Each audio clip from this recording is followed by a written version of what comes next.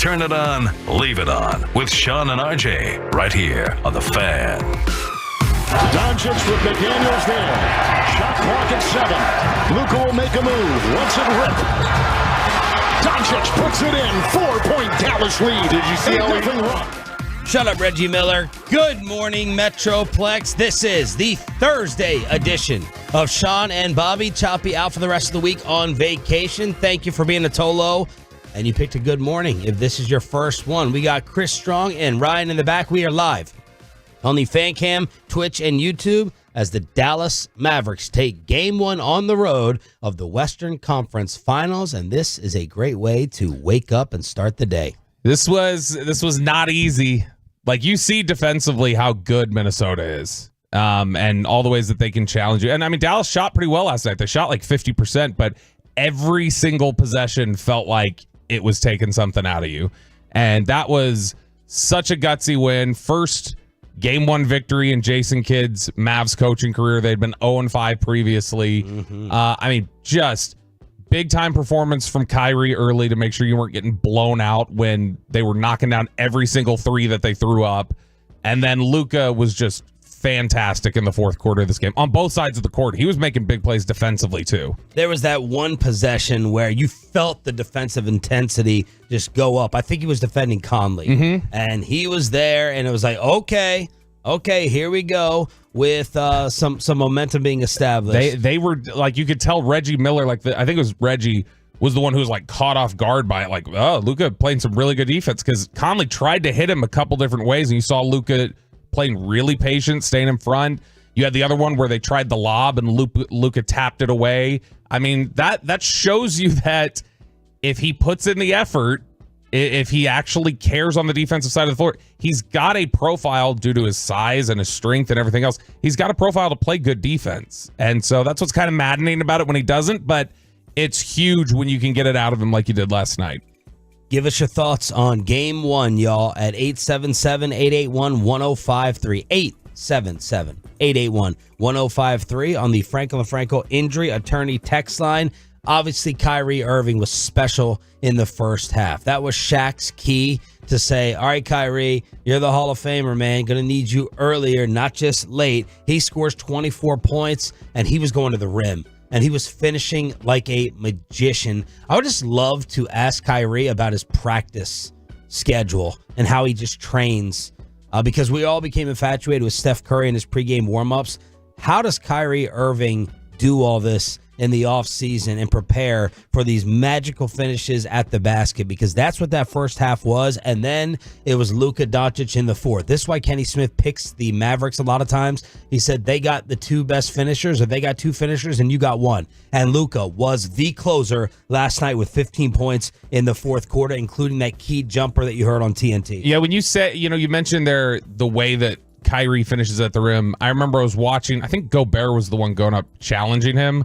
But you remember that one, Kyrie comes up and he goes up with the left hand, and in the middle of the air, he like switches to his right and does like a mini hook to throw it up. And I remember watching that and I was just like, how are you supposed to defend him? As good as Minnesota is defensively, how are you supposed to challenge that? And I don't even know that when we talk about the process of practicing, I think that's just one of those, that's just special trait that Kyrie has. Like, it's one of those where it's like, either you can do that or you can't.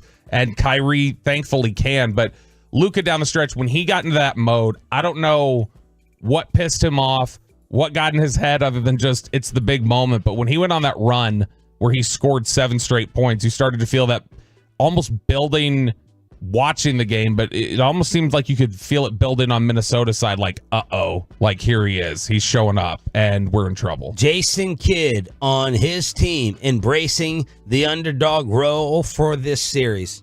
Yeah, we're the underdog, so we're just gonna, embrace that role and play and understand that's what we are. And on the road, we gotta find a way to win.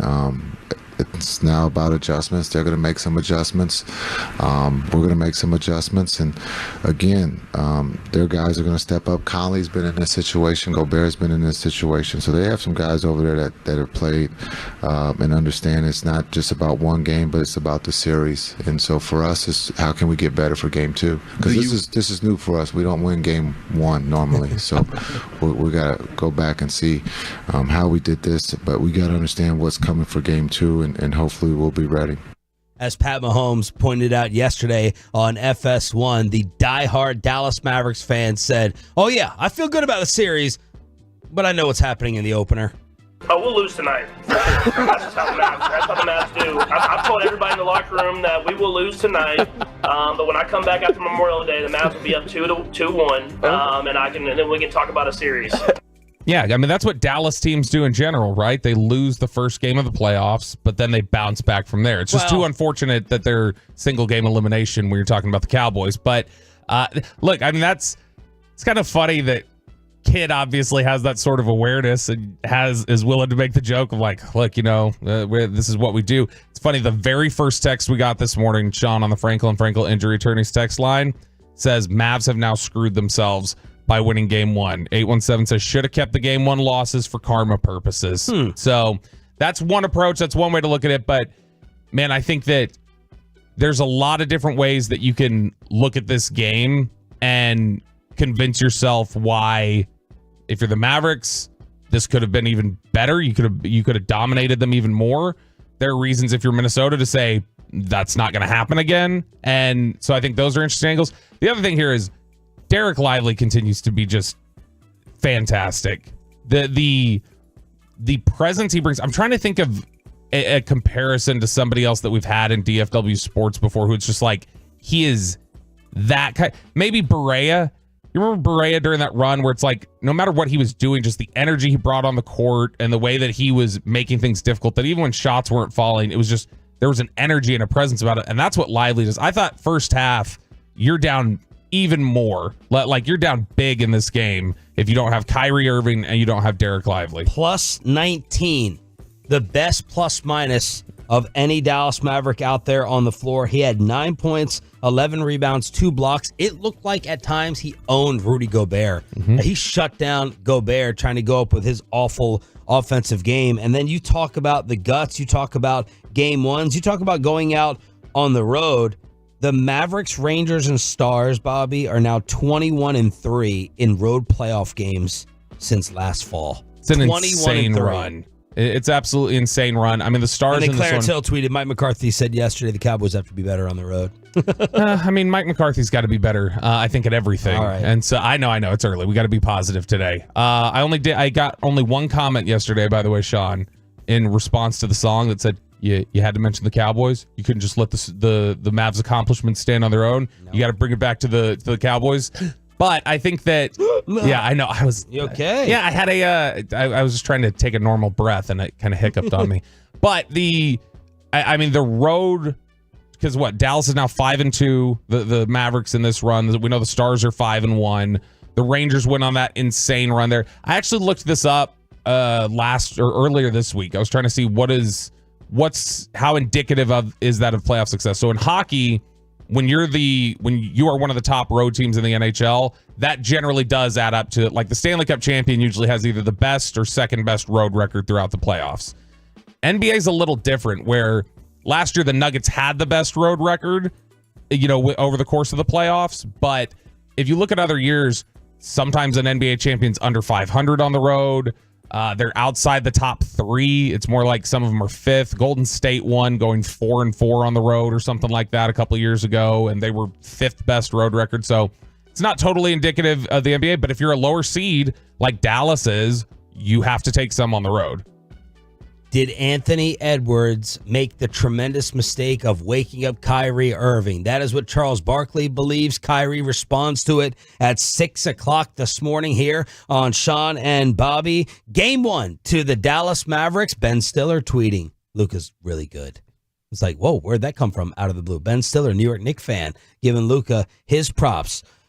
Can we finally give the Texas Rangers some props? Nope. And It's really fun to look at the Eastern Conference Finals now when you're like, oh, the Mavericks could be facing them in the NBA Finals. You can do the same thing in hockey. Game 1 in the East before Game 1 for the Stars tonight. All of that is on the way, including a Dallas Stars song from Bobby Belt, another dark roast if the boss doesn't get in here to dump all the audio, and a Rangers ticket giveaway. Thursday edition of Sean and RJ, just getting started on The Fan.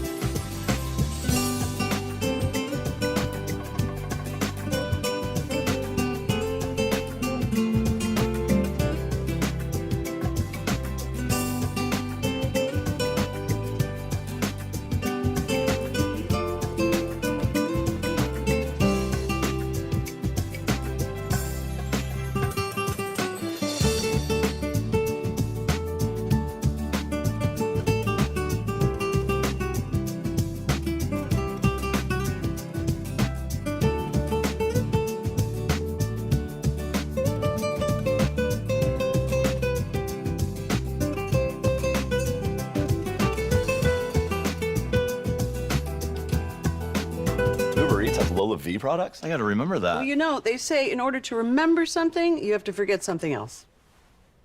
Okay, now that is a very cute haircut. That's like a little shag. I've never seen that before. Well, I mean, of course you have.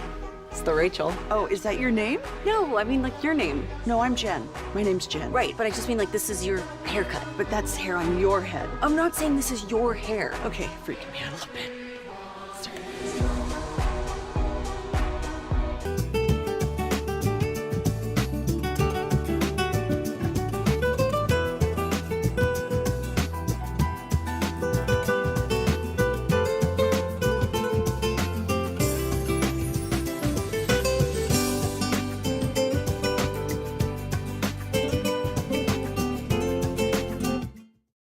Tipped in by the Rangers, Lafreniere. 2-0 Florida on an own goal. Lafreniere tipped it in past Shesterkin. The great Sean McDonough on the call. That's how bad it's gotten with the Texas Rangers. I'd rather start with Eastern Conference playoff hockey. And the main reason for that, of course, is what is on the chest of Bobby Roberto Belt in Choppy's chair the rest of the week.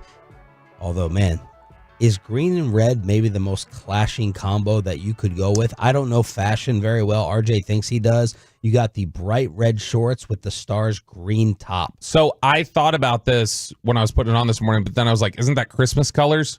So Christmas matches, doesn't it? I think. I guess fair point. I mean, it's not Christmas time. It's, in fact, about as far away. I think right now, in fact, we are literally about as far away as you can get from Christmas before getting closer to it. So it doesn't totally work in that sense, but oh yeah, here, Ryan's got it up on the fan cam. Yeah. Bright red Marcus high school shorts with the green Dallas Stars jersey. But, yeah, doesn't look great, but again, we're post-COVID. We're not worried about how we look when we sit in this studio. Game 1 of the Stars in Edmonton tonight at the AAC. Chris Strong, game 1 in the East. The Florida Panthers go on the road and shut out the New York Rangers 3-zip. Yeah, we talked about the netminders yesterday, and Shesterkin showed up, but Sergei Bobrovsky was elite. I mean, a shutout. Madison Square Garden, they were sitting on their hands pretty much the entire night, and I was multi-screen on Mavericks in that game the whole night. It was electric, and an own goal, which you rarely see in hockey, by Lafreniere, the number 1 pick by the Rangers. So 3-0 win. How's he been as a player? Because these number 1 picks seem to really be landing in the NHL. He's been slower in developing because it's been about 4 seasons now, and he's just now getting to a point per game pace. And you kind of hate to see that for him because this has been his best season up till this point, and he looked like a distraught rookie, after letting that one go in. I gotta say, massive props the last 2 days to Chris Strong for reading the names of these players for the Panthers and the Rangers, because there's zero stumble over those goalie names. Peyton, by the way, totally ignored me yesterday when I don't remember what word we were trying to get him to say, but I texted him and I was like, please send me an audio recording of you saying this word, and he just totally blew me off. He responded to the Boone stuff, but wouldn't read the word. I guess he doesn't want to be trolled while he's on vacation. He's too busy in Vegas. A little update from the fellas out on the road at 6:40 this morning. And, of course, tonight it's going to be game 1 in the West. Who's going? Let us know. What's the ticket market look like at 877-881-1053, 877-881-1053. Right now the Stars are minus 135 to take this one tonight over the Oilers. I saw Derek Holland. Looked like he was trying to score tickets. Did you see that? No, I thought Derek had season tickets. Did he give them up? And well, I don't know. So he was his pre-game, pre-series hype videos are incredible. He's out there weighing 210 in his little jerseys and his dogs out there in his backyard getting hype, ripping things off. He's living out his WWE fantasy days. By the way, I got to just he's like DFW's Pat McAfee. I got to make a point because we didn't mention this without the popularity or like the humor or the character. He's pretty funny. He is funny. He is. But I got to say Derek is such a good dude. I got to give him a shout out for this. I thanked him offline, but obviously Keller softball, which has become like the team for us, they had gotten beat pretty bad in game 2 of their series last week, and the pitcher was really upset about it. She's a big baseball fan. So Derek, all-time good guy, recorded like a 1-minute video for her and told her like, hey, lock in, control what you can control, be a beast, blah, blah, blah. And so that pumped her up pretty big. That's awesome. awesome. She went out and threw a shutout in that game after that. And so it's very good. But Derek yesterday, he goes, Mavs team is so damn fun to watch. Stars time tomorrow. Tiffany Gomez, our plain lady friend, replies to him and says, are you going? He goes, are you? And she sends, I am if you are, because I want your ticket. She sends a gif of Shaq doing the shoulder shimmy, and it says yes. And Derek said, lucky. So I don't know if that means Derek's not going or if Derek's just being cute. We start with hockey because of this. Not so nice for Kyle Schwarber. First pitch to Real Muto. Hit high and deep to left field, and that's not coming back. Carter turns and has a front row seat watching this one travel beyond the wall and left. JT Real Muto, a solo home run. He got an elevated slider and didn't miss it.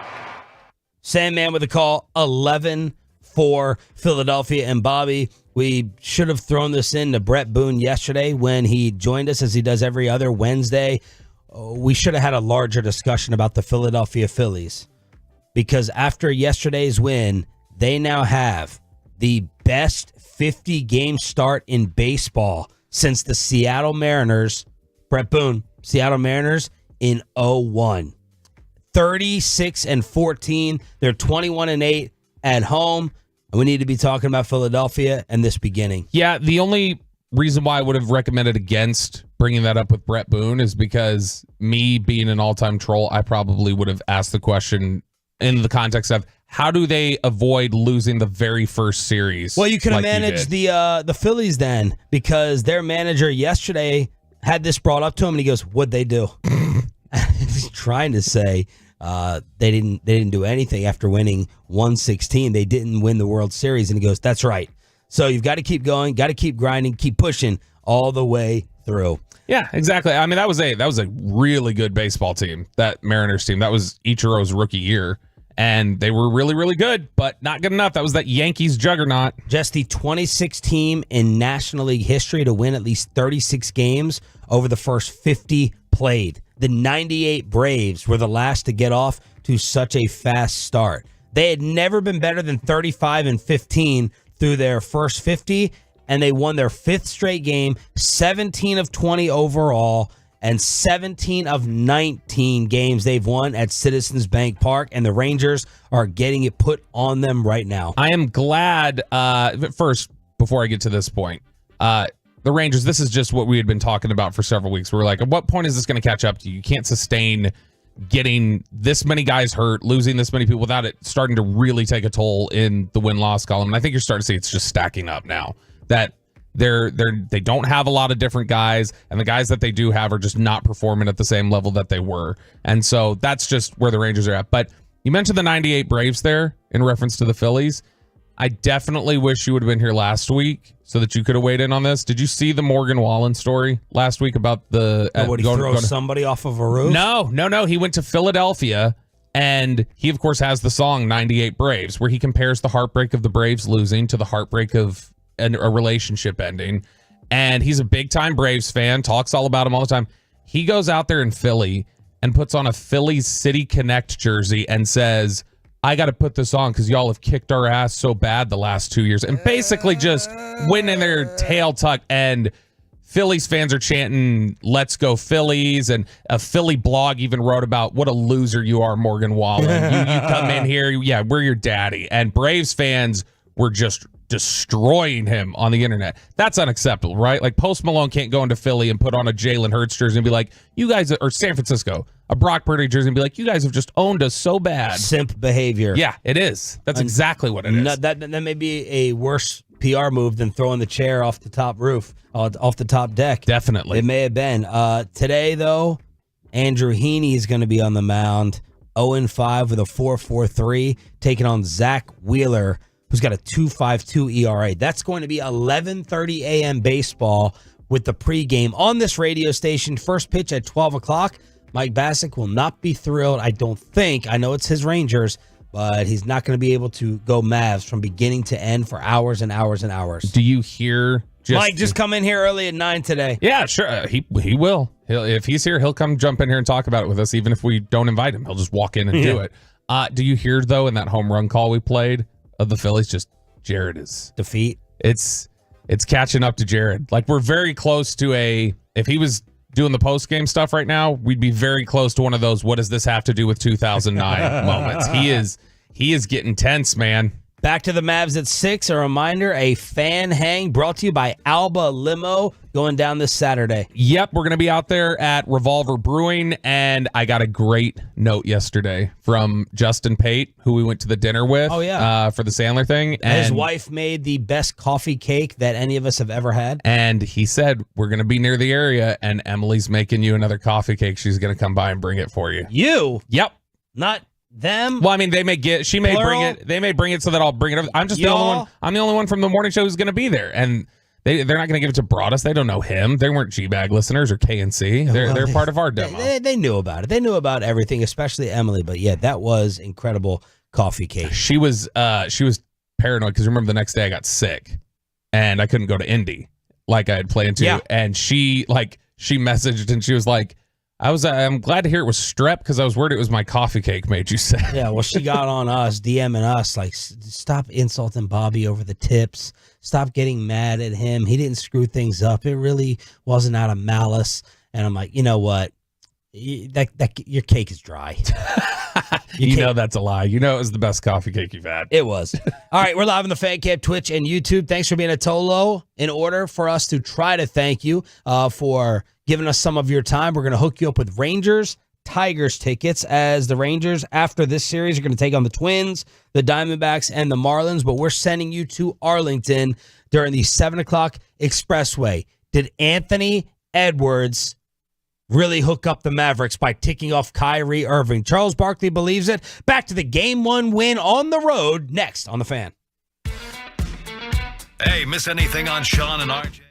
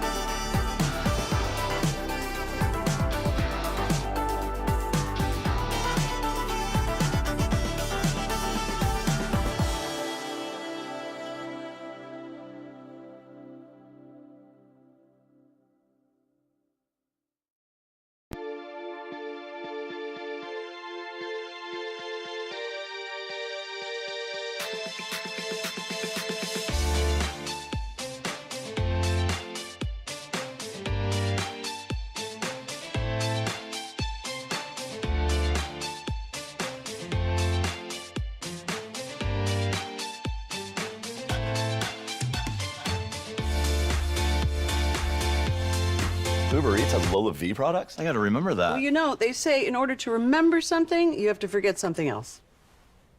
Okay, now that is a very cute haircut. That's like a little shag. I've never seen that before. Well, I mean, of course you have.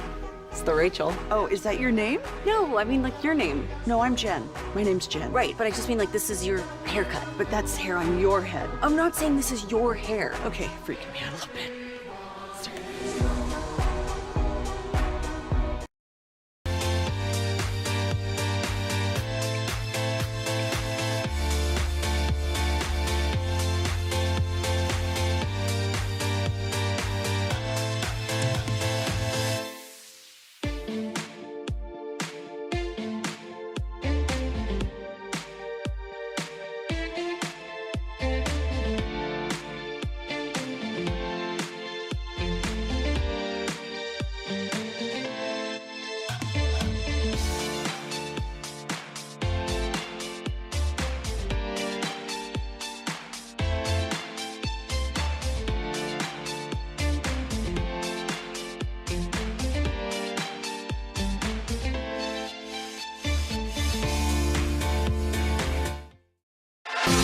Turn it on, leave it on with Sean and RJ right here on The Fan. Here comes Hardy the other way. Now it's Kyrie Irving through traffic. Knocked in for two. Foul coming. The great Kevin Harlan with the call. That was part of the Dallas Mavericks Game 1 win on the road in Minnesota. Good morning, Metroplex. Shout out to the 6 a.m. Club, our best and strongest audience of the entire program. And that's why we want you to win those Rangers tickets today and tomorrow starting at 7:20 here on DFW Sports Station. I'm Sean Sharif alongside Bobby Roberto Belt. And as Charles Barkley said, that was a wolf versus a bear last night. Because in the pregame, Charles said, okay, young man, love your attitude, but be careful what you wish for. As Anthony Edwards said, I got Kyrie. Game 7, feeling the high and mile high. Maybe it was a lack of altitude getting to his brain, but Anthony Edwards said, give me the challenge. It's going to be fun. I got Kyrie Irving. And Charles said, okay, be careful. Kyrie, special first half. I loved his post-game interview. My mom, so this is a perfect description of Kyrie. My parents are here for one more day, and they're all staying up late with me to watch this game. And she goes, that seems like a really, really nice man. That seems like a really, really good young man. She's watching Kyrie's post, and I was like, well, yeah, but It's complicated. it's complicated. It's the perfect way to describe it. And she's like, oh, okay. I didn't know any of that. I was like, yeah, but all that may be in the past. All that may be past tense, but she was just sitting there loving Kyrie's interview. Chris, what time did you go to bed last night out of curiosity? I think midnight. I was riding the adrenaline, honestly. Oh, really? Yeah. Oh, so you just chose not to text me back. Okay. Hey, it's like Joey. Joey was the same way. Remember, Joey would never text back. Yeah. And he was better than Peyton, too. So maybe that's the key. I take note, yeah. I'm texting Chris all this TNT post audio at like 11 o'clock, and I'm like, I want this, and we got to grab that. And you ended up, did you get this audio? Yeah, grabbed it all. Nice job. Yeah, I'll be honest, Chris, when I was walking in this morning, I was like, I might have to help pick up Chris because there was a lot of audio sent last night. Yeah. And I don't know how late it was. And when I came in here, I looked at the sheet and I was like, oh, he knocked it out. This is good. Well done. Peyton, I'd have to be sitting here sending it right now as I'm speaking. Did you text it or did you email it? I didn't see that. It should be on there. I only thought I needed to grab the one clip from the Western Conference Finals game, like one audio highlight. And I didn't know I had to bleep the cuss word in there. What? We'll give some love to Pepe coming up at 6:40 when it's normally the payload as he is partying it up in Vegas with Los Hombres. Anyway, Barkley asked Kyrie, did Anthony Edwards give you motivation by calling this out as a matchup he wanted? Used it as a motivation. When I was sitting at home and I saw it, I was like, it's just a nod of respect. And then also, I knew what type of game it was going to be for Game 1 and also for the rest of the series. So you're right. I was at home with my family watching Game 7. You just minding your own business. And then Ant comes out and says, I got Kyrie, but also that's a no fear mentality. And that's why we love Ant. So coming out tonight, I knew that he was going to pressure me a little bit. But I knew that they were coming off a Game 7, grueling game. So their legs were biting them a little bit tonight. So hopefully Game 2, they come back and they settle a little bit more, but we'll be prepared. And that is new Kyrie. oh, yeah, he did call me out. And I was sitting at home and I was like, oh, you want the matchup? But that's why I love him. That's why I love the guy. Hopefully he comes out more prepared to play in the next game, and we want them to be better. That's what he said. That's guy. It's weird. Don't finish that statement. Like, yeah, they were a little tired, but hopefully they go ahead and they get gassed up and they get some good IVs. But he heard it. No doubt he heard it. He said he was sitting at home, just like Barkley said. But here's what I really loved. The mentality, and I talked about this earlier before I went out on paternity leave, in judging Luka's mindset before big games, just like we did Michael Jordan. Is Michael going to score first, or is he going to pass first? And Kyrie Irving nailed that type of answer yesterday when asked, yo, man, look at the shot disparity with your first halves and your second halves and the lack of field goal attempts in the first and second quarters. Why was last night so different? I loved what he had to say, and he said it in-game during an interview as well. Well, I knew tonight that a few of the guys on the team haven't been in the Western Conference Finals, so I know that nerves were going to get into them a little bit. And when we started off the game, that basketball feels a little extra bouncy. You're not on the right rotations every single time. But for me personally, going offensively, I know it settles our guys. And when they see the ball going to the rim for me, then that opens up opportunities for them. So it's really just the flow of the game. But I know in this series, in order to give Luka enough breaks and stuff like that, I got to stay aggressive whole time. So that was a conscious effort, Bobby, from Kyrie to look at his team, because we talked about which one's the younger team. Does any of this, rite of passage stuff apply to the Timber Pups or the Mavericks? Well, Kyrie looked around the locker room and he said, Western Conference Finals? No, you haven't been here. You haven't been here. Things can get a little bit shaky, especially in game one. I'm going to take over, and I'm going to do it. And I just loved that answer so much. Which is something that he scored 13 of the first 27. By the way, real quick, this has been his first half playoff disparity.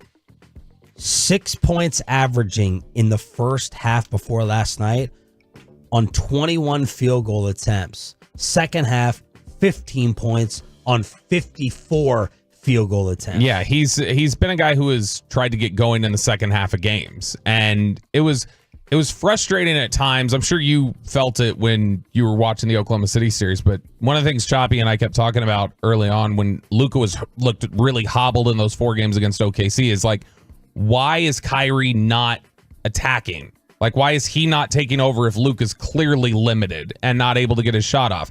I mean, yesterday he took 9 shots in the first quarter. Kyrie Irving did.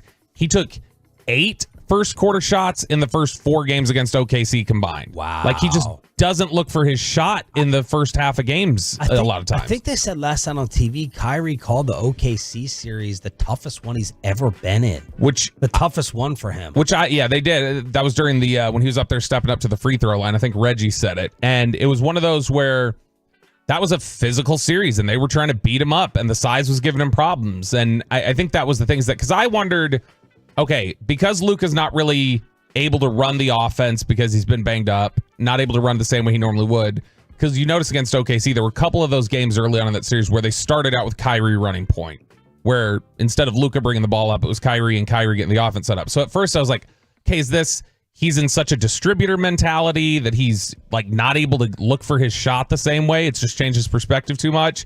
And I think it just came down to the type of defenders they had on him and the type of problems they gave him. And he clearly didn't have those same sort of problems last night. As, praised as Minnesota's defense is, that wasn't as much of a challenge for him. But I like him going out there looking for a shot. And it did not feel like, I'm just looking at it right now, what do you think he shot in the second half? Well, I know in the first half, I have it written down, he was 11 of 14. So he was 1 for 9 in the second half. And it didn't feel like it. It didn't feel like, man, Kyrie's not giving you anything right now.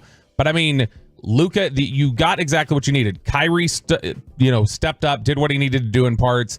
And then Luka did the same sort of thing where it was, you look at the fourth quarter, Sean, who led both teams in shots made in the fourth quarter?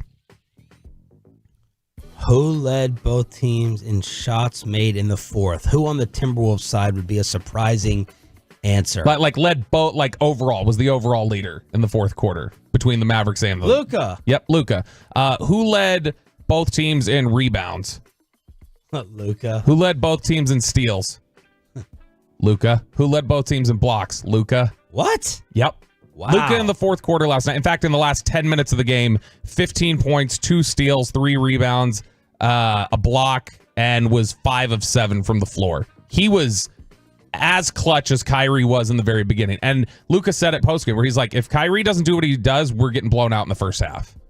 Like, that's just what's happening. That first half was, to me, Derek Lively and Kyrie Irving keeping you in the game, and then Luka kind of finishing things up for you in the second half. All right, so let's kind of go through this game because it's really, really fun to do this, especially after your team wins.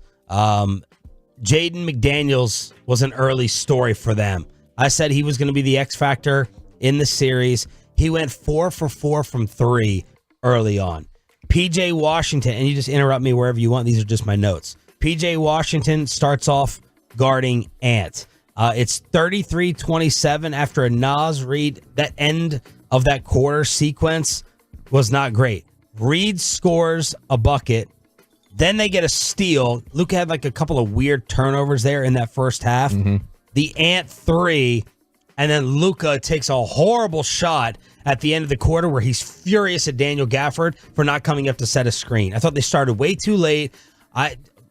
The cynical part of me thinks that Luka just wants to get off some crazy trick shot for the highlight reel anyway. So he's not, you shouldn't have to, I don't think, rely on Gafford with like 4 seconds left to get a better quality shot off. But that's what happened at the end of the first quarter. It was 33-27. Naz Reid bucket, steal, Ant 3, and then Luka's furious after a half-court heave. Yeah, which, by the way, I don't know, did you see the like mic'd up segments where it was Anthony Edwards and Luka, and they were kind of showing them communicating with their teams during the game? I thought that was interesting from the Luka perspective because it makes me wonder, we don't often hear him mic'd up. It makes me wonder if he still has that same whiny look on his face a little bit. Looks like he's complaining. But when I actually heard what he was saying on the court, where he's like, guys, come on, we gotta collect the rebound. We gotta do this. Like, it made me feel a little better that maybe at times we're reading body language more than what he's actually saying to his teammates. Yeah. Where it's not, the body language is just not matching what. I mean, he was still bitching at them. He was bitching, but he was like, it was one of, and PJ was like, yeah, you're right. I gotta get that. And so, I think it's just accountability, but that point about the Jaden McDaniels 3 and then just, the way Ant was shooting early on, getting a lot of those threes, is that one of the things I thought the Mavericks did really well last night, and I don't know if this is a credit to Kidd or it may just be Kyrie making the answer buckets like they did every single time in the first half where it felt like this is about to snowball and this arena is about to blow up and overwhelm you. Every single time it was starting to boil up to that point, it would just kind of simmer down and the Mavericks would have some answer and they'd come back for a couple possessions. And that to me was as big as anything they did last night, was just prevent Minnesota. I think Minnesota's biggest lead of the game was 9. So they never let it get up to double digits. And that was the biggest thing. And they got to that in the second quarter. Jaden McDaniels got to 19 points in the second quarter. That tied his career high in any half. So one of the others, as Shaq would say, is doing it to you. And the other, the man in the NBA who looks like the least skilled basketball player in the entire association, like the one guy you would look at and say, that guy can't play basketball. That guy doesn't do anything from a coordination standpoint in the way he looks to deserve an NBA salary, and his name is Kyle Anderson. I can't stand watching him play basketball. I can't stand watching his free throws. I can't stand watching his threes. Chris, you did his shot right there. You just did it 5 seconds faster than he does it, as Reggie Miller made fun of saying. It's like, is this an uglier shot than Bill Cartwright? I need you, Tolos. I need you old school Tolos. Is this an uglier shot? Is he brings it up. He doesn't bend his elbows. It looks like he loses grip of the basketball. He re-grips it at the top and then goes ahead and shoots it. And that's just a 3. That's not even the free throws that I think. Does he end up one-handed with the free throws? Does he shoot them one-handed? Yeah, he shoots. He's got the most hideous game. He's got a more hideous game, I think, than Bill Cartwright. I don't know if the shot's uglier. Man, Cartwright's was weird because Cartwright didn't even shoot the ball. It just, he spun it out of his hands. It was weird. And it's like his hand placement was always fun. It looked like he would like place his hand. It's like, how are you even going to get a shot off here? And he would just kind of spin it up and it would work. But I'm trying to... Anderson started off 5 of 6. Trying to think of who, because I'm sitting here watching it right now. Like who?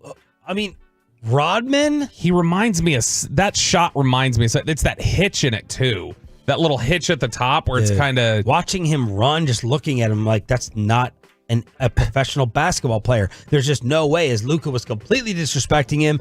Then he hits a three, and then he hits a couple like mid-range free throw jumpers, and I'm like, here we go. I always love whenever we're debating things or asking a question. This just tells you the variance that's in our audience on the fan text right now. 817, it's not worse than Cartwright. The very next text, 214, 100% worse than Bill Cartwright's. Well, his game is uglier. I don't know if his shot is uglier. I'm not going to fight you. I'm not going to fight you if you say Bill Cartwright's shot is actually uglier. That's one of those ones that, like, with that little hitch in it, that's the one that if you're playing on 2K, you hate having to do the release. Like, because it's that little hitch at the top. You're like, can I get this ball off? It reminds me of like a batting cage where the lever just comes up slowly, and cranks at the end. It's like the most disgusting three-pointer I've ever seen. Is Dak Prescott jealous of the Mavs and Stars? What's Trey Lance looking like out at Cowboy OTAs? Some glowing reports. And you know how, when the relationship's really done? When that other side is like, you know what? I really just don't care anymore. Are we at that point with the Cowboys quarterback situation? That's all next with an Inside the Star update. Then back to the Mavs at 6:40 right here on The Fan. Products? I got to remember that. Well, they say in order to remember something, you have to forget something else. Okay, now that is a very cute haircut. That's like a little shag. I've never seen that before. Well, I mean, of course you have. It's the Rachel. Oh, is that your name? No, I mean, like, your name. No, I'm Jen. My name's Jen. Right, but I just mean, like, this is your haircut. But that's hair on your head. I'm not saying this is your hair. Okay, freaking me out a little bit.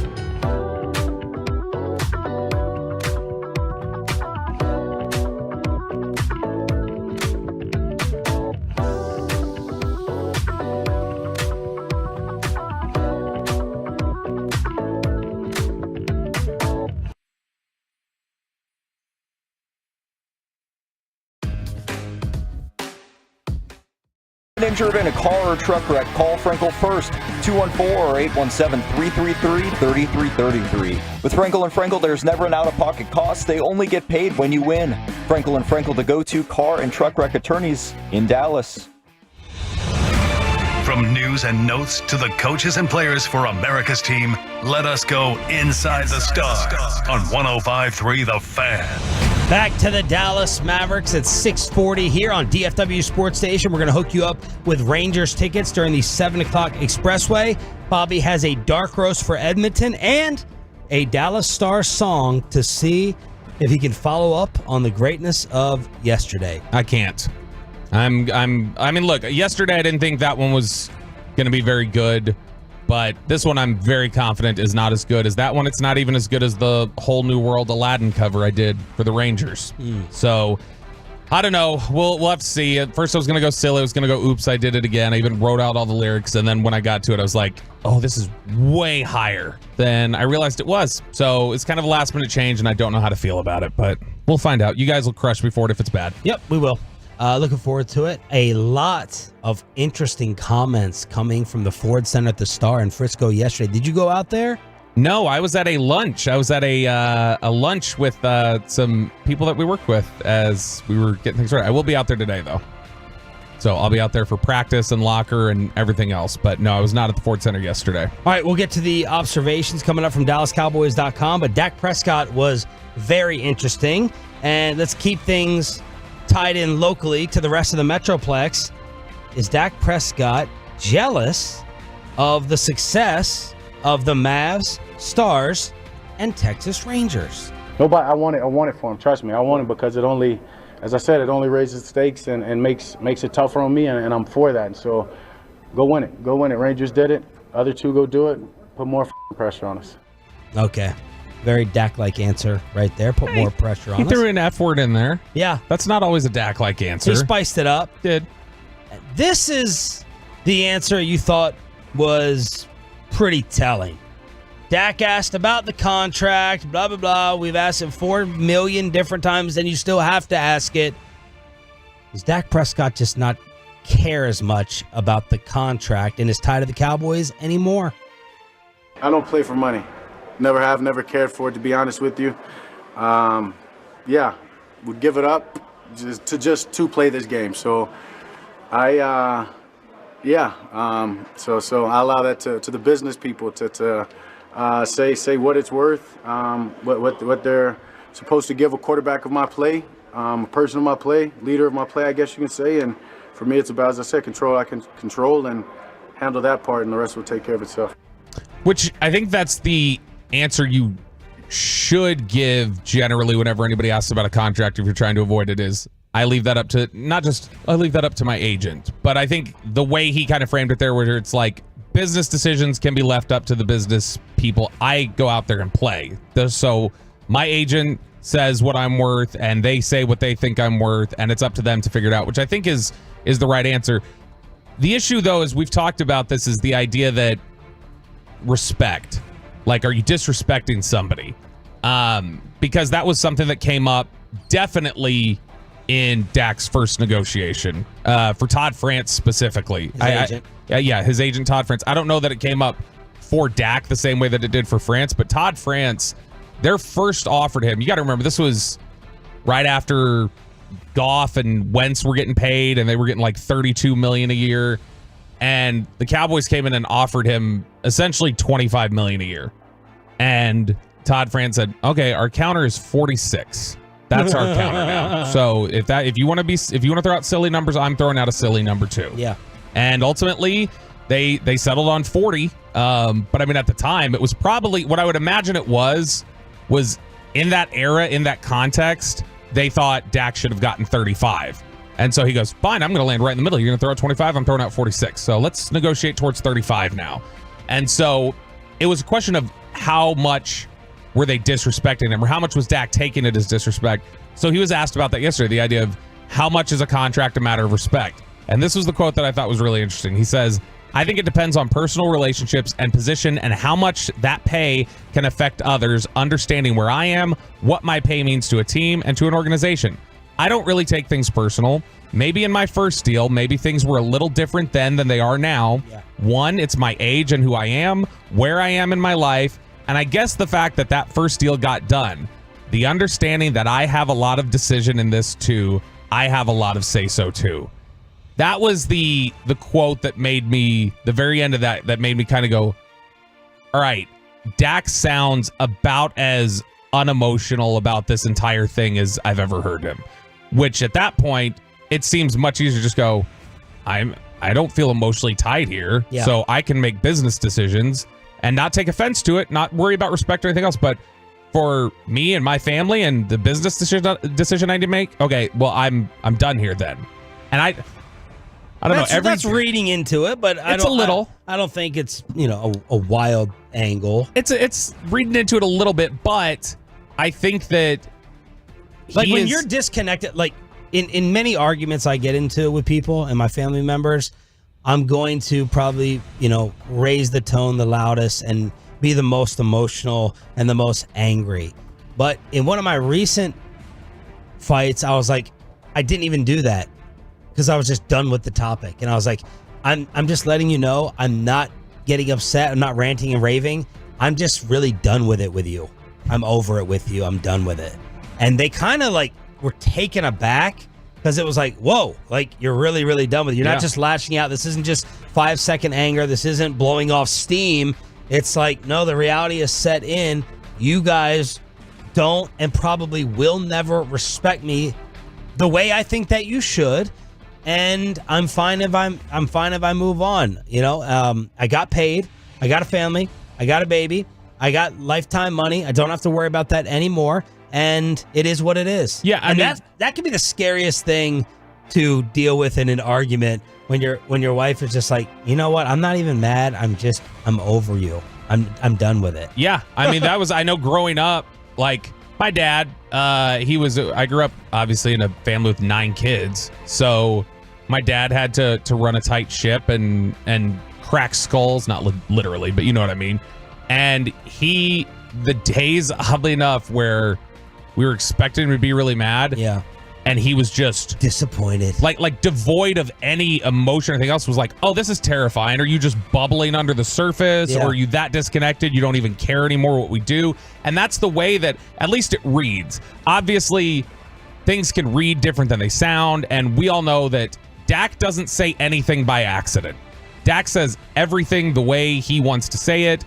It's all very safe. He told G-Bag out at training camp a couple years ago. He said he's learned how to say a lot without saying anything at all. And they did that bit with him. Yeah, and he had answers ready. He knew exactly what to say. So those are the kind of things that he has loaded up. So when he says something like, I have a lot of decision in this too, and I'm not worried about getting offended or respect or anything else, that to me just sounds like he's saying, there is nothing about this decision for me that is going to be emotion. This is all going to be about, all right, I can objectively look at what is best for business for them and what's best for business for me. And if those things don't line up, so be it. Mike McCarthy was asked about number 4's deal. Well, it's the first I heard of it. So that's how well he does. I mean, so focused on football. Did you cut that? No. That's him. That's the way that he'll approach things. Look, McCarthy the same way. He's gonna say his just like Dak. There's not a lot that he says by accident, I guess, except for when he's out at combine and he doesn't like that people talk about run the damn ball. But other than that, no, he's clearly just got no interest in that. He never talks about money. He always quotes it. He says his dad says, "Don't ever talk about another man's money," and he doesn't. A lot of Tolos are interested in Trey Lance, and how does he look after a full off season, or it's not a full off season, but basically a year here now. Yeah, well, a little less than that because he got here in right before one of the preseason games, so August of last year. Yeah, so Trey Lance with much more time to absorb things. Here is Mike McCarthy, quarterback expert, his specialty, his area of expertise. Okay, talking about Trey Lance.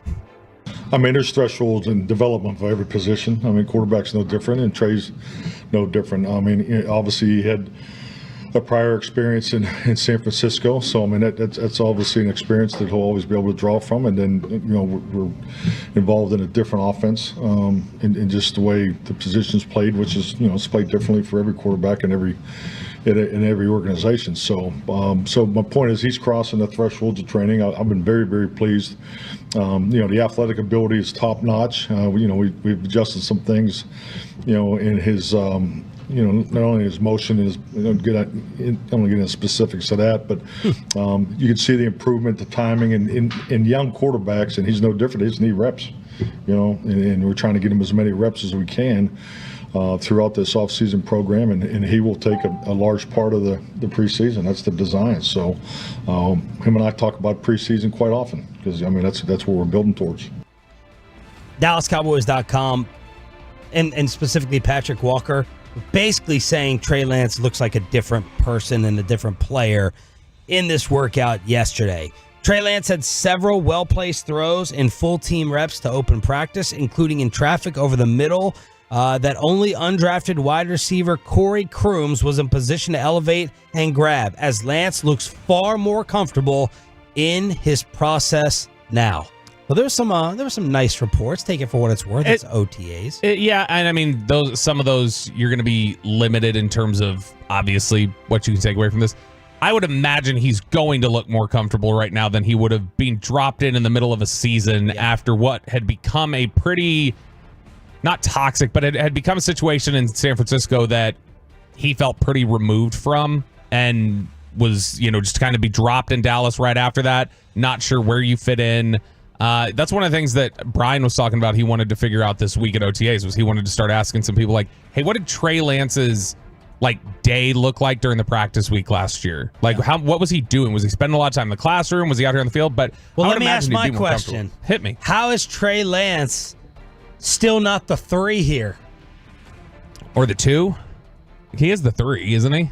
I said, how is he still not the 3? Yeah. Because, I mean, when game 1 starts, he's the 3. And when week 4 comes here, he's still probably the 3. I don't think so. I think when game 1 starts, he will be the 2. I think ultimately that's what's going to happen is he will be the backup. Ooh. That's what I think is going to happen. Now, I could be wrong. Now, is that going to be because he's outplayed Cooper Rush, or we need to find out? Because it's hard to make an argument that Trey Lance is going to help you win a football game in 3 months, 6 months more than Cooper Rush could, in my opinion, right now. Yeah, I mean, because here's the reality. You go back to high school for Trey Lance, which Trey Lance was born in. This is always funny. Trey Lance is 1 day younger than Michael Penix. And he's been in the league. He's 1 day younger than Michael Penix. But you take Trey Lance going back to high school, so he's 15 years old. 2015, Dak's not even in the NFL yet. Since 2015, at all levels, high school, college, and the pros, Trey Lance has thrown fewer than 500 pass attempts. That's absurd. You have to get him work. Nobody else should take a snap in the preseason but Trey Lance. He should throw every single pass. He should be getting as much work as he can during these OTAs and during the training camp and everything else because you got to find out what you have. The 5 letters that have a lot of former NBA players ticked off at the Minnesota Timberwolves after the Mavs Game 1 victory last night. See if you can guess what it is on the fan text. Back to the Mavs. Stealing home court advantage next. This Memorial Day.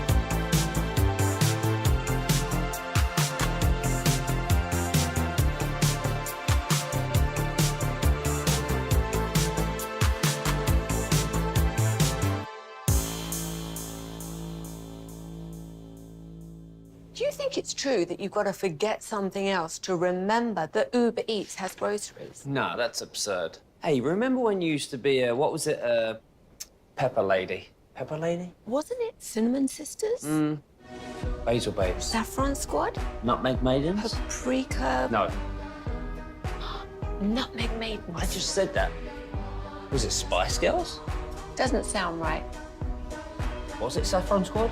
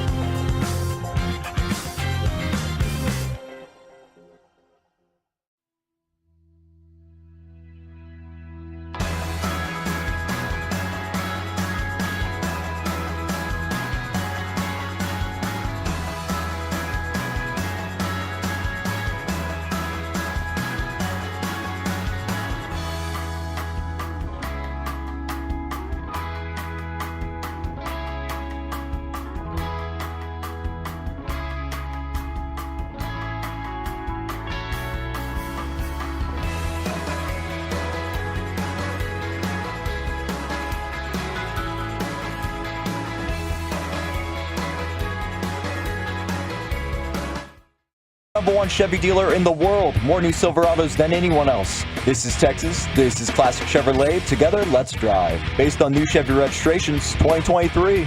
Doncic with a three. Sticks it. Uh-oh. Wow. 7-0 personal run here by Luka. 7 points in a row in 63 seconds. 15 points in the fourth quarter. He was that dude. And the Dallas Mavericks, I don't even want to say steal home court, Bobby, because I don't know how important home court is actually going to be in this series. I feel like every game is basically going to be like last night. Now, you're going to have one or two blowouts. That's just the way that the NBA is. And the other thing that I don't feel like is a thing in the NBA, like, you're not going to be able to recover from that blowout. No, teams have amnesia. They have 24-hour memory loss just like that. But it feels like the series is going to be like last night, which is why a lot of people pick this in 6 or 7 games. Yeah, last night was, you're watching the game and you feel the stress of, oh gosh, this whole, like you felt a little bit with OKC, same sort of thing where it's like every game is going to feel like this. Every game's going to be close for the most part into the third, fourth quarter, and you're going to be sitting there, you know, with every missed bucket feeling like, oh my gosh. Like last night I found myself first quarter, if they missed 2 baskets in a row, I was like, oh my gosh. They're like, get blown out. Yeah, this is about to snowball on them. But I mean, it's just, you come out of that one and you have to feel better about the idea of, okay, we took their best shot from beyond the arc. they are in all likelihood not going to shoot like that from beyond 3 again. And so you got to come away from it like that. And you got to say, we're not going to shoot that poorly from 3 again. That as good as they shot, because I mean, they got so much in the paint in this game. The total, the final tally from points in the paint, they got 62. They had 44 points in the paint in the first half, the Mavericks, which they averaged 42 a game, I think, against Oklahoma City. And so, I mean, they were just taking everything they could inside. But when they end up +9, or more than that, they were +12 on 3-pointers against you for the game. That's not going to happen, I don't think, in another game. Nick Wright tweeted, Dallas just became the 5th team ever to lose the 3-point battle by 12 or more threes and win a playoff game. The 5th team ever to do that. Let's break down the fourth quarter that Luka Doncic was the king of. So basically during stretch time, it was I'll start even before that. It was a Luka 7-0 run. Reggie Miller keeps pointing out that Anthony Edwards is gassed. He had a couple of high sailing throws, really bad passes that just ended up in the stands. They're up 8. Then Luka's got the bloody knee, reemerging again. He had another catch-up pack that exploded, Schilling 2.0, and then the Mavs go on a 13-1, or excuse me, the Wolves go on a 13-1 run. And you're like, Karl Anthony Towns is starting to get off during that. A 13-1 run before Luka makes his life more difficult with a 3, right? He had the more open 3, and then he gets to his shot. Stan Van Gundy saying, yep, that is the shot going to his left. He feels more comfortable with someone closer to him, and Luka hits a humongous 3 to stop the 13-1 run. Mavs go on an 8-0 run. They're up 4 with 50 seconds left. And then things almost fell apart. All I could think of was Rick Carlisle and the Pacers choking. PJ hits a corner 3. His patented 3s, right, in the corner. That was a big shot. But the big, I won't even say big, the semi-controversy was the Karl Anthony Towns dunk interference. Mm-hmm. The offensive goaltending. What were you saying to yourself, Tolos? And what do you think was the right call as they waved it off? And what is the actual rule? So the actual rule is offensive interference, because I was looking this up last night. Because to me it is, while you're looking it up, if the ball's coming back down and it's going to touch the rim, you cannot touch it. I thought the ball, at first I was like, that's a good putback. That should count. But if the rule is on its way back down, the ball's going to touch the rim, then it has to be waved off. Then I changed my mind and said, I thought that ball was coming back down to touch or graze the rim. Yeah, so when it was coming down, because obviously it's on defense, it's when the shot is on the way down. But if it's basically the definition of the rule for offensive interference is you can't touch it, because I'm trying to find the exact definition of it. You looked it up last night? I did, and then so now I'm trying to find it again. Well, because I got to give the exact one. So basically what it is there's the ones where you can't reach up through the rim. Yep. You can't do that. The other one is obviously while it's on the rim, you can't do that. And then the definition, the exact definition was that if the ball is directly above, I think the language is directly above the opening of the basket and on the way down. And so to me, it looked a little off center. It looked like it was going to clank off, but I mean, they announced the replay and literally 2 seconds later said it's been confirmed. And we're done with it. Yeah. And so I was surprised how quick they ruled on it. Which, I mean, that to them it must have been completely clear. So whatever the language is, they must feel like it didn't match it. When the player goes for the ball while it is in the imagined cylinder going vertical from the court to the rim. The imagined cylinder. The imagined cylinder. So a lot of fans reacting wild that the refs just decided to call the game here. If this call is correct by rule, the rule is stupid. If it isn't, Minnesota was robbed of the tying points in the closing minutes, which is really bad. Either way, Minnesota did not deserve to win. Weird follow-up. They need to change the rule on this to match international basketball. Idea of this not counting as a basket is a total joke. NBA needs to go to FIBA goaltending rules. So even people who had a problem with the way it turned out seem to be agreeing with the way that the rule was called. Yeah. You know what I mean? Yeah, no, I think that's exactly. And look, I mean, Karl Anthony Towns was worked up about it when the call was made. But when you could see that when it happened, when he dunked it back, everybody on the Mavericks felt like it was. And I understand you're going to make a call, but it's not normal, I don't think, where you see all 4 people turn to the ref immediately and go like, dude, he was right there and interfered with it. And so there he is right there. They're throwing it up on ESPN right now. Karl Anthony Towns losing his mind over it. But we usually have a pretty good feel for what is going to blow up into controversy or excuses or talking points the next morning. I have a good feeling that this is not going to be a big thing. It wasn't in the TNT Post, right? They didn't go right to this and say, all right, let's examine. It feels like they got the call right, and I don't think it's going to be blown up a ton today. Well, and Dallas turned the ball right back over to Minnesota. On right the lively travel? Yeah, the lively travel, which it's interesting. If you read the last 2 minutes, you read the play-by-play, it's messy. 2-11, PJ Washington, lost ball turnover. Minnesota possession. Jaden McDaniels, bad pass. Then you get the Washington 3.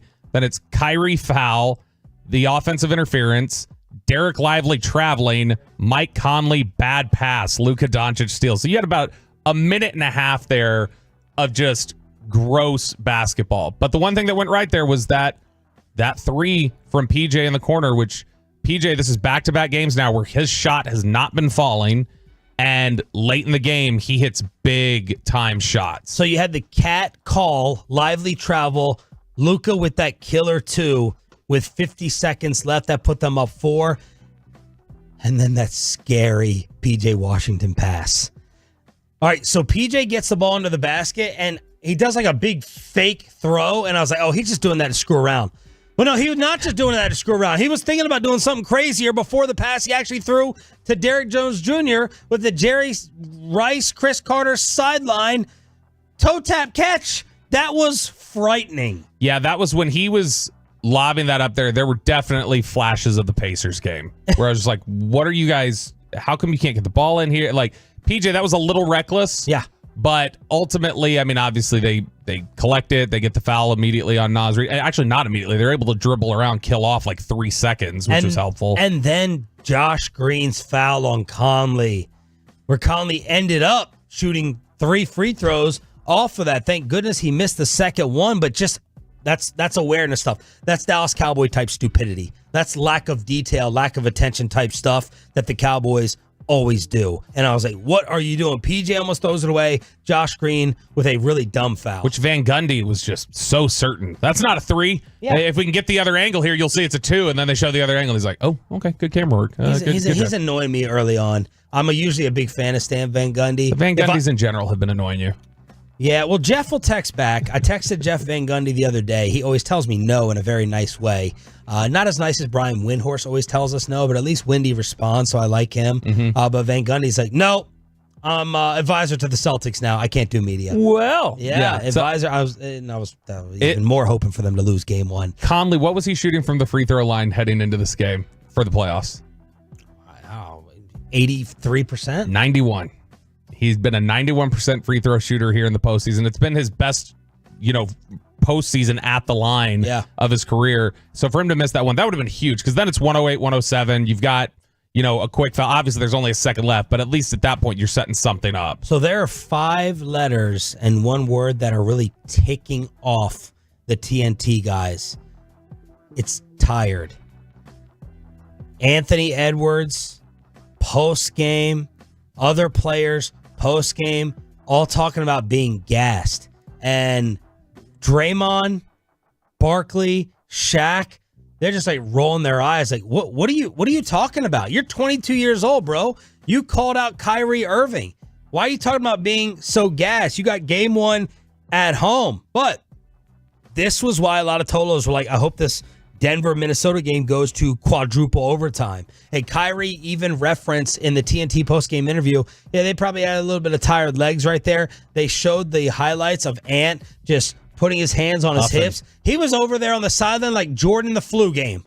Like Ant was like laying on teammates like Michael on Scotty. But the TNT guys, they were like, I'm hearing gassed way, way, way too much, tired and fatigued from the Minnesota Timberwolves. I mean, is that just kind of the function of what we had talked about, which is the 7-game series with Denver and how hard that series is? And, it's it's something that I was concerned was going to be a problem if Dallas got pushed to 7 with Oklahoma City. Was that Oklahoma City series was so physical and so taxing on Dallas, it felt like, that I was concerned that they were just going to be too drained to come in and bounce back. But look, I mean, we always hear, you always hear the altitude discussion. Is there post-altitude? Like, did they come off the Denver series? But I mean, they had 3 days to get their oxygen or their IVs or whatever else they needed. But I mean, they were worn down.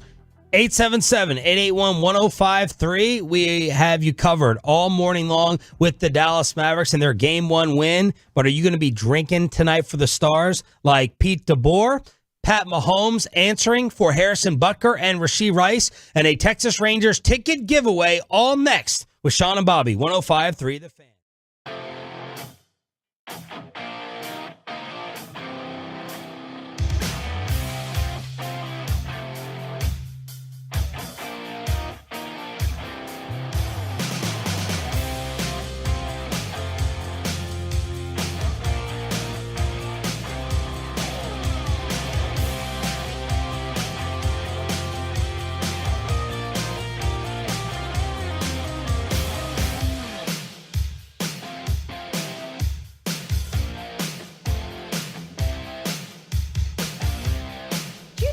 That you've got to forget something else to remember that Uber Eats has groceries. No, that's absurd. Hey, remember when you used to be Pepper Lady? Pepper Lady? Wasn't it Cinnamon Sisters? Basil Babes. Saffron Squad? Nutmeg Maidens? Paprika? No. Nutmeg Maidens. I just said that. Was it Spice Girls? Doesn't sound right. Was it Saffron Squad?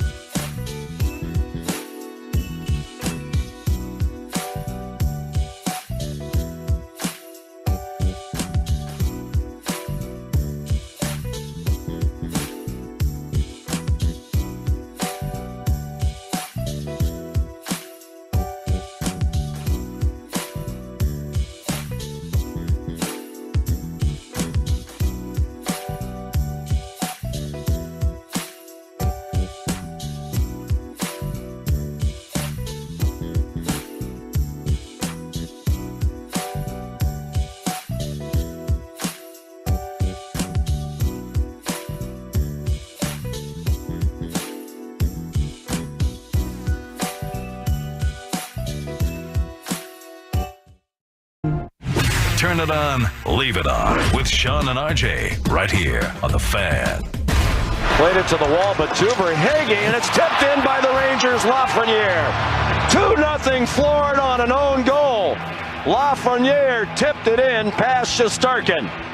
Sean McDonough with the call on ESPN, and hopefully that does not happen tonight as the Florida Panthers go into the Garden. Chris Strong and take out the New York Rangers 3-0. That's game 1 of the Eastern Conference Finals in the NHL. Game 2, of the Eastern Conference Finals in the NBA is tonight. But of course, tonight is game 1. You got your drink, you got your pina coladas like frozen and the machine circulating. You got any special traditions or anything you're going to do for the game tonight, Chris? Pina coladas on deck. I have a jersey that I've been riding with these playoffs. It's been pretty good to me. So what is it? It's the retro classic, the Miro Heiskanen. So I'm rocking with Bobby here on that one. Oh, so you guys aren't just passing this around like when Peyton went and borrowed some Tolo's jersey? Or like when Choppy borrowed mine. You remember Choppy wore this to the Stars game too? He was like, I need a Stars jersey. Did he? Yeah, you don't remember that? No. Yeah, he wore it for the playoff game when he was, I don't remember who he was sitting with. Why didn't he just buy one? I don't know. Sarah wouldn't let him. I don't know what kind of allowance she gives him. Wasn't on sale enough? No, I guess not. So wait, when you say the retro, what do you mean? They're like the old like 90s Stars look, or like the North Stars, or what? Yeah, the reverse retro that they did a couple years back. It was the second edition, so it had the old Stars logo and everything, but the new colors, so the victory green. So it's a little bit of both. Pete DeBoer on how he survives the emotion of coaching during these playoff runs with our buddy Zach Gelb. Drink heavily, Zach. I drink. No, you know, I think what happens with experience, you learn to roll with it better. You know, I think as a young coach, you know, my first playoff run was with the New Jersey Devils, right up the road from you there, and we went to the Stanley Cup Finals and lost in 6 to LA. And then I had another few runs in San Jose, and my next stop, one to a final, and then a couple conference finals. So I think every time you go on a deep run, I think you learn to manage the emotions of it a little bit better. Each of these teams had a tremendous second half to the regular season. The Oilers, 31-12-5 with 67 points. The Stars, 30-12-5 with 65 points. The top two teams in standings points among West teams after January 1st. But the feeling I'm getting from our Stars insiders, like Chris Strong, like Kevin Hagelin, it feels like you guys have the least amount of worry for this series compared to the previous two. You and Hagelin saying Stars in 5. And homerism aside, I mean, this is the easiest matchup we have so far this playoffs. I mean, you just beat the two teams that won the last two cups. I mean, going from that, you're still playing against the best player in the world in Connor McDavid. But I'm thinking Stars in 5, gentlemen's sweep. If it goes to 6, I'd be surprised. Oh, look, I mean, this is the one that's interesting. You talk about how everybody has said everybody seems to be welcoming Edmonton, even though they've got this really talented group.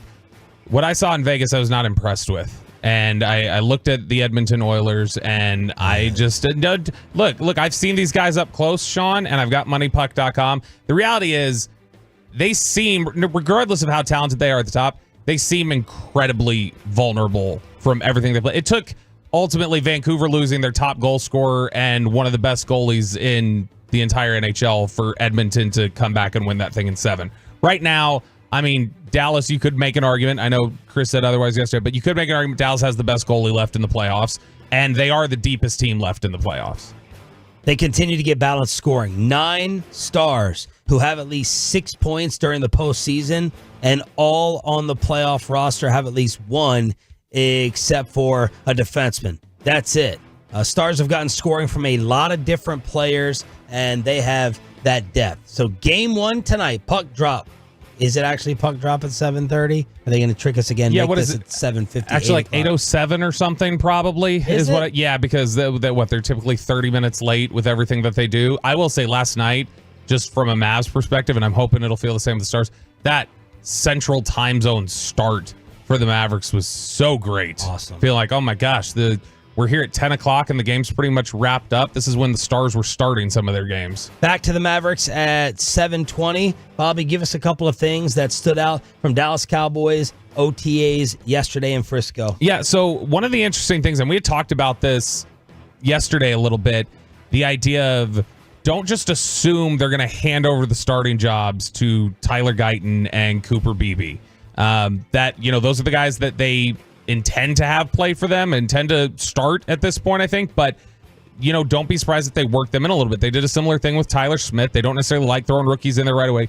Well, the first team offensive line with Zach Martin missing did not include Tyler Guyton, did not include Cooper Beebe. It was Brock Hoffman at center. It was Chuma Edoga at left tackle. So that's the direction that the Cowboys are going with it right now. And just, again, when Tyler Smith first didn't show up in OTAs starting, the discussion was, they're probably working him in a little bit, and probably when we get to training camp, right? Or mini camp. Okay, not at mini camp. Well, when we get to Oxnard, he'll be starting. Oxnard's still not starting with the ones. Okay, that's odd. Well, we get back to Frisco, Tyron Smith has an injury, and that's finally what got him in the lineup. And so I wonder how quickly they're going to feel comfortable putting Beebe and Guyton in there as full-time starters. And so I don't know that it's just they're working them in. It may not be that they're starting come mini camp or training camp. Another thing, Ezekiel Elliott was the first-team running back yesterday, Sean Sharif, but he was splitting generally the first-team reps with Rico Dowdle. So it was kind of an even split, but... Now, you guys did not make official bets with me. I'll bet whatever. I have you, all of KNC and Choppy, that I was going to bet with that Zeke does not get the most carries in game one of the regular season. Not the first carry, the most carries game one. That's what I said a few weeks ago. I say, yeah, he absolutely does. Now here's the only thing. If they're up 20 in game one... There we go. No, I'm just saying, if they're up 20 in game one and they kill clock in the fourth quarter with somebody who they're throwing somebody in there, that could throw it up. But assuming it's just normal workload, yeah, he'll have the most carries, I think, by a little bit. Where's Micah? Micah Parsons in Frisco. He's there. He is? Yeah, allegedly. Let's hear from Mike McCarthy when it comes to number 11. Well, Mike is here in town. He's been in and out. He's obviously had some unique travel opportunities. He was here Friday. Spent a lot of time with him on Friday. He actually looks great. He's in excellent shape. So I know what he's been doing, where he's been doing it, and so forth. So he's obviously, he's went all the way to Tokyo to work out. So so he's definitely getting ready physically. But he's been having one-on-one meetings. As far as within the structure of our operation here in the off-season program. So he hasn't missed anything as far as what's been installed. Does it ever sound to you when he's answering questions like that, like he gets the it's like he's like trying to be like, I'm not gonna say anything that could potentially like stir some stuff up because I know how sensitive this one is. A lot of focus on Mozzie Smith's weight. DallasCowboys.com wrote that Mozzie looks to be hovering around the same weight that he ended the season at in 2023. He was off to the side with Odigizua in street clothes as his upper body, this is Nick Harris judging the upper body, looked considerably slimmer than when he arrived a year ago. When asked about the ideal playing weight for Mozzie in 24, Mike McCarthy declined to comment. Let's see how sarcastic Coach was when asked about it by the media. Well, he's still in the rehab group, so he'll be working primarily with our rehab guys, and then when he's done there, he'll obviously he's in all the meetings and does everything else. You guys have an ideal weight for where y'all want him? I'm not going to put that out. Yeah, I won't even talk about my own weight, for God's sakes. That was good. That's pretty good. Okay, so if he is like Nick Harris is suggesting, that's not good, right? Well, Zimmer told us that Mozzie had told him that he was around 305, which is definitely lower than he got here. He got here around 330 last year, but he finished the year under 300, I think. And so a little bit more, it's going to be really hard for him to get up to the weight that they want, to do everything that he needs to do in the weight room right now while he's dealing with that shoulder that he's recovering from. So I don't know how concerned I am with it yet, just because it's like he's not able to do a lot of the work that he needs to do to get up to that weight. The Kansas City Chiefs yesterday were answering for Harrison Butker and Rashee Rice. Here's Andy Reid being asked about what his kicker had to say at commencement. Yeah, that hasn't happened. I don't think he was speaking ill to women, but he has his opinions, and we all respect that. I let you guys in this room, and you have a lot of opinions that I don't like. So. I was expecting more laughter there in the room when Andy's like, I let you guys in here. I don't like a lot of your opinions. Roger Goodell also said, look, we have over 3,000 players. We have executives around the league. They have a diversity of opinions and thoughts, just like America does. I think that's something that we treasure, and that's part of, I think, ultimately what makes us as a society better. You want a CEO, franchise player answer and response to a controversy like this? Just listen to DFW's very own Pat Mahomes. There's certain things that he said that I don't necessarily agree with, but I understand the person that he is, and he's trying to do whatever he can to lead people in the right direction. And that might not be the same values as I have, but at the same time, I'm going to judge him by the character that he shows every single day. That's a great person, and we'll continue to move along and try to help build each other up to make ourselves better every single day. But at the end of the day, we're going to come together as a team, and I think that'll help out as well as eliminating those distractions outside the building as well. That is a polished CEO answer. And that's not an easy question to answer. No. I mean, Andy Reid's been around for 30 years in the NFL now, and his answer was not as good as Mahomes's to me. And I don't know, Mahomes, I'm sure, sat up there, thought about it for a long time. He's had to answer a lot of uncomfortable questions in general throughout his career about stuff off the field. Because how many times does he get a question thrown his way, Pat does, about something that happened with his dad off the field or something that happened with his brother? And so, I mean, I think he's probably pretty used to understanding, how do I handle this with care? Don't come off insensitive to whatever the issue is for some people, but also don't throw somebody under the bus. It would be really easy for somebody to say, and I understand they've been teammates for a long time, but it'd be really easy for a quarterback, I think, to say, I don't have to cover for the kicker. I don't see the kicker. They work in their own group. None of this is a concern to me. And Patrick Mahomes handled it, I thought, really, really well. 877-881-1053 for the Franklin Franco injury attorney text line here on DFW Sports Station. We have a Texas Rangers ticket giveaway coming up soon.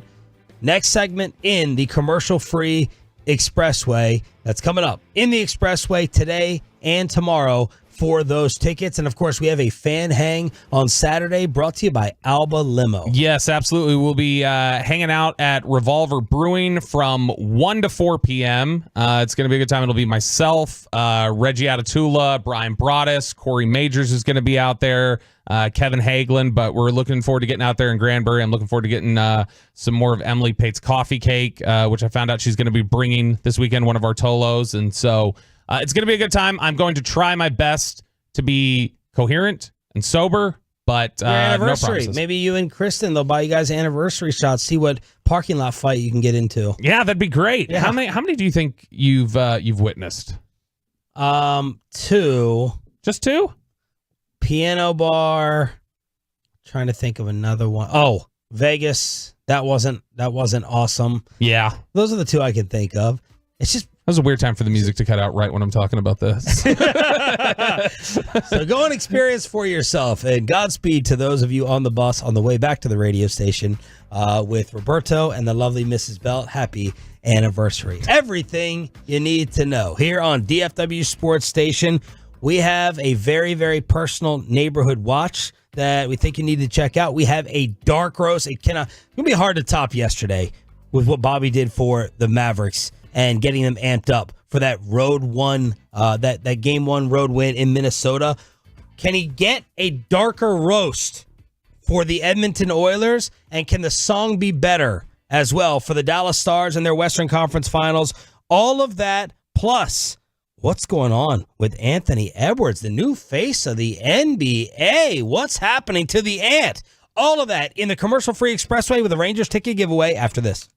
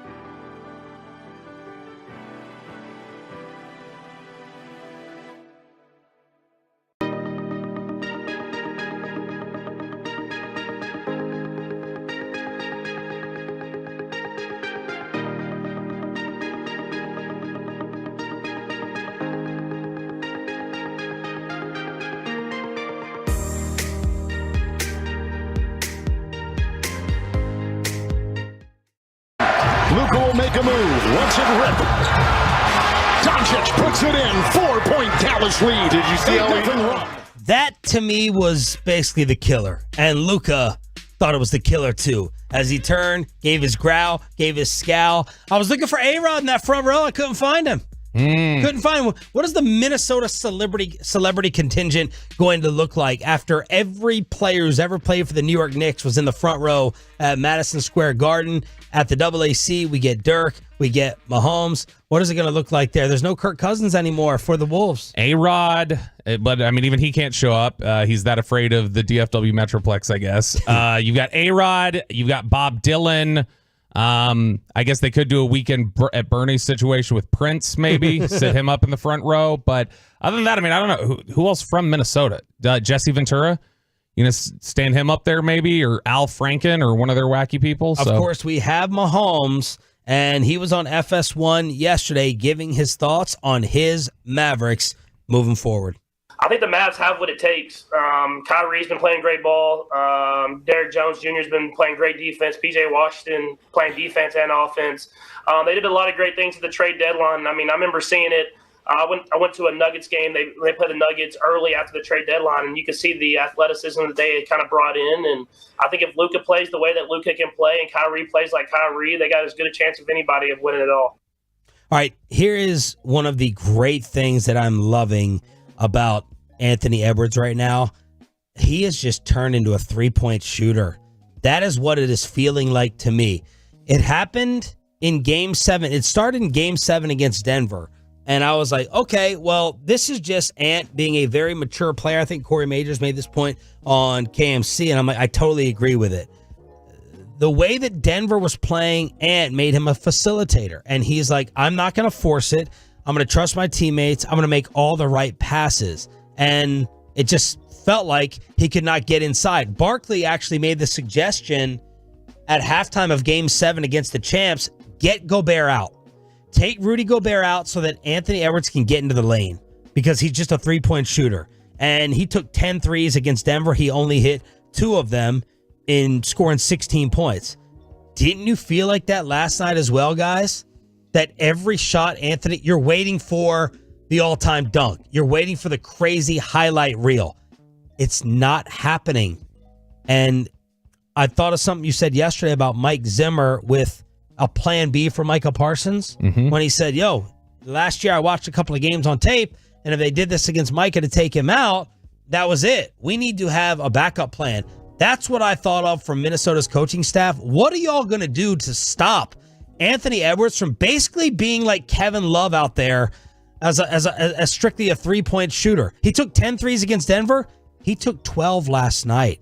It didn't even feel like to me he shot it that well as he did from deep. He was 5 of 12, but 6 of 16 from the floor, 37% shooting, only scoring 19 points. So, Bobby, this is back-to-back games, under 20 points for the new face of the NBA, Anthony Edwards. He's just a three-point shooter, and he said in the post, he kept looking at the box score, he's like, I got to get downhill. I have to start getting downhill. It has not happened with the way these defenses are playing him. Yeah, and it's you mentioned it's back-to-back games. It's not just back-to-back games. It's 3 out of the last 4. He's scored under 20 and shot under 40%.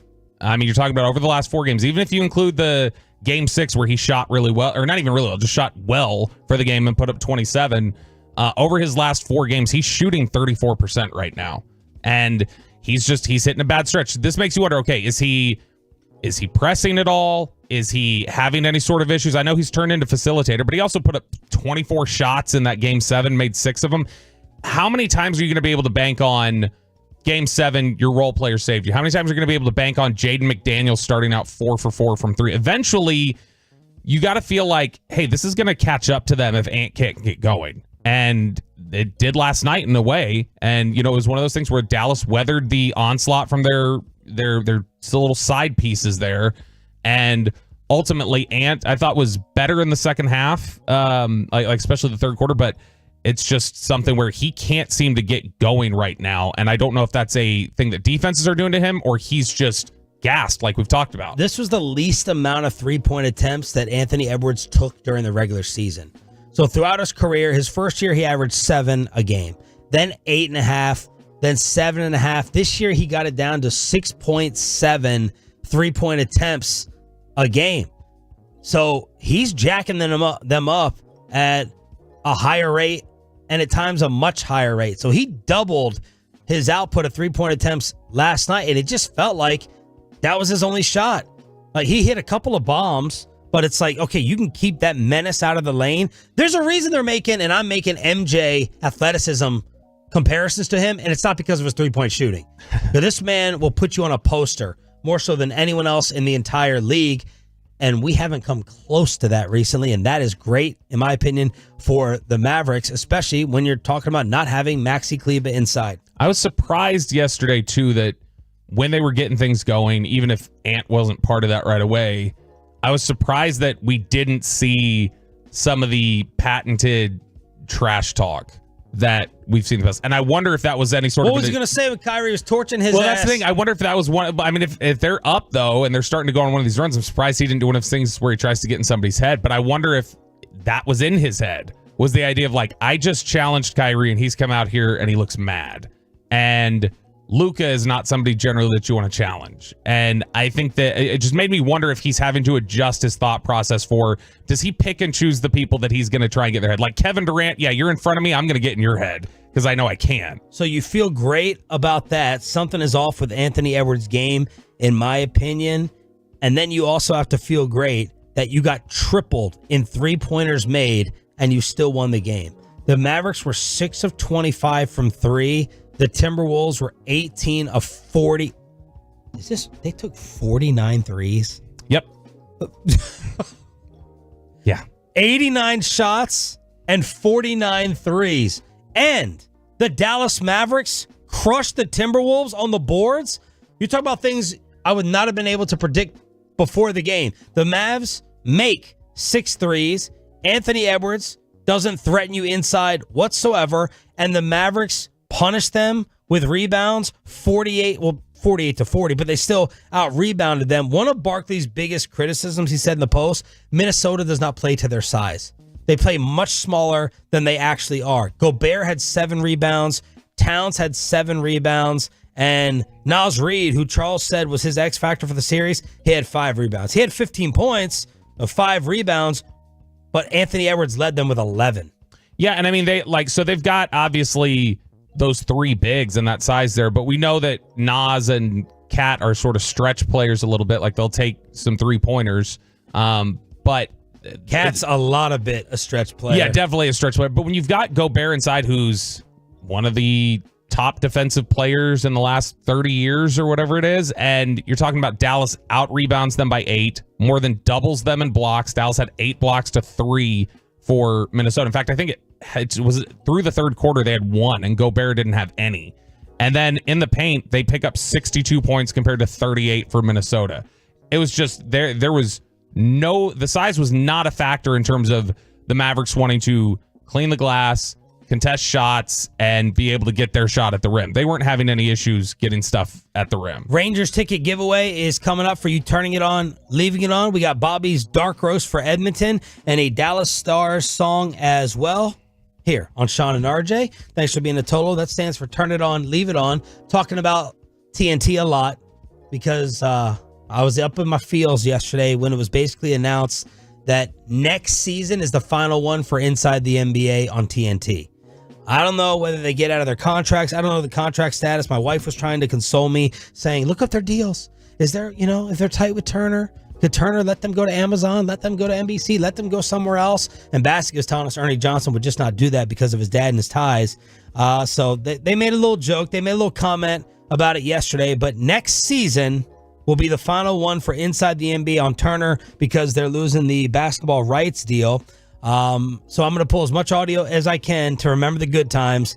And last night in the pregame, Charles Barkley went off, piggybacking on the comments of LeBron James with JJ Redick talking about the impact of Caitlin Clark on women's basketball. The one thing that I love that she's bringing to her sport, more people want to watch. More people want to tune in. Don't get it twisted. Don't get it f***ed up. Caitlin Clark is the reason why a lot of great things is going to happen for the WNBA. But for her individually, I don't think she should get involved on nothing that's being said. Just go have fun, enjoy, but I'm rooting for Caitlin because I've been in that seat before. I've walked that road before.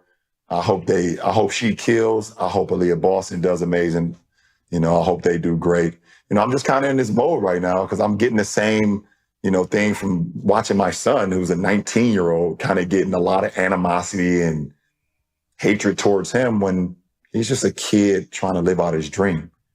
There's a very small number of men and women that actually get to live out their dream of playing a professional sport. And we have grown-ass men and women out here doing whatever they can to try to make sure that does not happen. That is the weirdest thing in the world, but it is what it is, and I'm glad that Caitlin has a great head on her shoulders. So that's LeBron talking about Caitlin Clark, and Barkley just decided to say, "Camera, where's camera 83? You and me, rant time." You women out there, stop. When you start like that, you're gonna rile people up. Even Draymond was like, "They're coming for you, man." That sounds like Peyton starting a sentence. Hit it. you women out there, y'all petty, man. Hey, LeBron, you're 100% right on these girls hating on Caitlin Clark.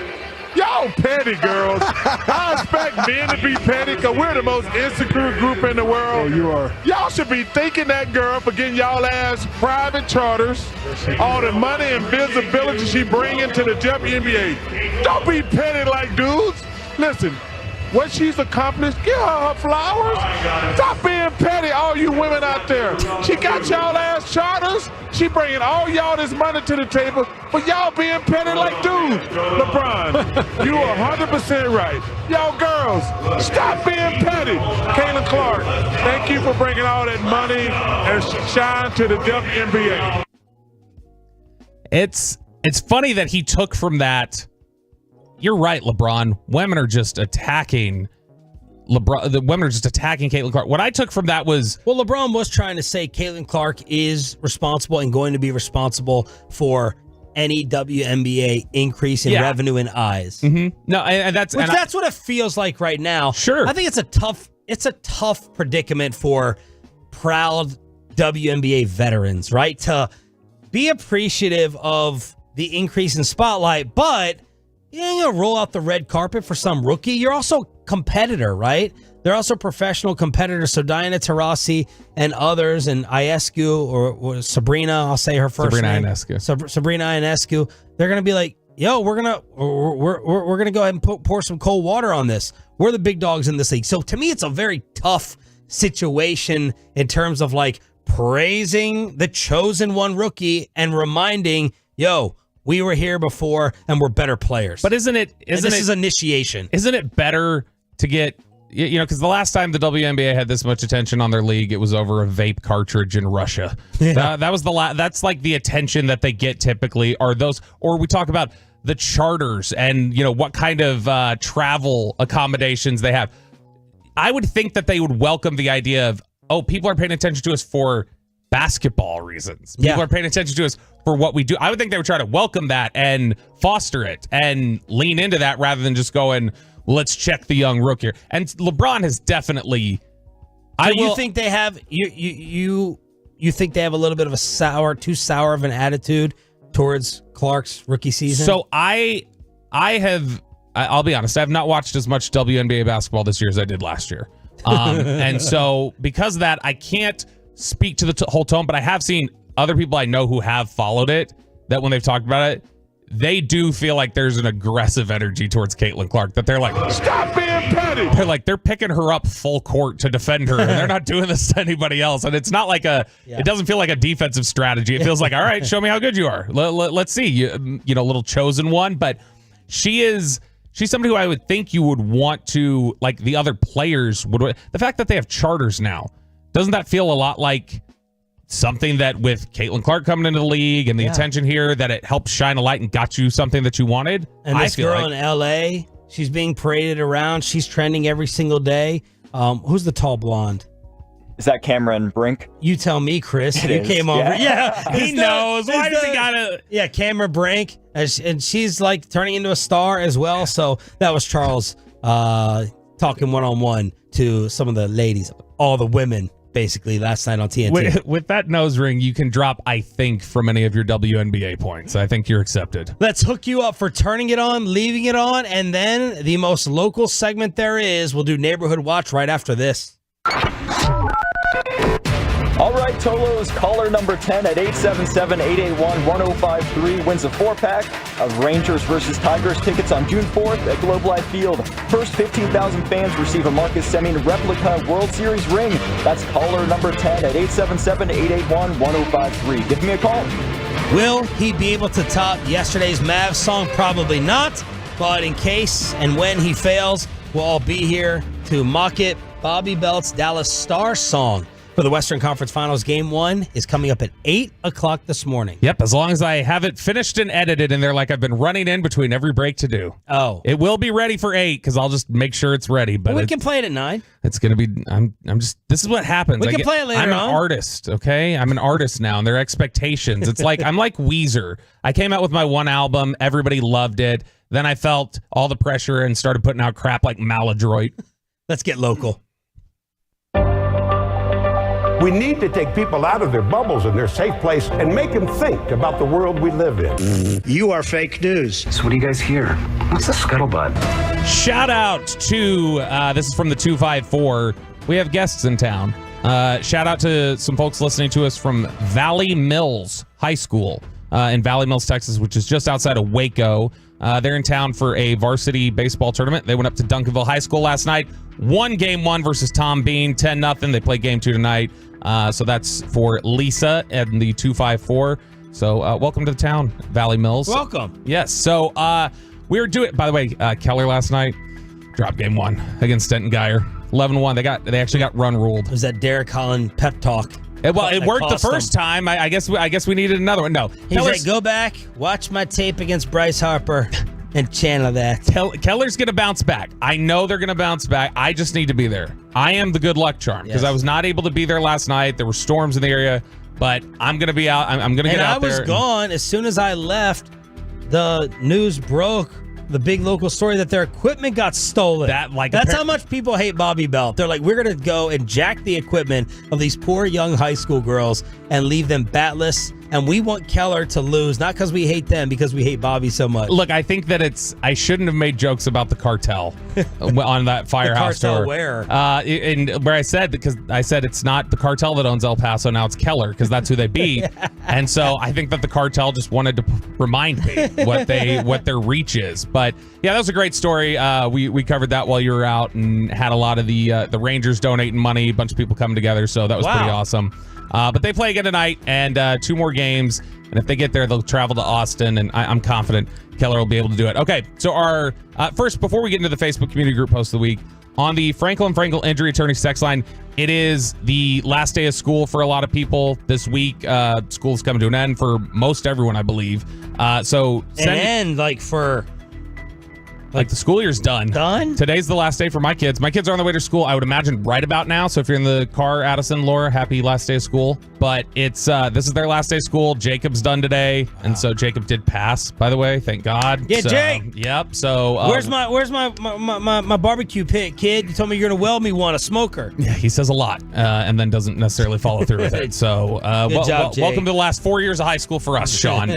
But shout out to all the kids that are finishing up school around DFW this week. So parents, let us know on the Franklin Frankel Injury Attorneys text line, 877-881-1053, 877-881-1053, your best stories of school drama with your kids over this past year. I want to know if you got any really good stories that we can throw in here at the end of Neighborhood Watch. Like some of the drama I like right here from our Facebook community group post of the week from Carrollton, Texas Chat and News.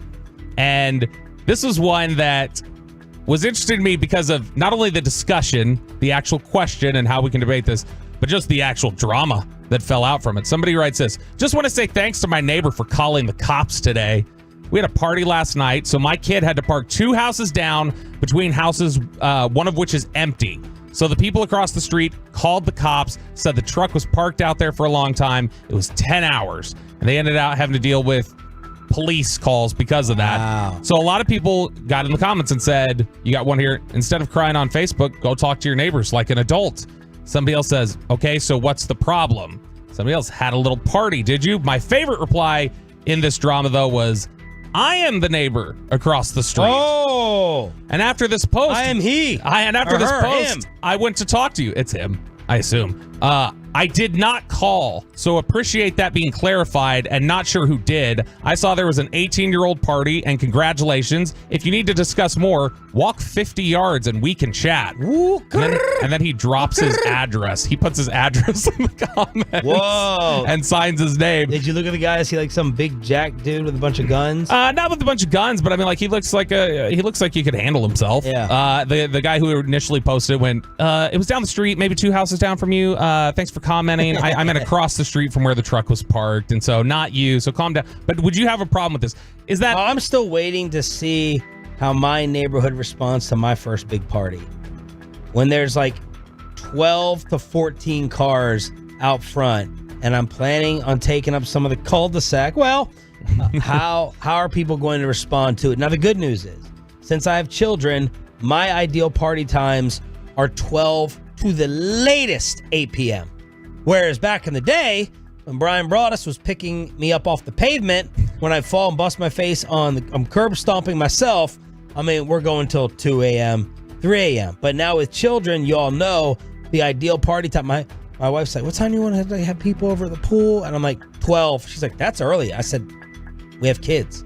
We all have kids. 12 to 6:30, 12 to 7. Oh, it's so sweet. You're in bed with a plate of leftovers at 7:30, 7:45, 8, and crashed out by 9. So I don't think I'll get late night write-ups, but I'm just curious. I'm wondering. That is, I got to say, by the way, that is the oldest trait of yours that I've encountered. You are generally the first one looking to turn in when we're out somewhere. Me? Yes.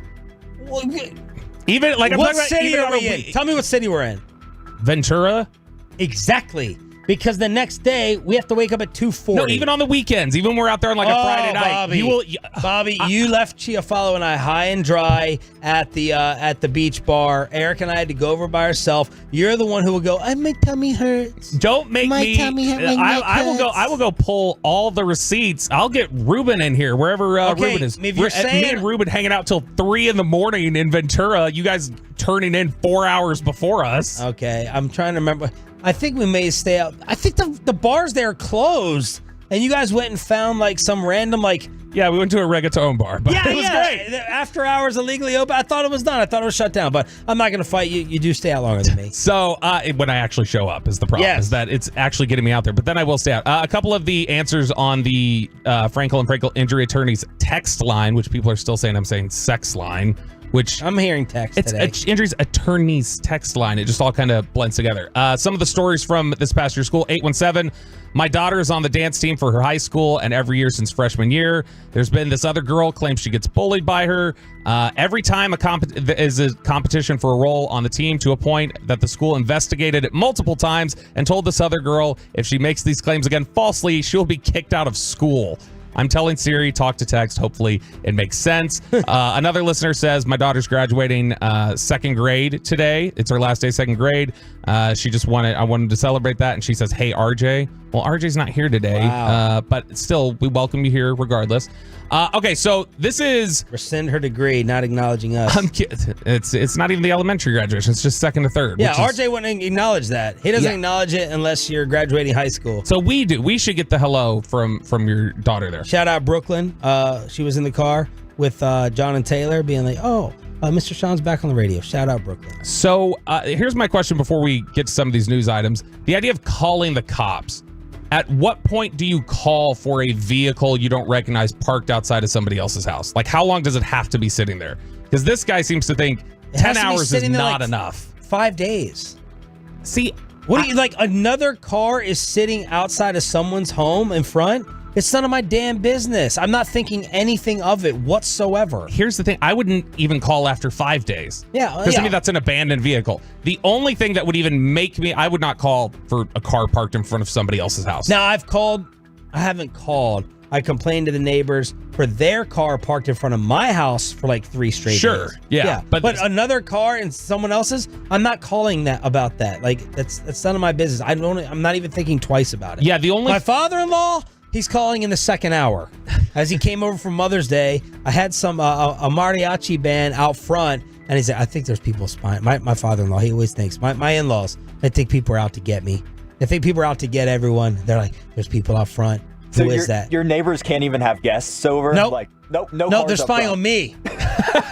They're spying on me. They got the new high-powered binoculars out there. Yeah. Don't trust anyone, Sean. Don't trust anyone. See, the only thing that would make me actually call is if I see somebody's parked across the street, I don't recognize the vehicle, and it's somebody is in the front seat of that car for an extended period of time. I might, at that point, just say, hey, would y'all mind doing a swing by? This guy's kind of being weird here. So that's the only time that I would have done that. 657, more school drama this year. My 7th grader was offered cash from his classmates to pull the fire alarm, got suspended 2 days. Oh, so he did it.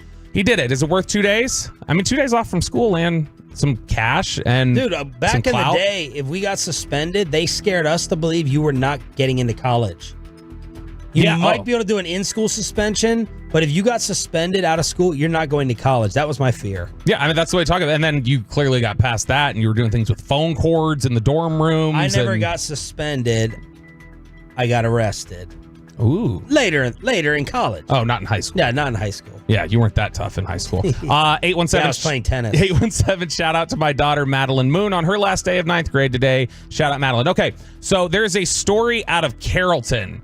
You remember we had this issue at the end of 2022 into 2023 where there were all these fentanyl overdoses with high schoolers around North Texas. I think Dallas Morning News did a big profile on it. Yeah, it was a big issue where you had 4 different high school kids. Actually, it was high schoolers and middle schoolers, I think.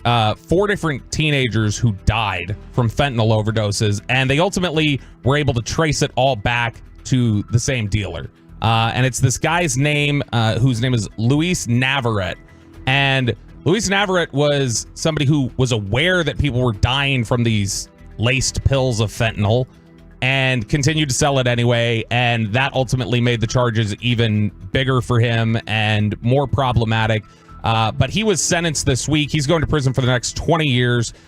His drug ring out of Carrollton, like I said, was responsible for those fentanyl deaths for the North Texas teenagers. And this one, this to me is, yeah, okay. I hope anyone who... So why are people putting fentanyl in it? Why are they lacing it? Why would the intent be to kill? Is it stretching the drug? Like, if the police get you and be like, where'd you get this from? And you say who it is, like, aren't you on the line more for trying to kill someone? Why are people lacing with fentanyl? Yeah, I mean, I guess it would just be because it's widespread, it's cheap.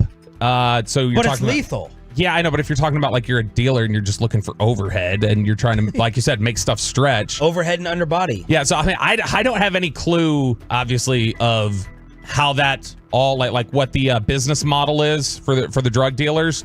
But Luis Navarrete is getting these next 20 years, and I'm happy with whatever the justice system throws at people who deal fentanyl, because it's clearly been a massive problem throughout North Texas, throughout the country. Like, we're all way too familiar with what Narcan is and what it does.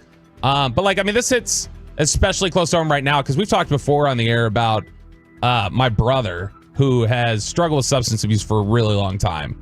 And we actually just earlier this week, and I'm talking about this because it's something he posted himself on Facebook after it had happened.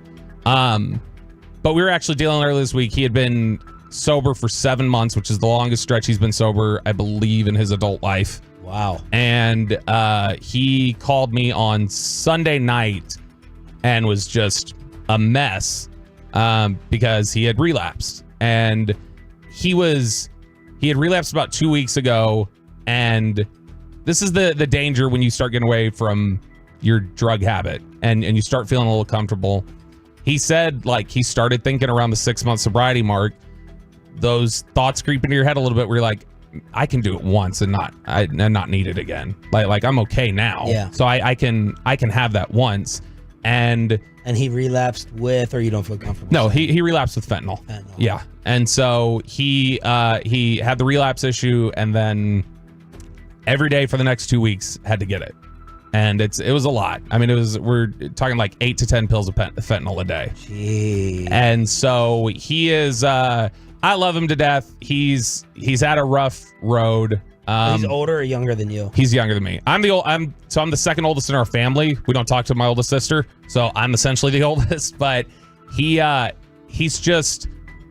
with this for a really long time, and being 7 months clean, like it was the whole way he got. When you talk about how do people even get on this all started with he had a toothache. He was talking to somebody in this world, I guess, and they said, "Oh, well, if you got a toothache, you don't want to go to the dentist. You don't want to spend on it."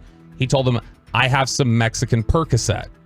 And that's what he was told. He didn't know what it was. I mean, he still shouldn't have been taking that, but he ended up taking it unknowingly the first couple times because he didn't know what it was. But I mean, this is something where... So he wasn't trying to like get high. He wanted pain relief. Yeah, I mean, he was trying to do pain. Now, he's had his own substance abuse issues, but he was wanting pain relief for that. Yeah. And he ended up taking something that he didn't know was fentanyl at the time. And I just remember there was a couple of years ago, he had to call my dad, where he was like, I need you to come over and I need you to flush these pills for me because I can't do it. Wow. And so at least he like feels comfortable calling you guys. Yeah, he'll call because you think there'd be maybe too much shame, wanting to hide it, the embarrassment.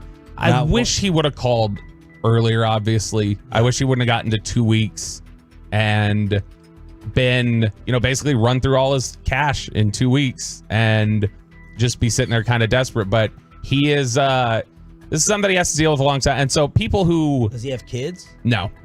People who... That's good. Yes. People who deal this out, people who are distributing this to the community and getting in there. Obviously, we've seen how it affects the middle schoolers and high schoolers in our community. And, the way I've just seen it affect my own family is it's a nasty, nasty drug. It's a scourge, and I absolutely am fine with, especially if you are aware, not just you should be punished to the full extent anyway, but if you're aware of people are dying from it and this is happening and you're continuing to deal that out, I got massive problems. He is in the last 15 months, 7 months of it, like I said, he's been sober. In the last 15 months, he's been Narcaned 3 times. And Narcan means what? It reverses an opioid overdose.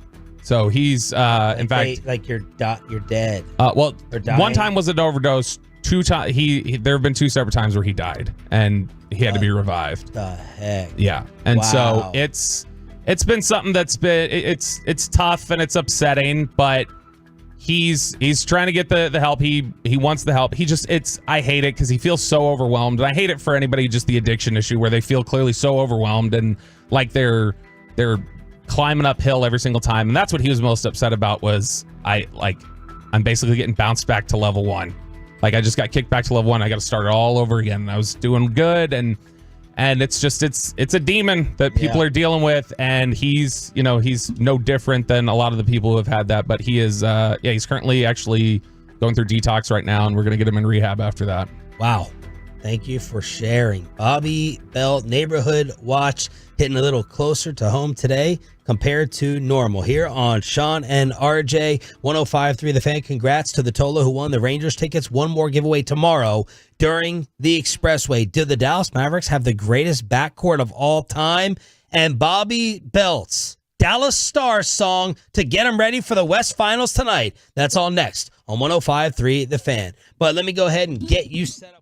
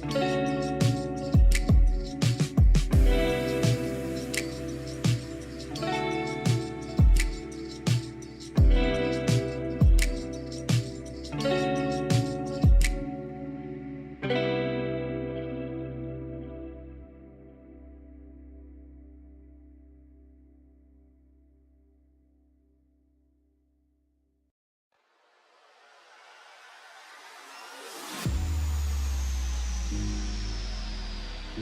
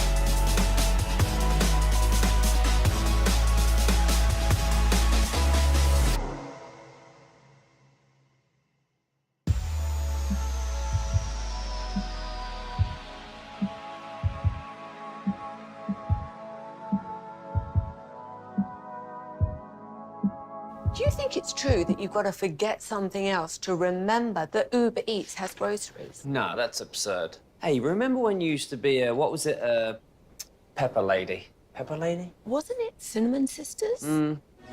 Basil babes. Saffron Squad? Nutmeg maidens? Paprika? No, Nutmeg Maidens? I just said that. Was it Spice Girls? Doesn't sound right. Was it Saffron Squad?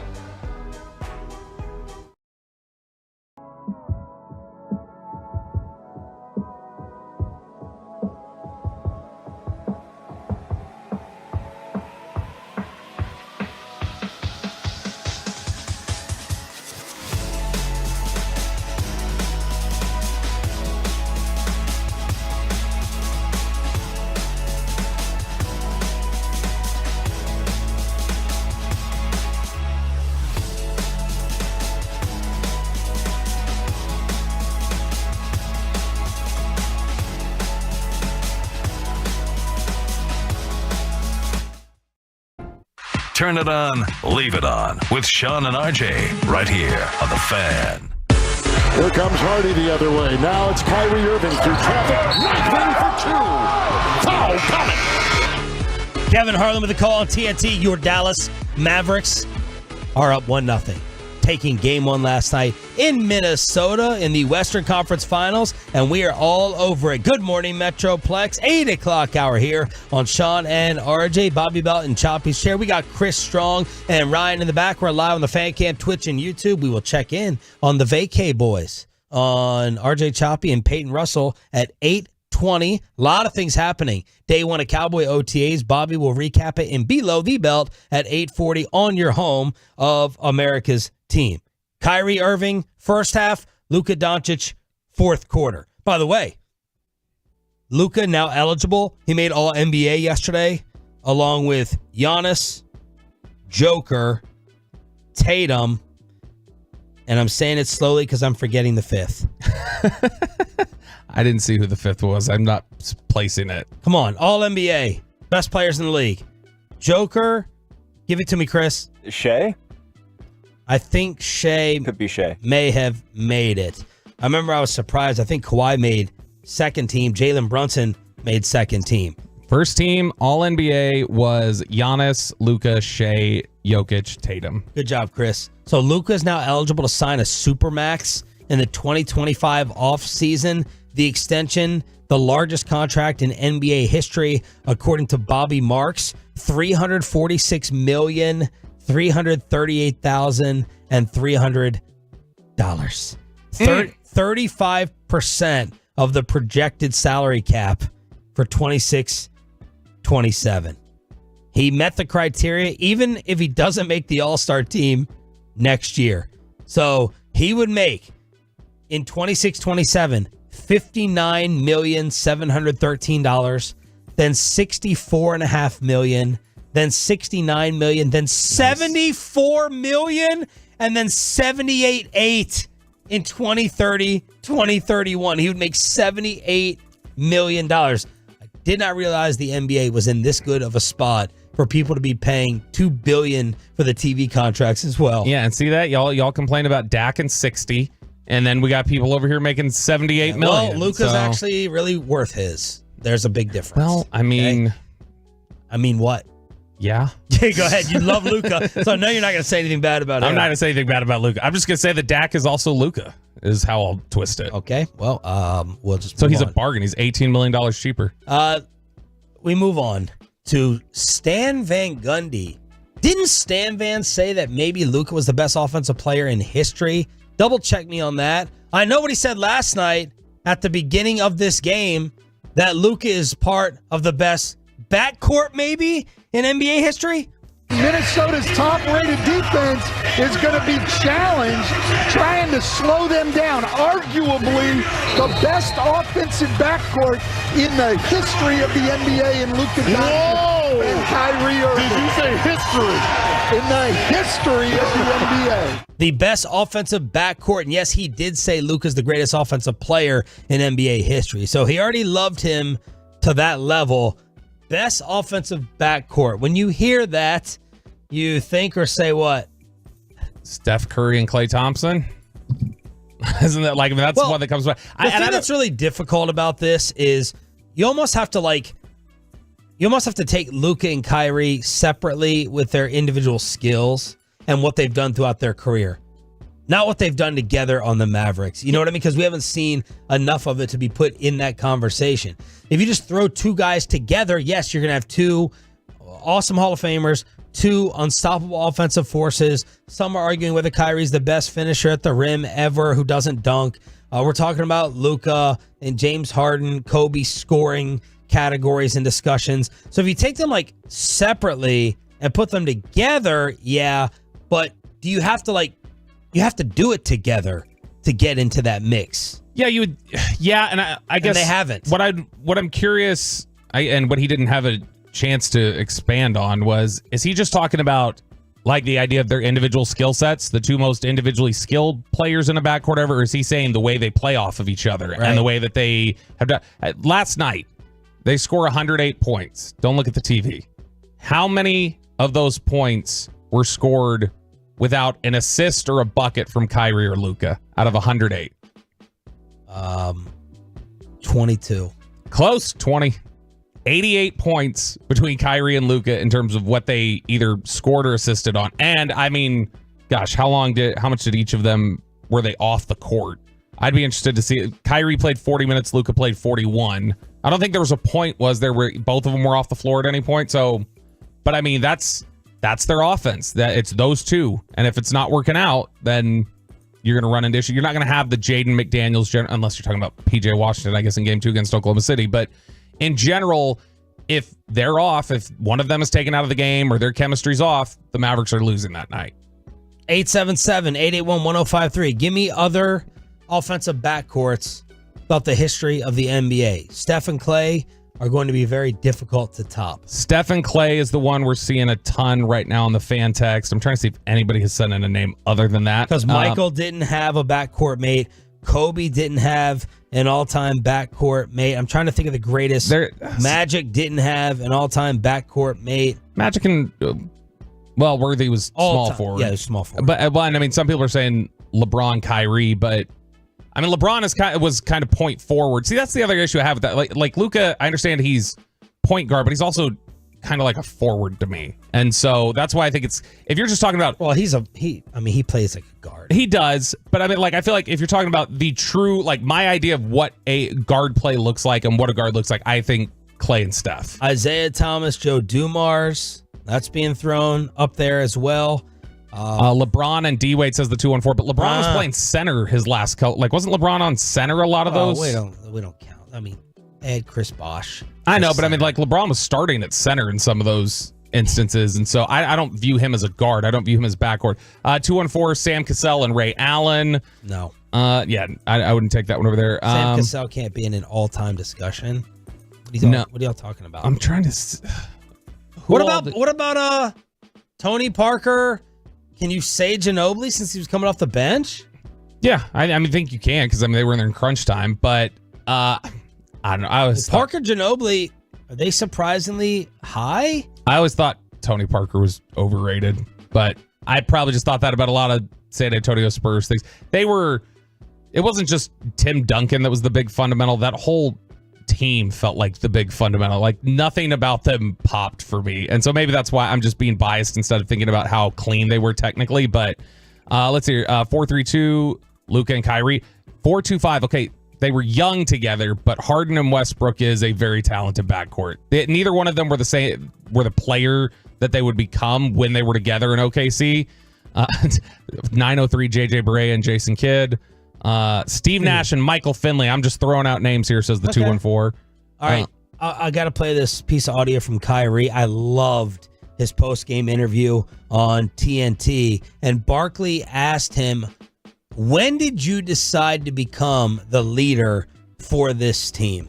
I would say last summer when we got exited from the playoff contention and I'm watching my peers go for, a chance to win the golden trophy, man. That big thing, it's just, you get motivation from failure and you get inspired. And I was watching playoffs at home and I was taking little notes on some of the greatest leaders in our league. Draymond's one of them. We got guys that are really the backbone of their team and they do the little things that don't show up in the stat sheet for their teams to win. So for me, this year I really just focused on doing the little things. And if my points came, they came. But I wanted to make sure we felt good as a team after every single game and we got to be honest with each other. We had a lot of long meetings with Jay Kidd. Sometimes it felt like therapy, getting guys to talk. Getting males to talk about in a competitive sport is hard sometimes, so I felt like we had a good gelling group, and then we went through a crucial trade in the middle of the season where we got PJ and Gaff, and then from there, it's just the sky's the limit. Once I saw we had a chance, I was like, well, I'm not going to take this for granted. So every single day I remind those guys, what it's like to fail, what it's like to get to that mountaintop, be very close, and then fail.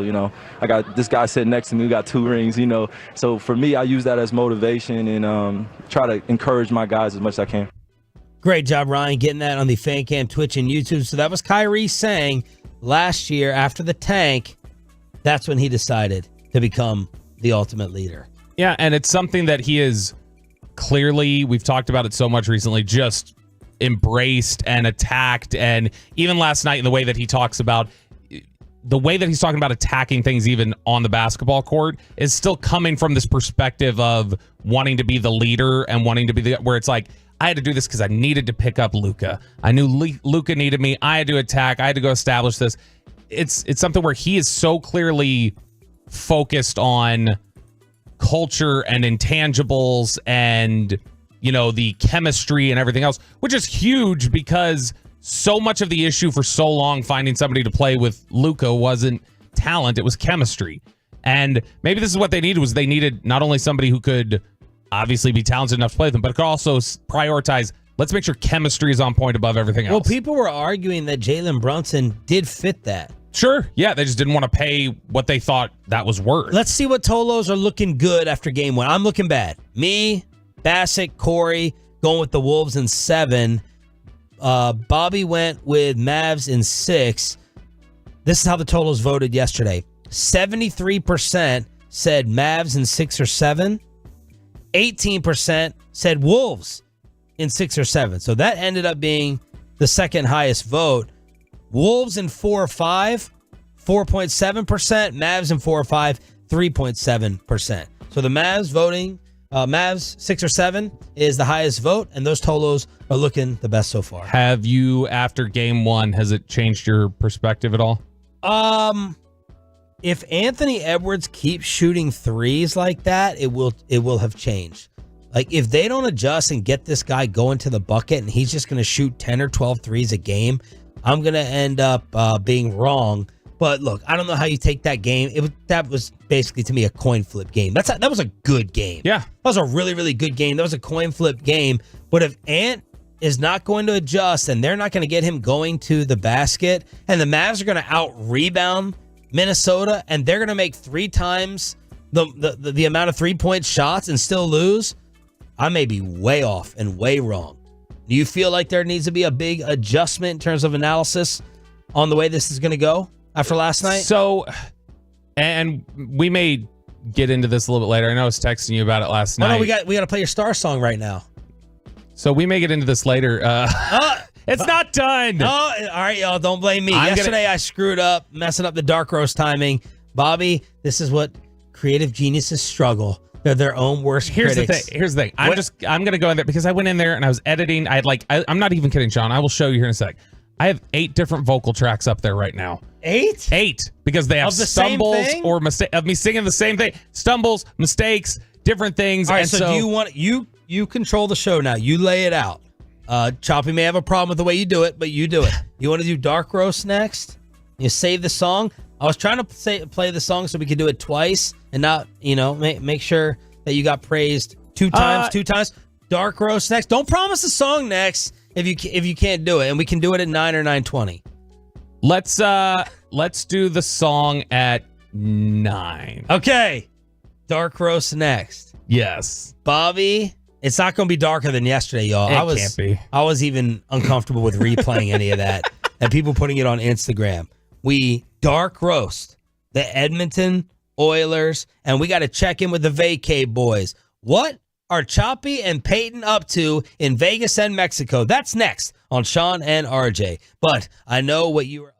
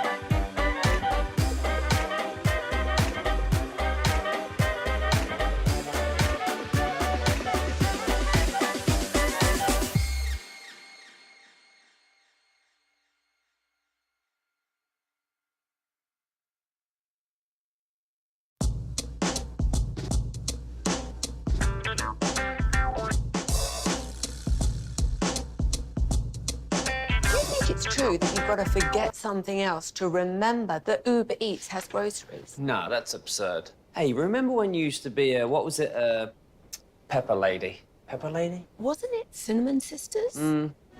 Basil Babes. Saffron Squad? Nutmeg Maidens? Paprika? No. Nutmeg Maidens. I just said that. Was it Spice Girls? Doesn't sound right. Was it Saffron Squad?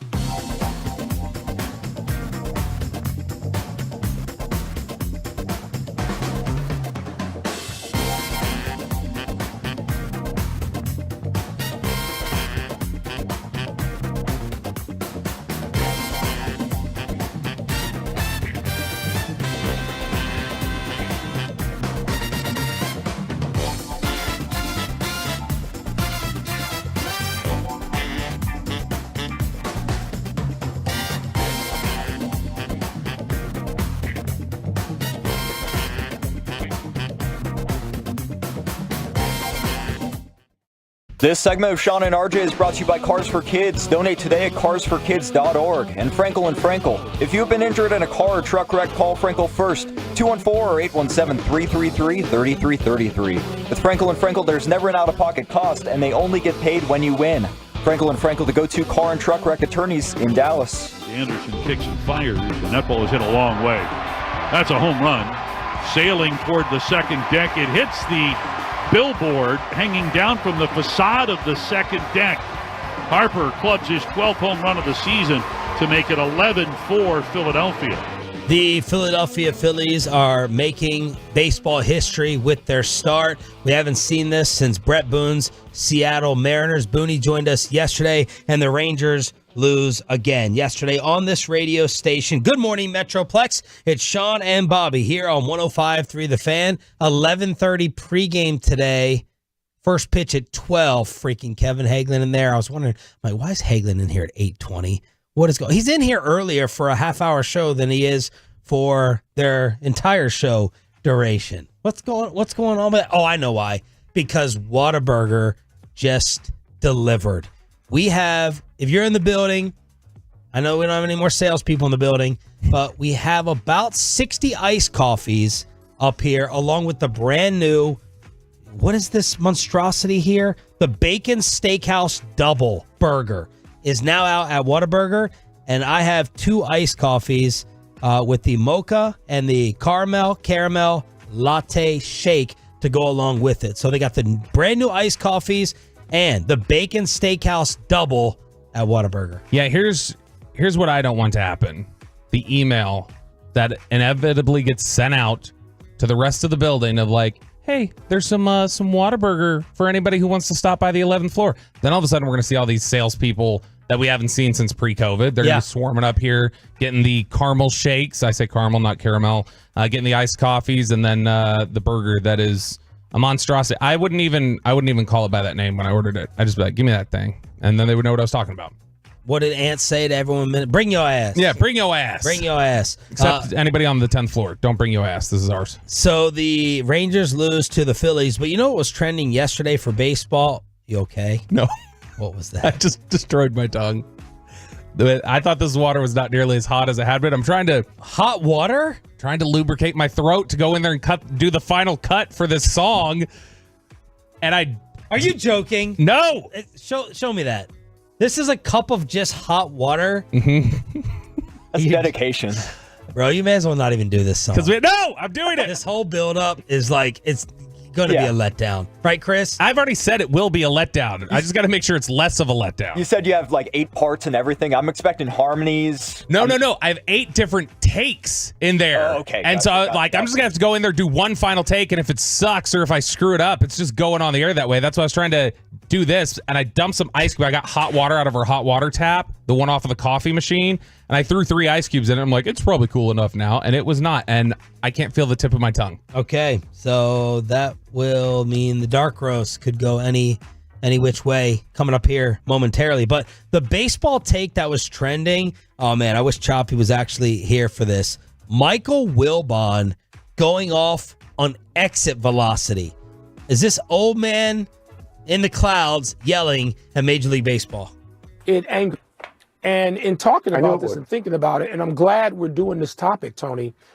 So let me ask you something. The velo, the exit velo, does it mean he's a better hitter than Tony Gwynn, who might have dribbled the field through the infield in his day and hit about 330 career and flirted with 400 once? Meaning a better hitter than him? And so what? So what? He's a 260 hitter. So why do I give a damn about the exit velo? I don't. Mm-hmm. And so I guess people need this, Tony, to become interested and more fascinated. And they go, oh, wow.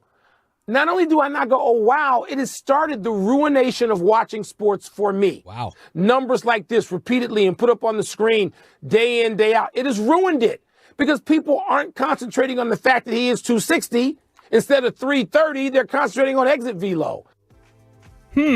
I do think that... You're a big numbers analytics guy. Yeah, and look, I think all of those things are interesting. We recently got while you were out, I don't know if you saw it, they had the the bat speed is the new number that StatCast has come up with. They've been able to measure bat speed. So the fastest bat speed in Major League Baseball is Stanton, for instance. And I think the slowest one by far was Louis Arise, who's one of the better hitters in Major League Baseball. But like that kind of stuff, using that data, trying to figure out how to apply it, it can be a little... But exit velo, look, I don't like all these numbers. I still don't. OPS and slugging, I don't know how it's calculated. I don't like to get into all of it. Exit velo to me makes perfect sense. Yeah. How hard are you hitting the baseball? Because if you're hitting that's what they teach you, right? As a kid. A nice level swing. Make big time contact. And more often than not, you're going to benefit from it. So if your exit velo is top 3 in Major League Baseball and your average is down, that tells us your numbers are about to go up. You are a victim of bad luck. Yeah. How hard are you hitting the baseball? That's kind of the entire point and goal. Yeah, Am I wrong? No. Are you making weak contact? Because the whole idea is the 3 true outcomes: home run, strikeout, walk. That whole issue is that because you're dealing. I want the 270 hitter with higher exit velo versus the 285 hitter who's right now a beneficiary of bloops and dinks and dunks. Yeah, and it's one of those things where it's like, okay, if you're hitting the ball hard and your average isn't great, it's telling me, okay, you've run into some bad luck. You're hitting it into the wrong spot, but you're smashing the baseball, and you should be able to have these fall for you eventually. So I think exit velocity is good. I do think there is an argument to be made that some analytics in sports have kind of run amok, where it feels like all the ones Choppy references. Yeah, where it feels like it just exists. He's losing some faith too in some of DVO. You got him on the ropes a little bit with this DVOA stuff, I think. He scrambles a little bit with that stuff, but it's one of those where I think some of these seem to just exist to exist. It's somebody trying to find the next one, so they create it and they put it into the equation. But ultimately, I think most of those analytics are very good, but there are some of them that muddy it. Speaking of the fellas, again, afternoon baseball, 11:30 pre, first pitch, 12 o'clock today. Rangers in Philly, as the Phillies are the talk of the entire sport right now with the start that they are on. RJ Choppy recording a little video with a vacation update in Mexico with his fiance. All right, Choppy here, Ryu Palace, Kukulkan. I think that's how you pronounce it. With stop this one. He keeps pronouncing and naming this place as if this is a radio deal. Like like he got some hookup or they know who he is. He keeps naming this place as if he's getting something out of it. Maybe he did. I doubt. Did he? I don't know. Maybe he swung some sort of deal. Maybe he wouldn't. Maybe he wouldn't be like, well, I don't want to make it seem like I had something worked out. I got to kind of do this under because you'll hear in a sec. He's shouting out other sponsors. And I think that's how you pronounce it. I'm with this one. Apparently she loves hot dads. That's cool. Not sure who she's talking about. A couple special shout outs here. All right, stop it. His fiance has a hat that says, I love hot dads. Now, is that a Bonte reference? Is that a little bit more of a Bonte? Is that, I assume they're going to a public pool. Is that like an invite towards the lifestyle that they always talk about? Or is that just a singular prop for RJ? I would assume it's a prop for RJ. Yeah. But the idea of wearing the hat, I heart hot dads, I would think would invite attention from. Yeah. Anyway, like, yeah. You asked for me? Because you're going to get those random, at the pool swim bar, you're going to get random comments like, hey, I'm a hot dad. I'm a dad. I heard you were calling for me. Like, yeah, you're going to get one of the, that's, which I mean, maybe that is. They're looking for, they're looking for the third there. That's what they're doing. Let's run the entire thing. Chris from the jump. All right, Choppy here, Ryu Palace, Kukulkan. I think that's how you pronounce it. I'm with this one. Apparently she loves hot dads. That's cool. Not sure who she's talking about. A couple special shout outs here. First of all, special shout out to BlueChew.com, promo code RJ. Taking care of business. Also, I'd like to throw a special shout out to my colon. That has been the champion of the trip. Haven't skipped a beat. Go down to breakfast, little brekkie action. Omelet every day. Omelet stands okay. Like clockwork, as soon as we walk back up to the room, I'm just ready to go. Takes about 5 minutes, whatever. Then we get down to the pool. And by the way, a little tip for Is you. he talking about the colon taking 5 minutes, the blue chew taking 5 minutes, or after the blue chew taking 5 minutes? I think he means the colon. I don't know that. What I'm curious about is what made him go. He's sitting here talking about, I'm not going to watch sports while I'm on. I'm doing nothing. But I want to know what drove him to say, all right, I got to get this out there, though. I got to tell people about how regular I've been. Right. Let's finish it. I'm just ready to go. Takes about 5 minutes, whatever. Then we get down to the pool. And by the way, a little tip for you amateur hours in Mexico. What? If you don't bring your own mug to the pool, you don't know what you're doing. You've got to bring an insulated cup to the pool. Okay. I don't know what his point was there, unless I guess it was to shout out Blue Chew partially, promo code RJ. Yeah. But I don't understand why he was like, I need to tell people about my colon. I need to tell people to get an insulated mug. Feels like she's telling him you need to name your sponsors more. We know that anything he does in life is a directive. That's true. And it makes me wonder if it was just like, I got to have a reason, a video to show off her hat. Like she wanted to show off her hat. So I got to have something that seems like it's work related. As for Pepe, the only Vegas update that we have received is from Gordon Ramsay's Steakhouse. He went and got the much talked about beef Wellington.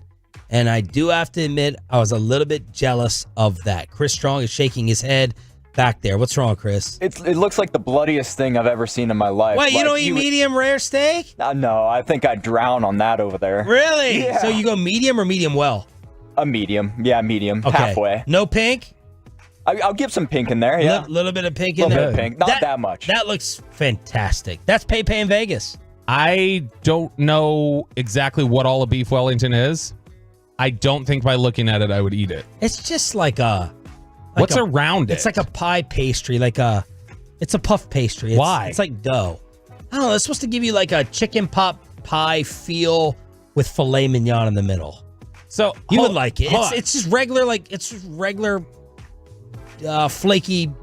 I don't even know how to describe puff pastry to you. So no, I've had puff pastry. Yeah. But you're telling me, I wasn't sure what it was. It looked like the outside of a ham or something. It's puff pastry. You're telling me that I can't put sauce on a steak or something like that, but we can turn it into a chicken pot pie. That all of a sudden is regal. What sauce do you put on steak?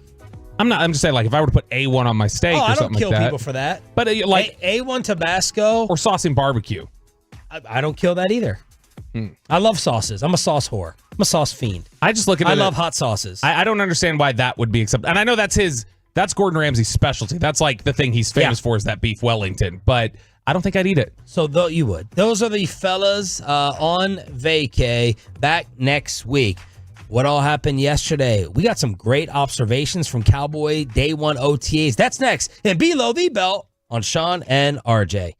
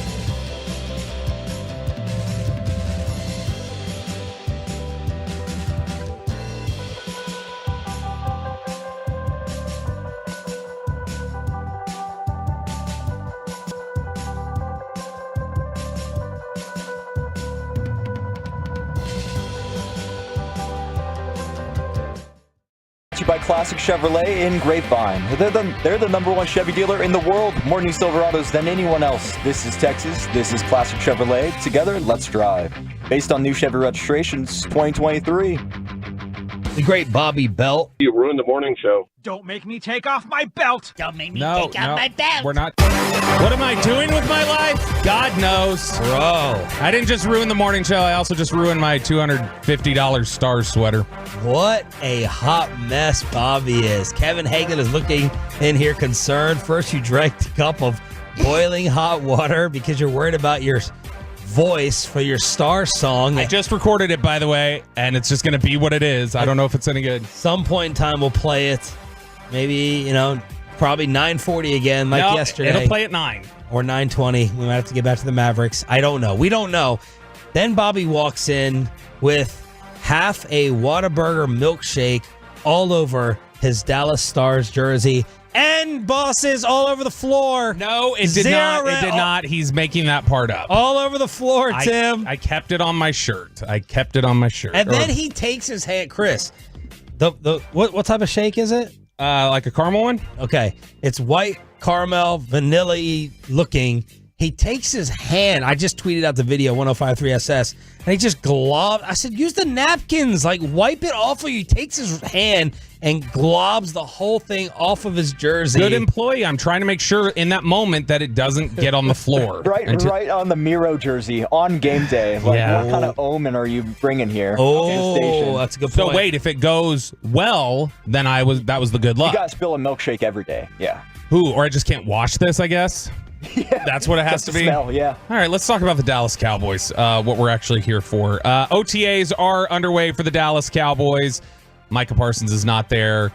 CeeDee Lamb is not there. Zach Martin was not out there at practice. We had different guys like Mozzie Smith who weren't around, but there were plenty of others. Dak Prescott was there, and we had the rookies in attendance, but they were not in the starting lineup, Sean Sharif. So no Tyler Guyton, no Cooper Beebe. I don't assume you find that terribly concerning after everything that we've talked about how they're going to work people in. But at what point would you say, hey, with this football team, your first round pick should be in there? Game 1. So you can maybe game 2 after we see what happens at left tackle. So you can get cute with this, in your opinion, all the way through training camp. But once real games are ready to be played, Tyler Guyton needs to be in there. Probably Cooper Beebe needs to be in there. Okay, give me who's the left tackle right now? First team was Chume Doga yesterday. Okay. Now, I know we were just making fun of the analytical websites and all that stuff, but give me the BFF grade for Chume Doga as a player. BFF, the Bobby Belt scale. Oh. If our baseline is 60, as that's an average player. 40. Damn. Even PFF gave him a 61.4. Well, that's why they're bad at their job. Well, then I'd rather go with a totally inexperienced first-round pick than a 40. I know what Chume Adoga is. Apologies to the Adoga family. Here's what would be a tough sell for me, is trying to say that, well, Chume Adoga, we want a veteran in there who's going to know their assignments. We don't want a rookie in there screwing up. Chume Adoga, are we just forgetting how he was benched at the end of the year, not allowed in the rotation anymore after they went to Miami and he completely forgot to block Bradley Chubb? And Chubb was able to just come through on a, goal-to-go opportunity and blow the play up. So, to me, Adoga had his issues last year. We're late in the season. You've got a veteran who doesn't have any clue where he's supposed to be, what his assignment is. Look, I don't have any problem with this at OTA and minicamp to start off, right? But we get to training camp, and it doesn't feel like he's a serious threat to start as a rookie at left tackle. I'm getting worried. Let's go through some for Dak's safety. Let's go through some of these observations from over at DallasCowboys.com, put together by Nick Harris and Patrick Walker. We just mentioned there the Guyton and Beebe rotation. Ezekiel Elliott is being viewed as the leader of the running backs room, but it is already beginning to look like a committee approach as he and Rico Dowdle split nearly all of the first team reps on Wednesday. And Sean, you're still refusing to believe in the idea that Ezekiel Elliott will be the primary back for this football team. No, I'm getting a little worried. I'm getting a little bit worried about that. Say it out loud. 2 years ago, he was done. And you're like, go off into the sunset like DeMarco Murray, and we'll retire your number maybe someday in the future, and you can live here. But no, 2 years later, we're going to bring you back as the starter. on a quote-unquote contending team. Mm-hmm. That sounds crazy. I'm trying to think of other people who have been cast off and then brought back as like the starter. It still makes zero sense, but a lot of things about this offseason have made very little sense. So I am getting worried. By the way, I've thought of this before. I don't know if I've mentioned it yet. I don't believe so. But you know how he's wearing 15 now? So that ruins the whole 214 bit. You know, they were 214. Yeah, my wife made my son and I 214 sweatshirts, and now they're 415, which is the area code of. Don't say San Francisco. San Francisco. God, good gosh. This is them just acknowledging we are owned by San Francisco. Yes. Next observation here from DallasCowboys.com. The battle for wide receiver 3 is off to the races, literally as Jalen Tolbert and Jalen Brooks were both targeted by Dak Prescott in first-team duties during full-team drills. But Kevontae Turpin was not to be denied, targeted heavily in 7-on-7 drills and catching at least one deep fade in full-team drills from Prescott. Given where this receiving core is at right now, if Jalen Tolbert is not your starter, he is officially a failure, right? If he's not the number 3, assuming you're starting 3 receivers. What round was he picked? Third? And what year would this be for him? Third. So he's essentially, this is a failure, not, I won't sign off on total failure. Tremendous disappointment, trending quickly towards failure. Yeah, I just look at it and say, if not now, when? Yeah. When are you supposed to seize the role if not now? I mean, think about where Michael Gallup was at as a player by year 3. And he was picked right around the same area as a third-round pick, and he contributed in a big way for you. So yeah, he had all the DFW media overreacting to him around here, too. Well, not two, because no one's reacted to Jalen Tolbert, but yeah, Gallup had everyone overreacting to him. This might be a big miss for me, because I was a big Jalen Tolbert fan before the draft. Hear that, Sandler? I said it without any caveats or anything else. I just owned it. Trey Lance had several well-placed throws in full-team reps to open practice, including in traffic over the middle that only undrafted wide receiver Corey Crooms was in position to elevate and grab, as Lance looks far more comfortable in his process. Now, we've been saying I would go ahead and just play Trey Lance the entire preseason. I don't need to see Cooper Rush. I don't need to see Dak Prescott. There's no need to do any of that. Not get a rhythm, get a Dak rhythm, couple series. No, I mean, like I would be in favor of that, but they're not going to do it. Like they're not going to put him out there. I don't think. I'm cool with it. For me, it should be every single throw should be Trey Lance, and I honestly don't even mind if you throw the ball 80% of the time in the preseason. Just get him game speed reps. Something he hasn't seen since middle school. Looking at the defensive rookies, Marshawn Kneeland won several reps against the Cowboys starting offensive line, while Maris Leofau, the third-round pick linebacker, spent most of practice time rotating between first and second team. Cornerback Kalen Carson was assigned to the boundary for all of his reps and not the nickel. So that's on the outside, not playing inside of the slot. What's interesting about Carson as the guy that they took in the 5th round is I believe that was their biggest... In this draft, that was the biggest value they got, according to their board.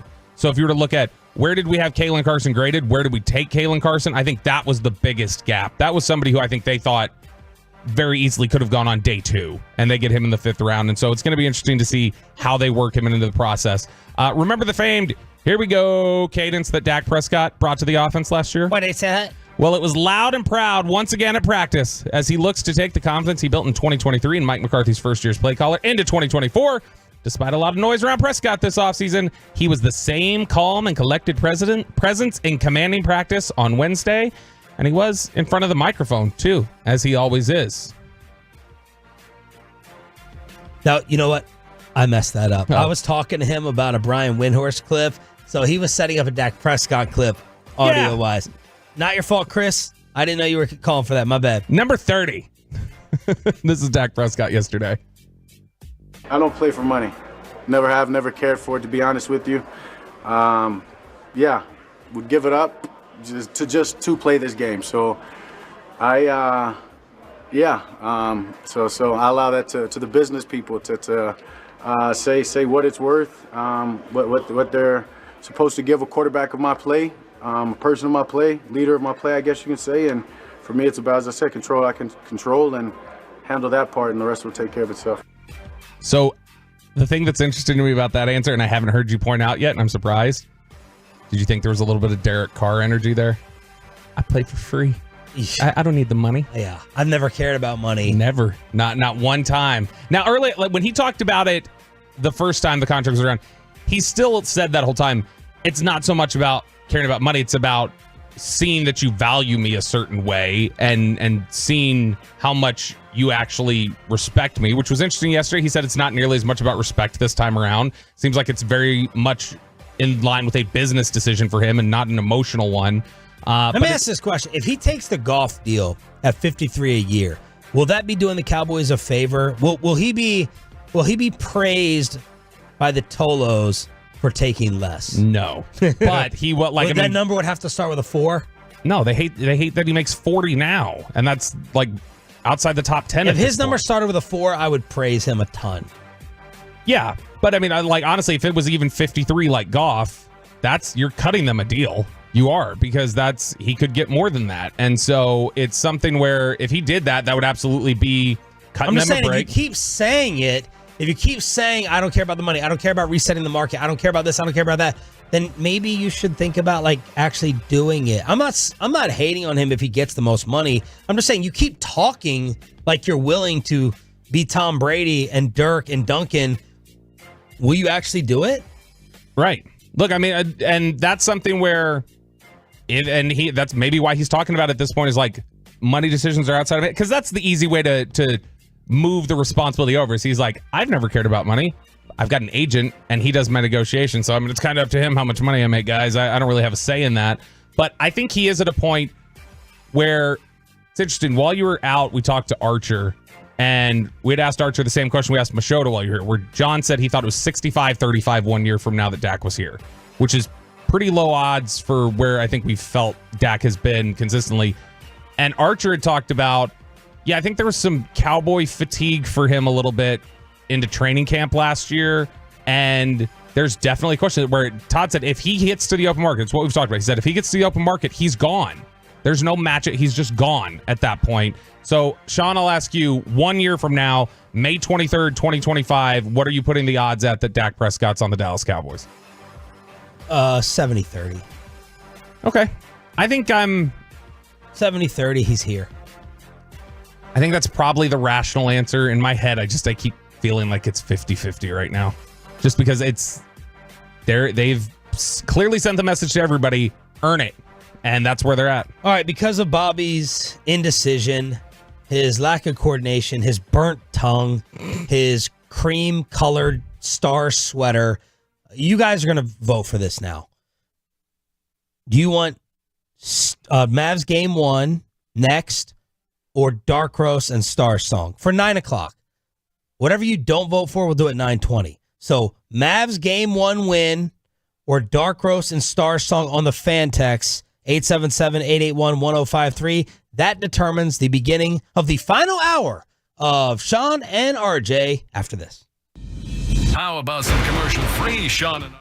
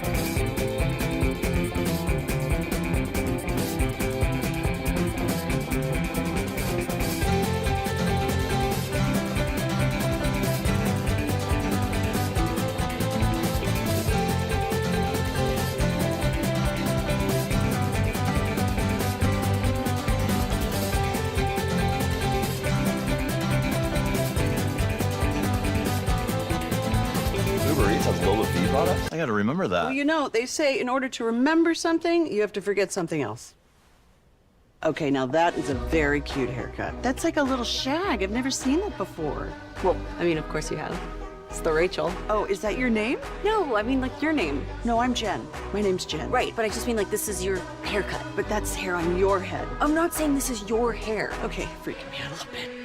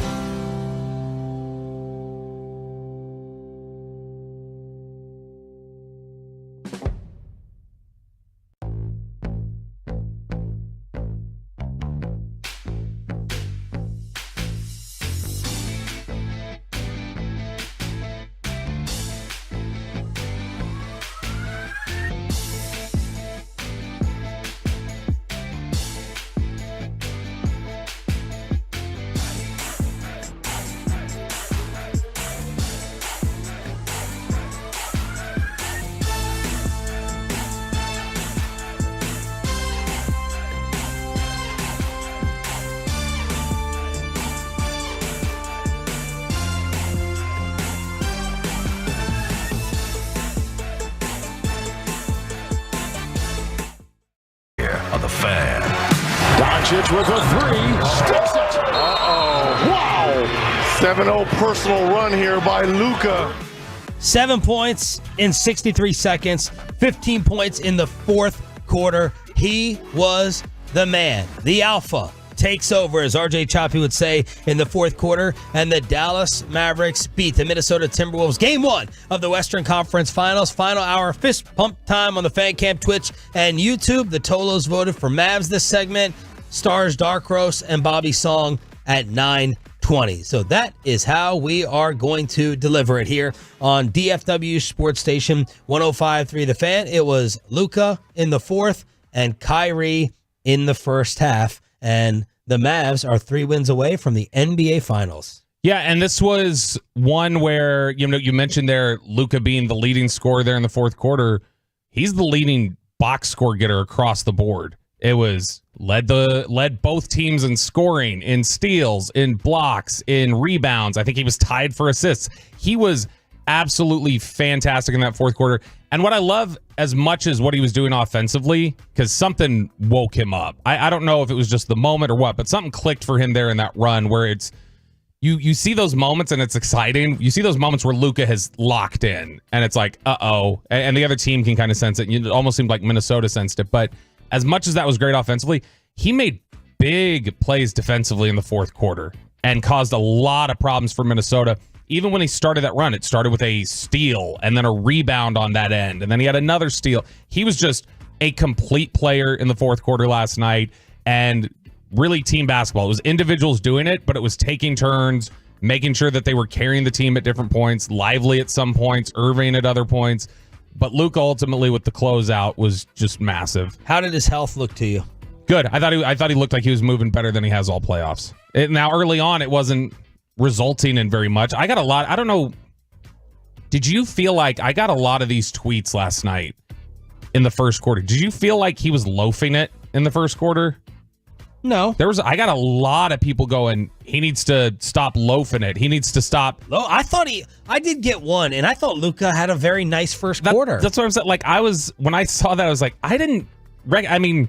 maybe I'm just blind to it at this point or numb to it that he does some of that. But I got a lot of tweets last night of people just saying Luka needs to stop dragging his feet. He needs to stop loafing. They need him to be better.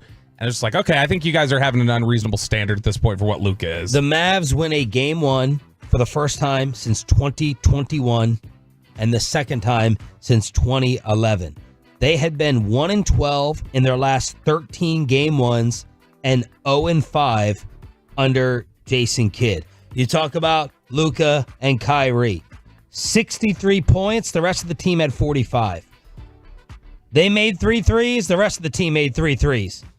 They went 12 of 13 from the line. The rest of the team 4 of 4. That's something we have not talked about, and we need to. 16 of 17 from the free throw line for this team after what happened against Oklahoma City. So that is outstanding. Yeah, coming through with the free throws was big. I felt like, I don't know about you, I liked the way this game was called last night from the officials.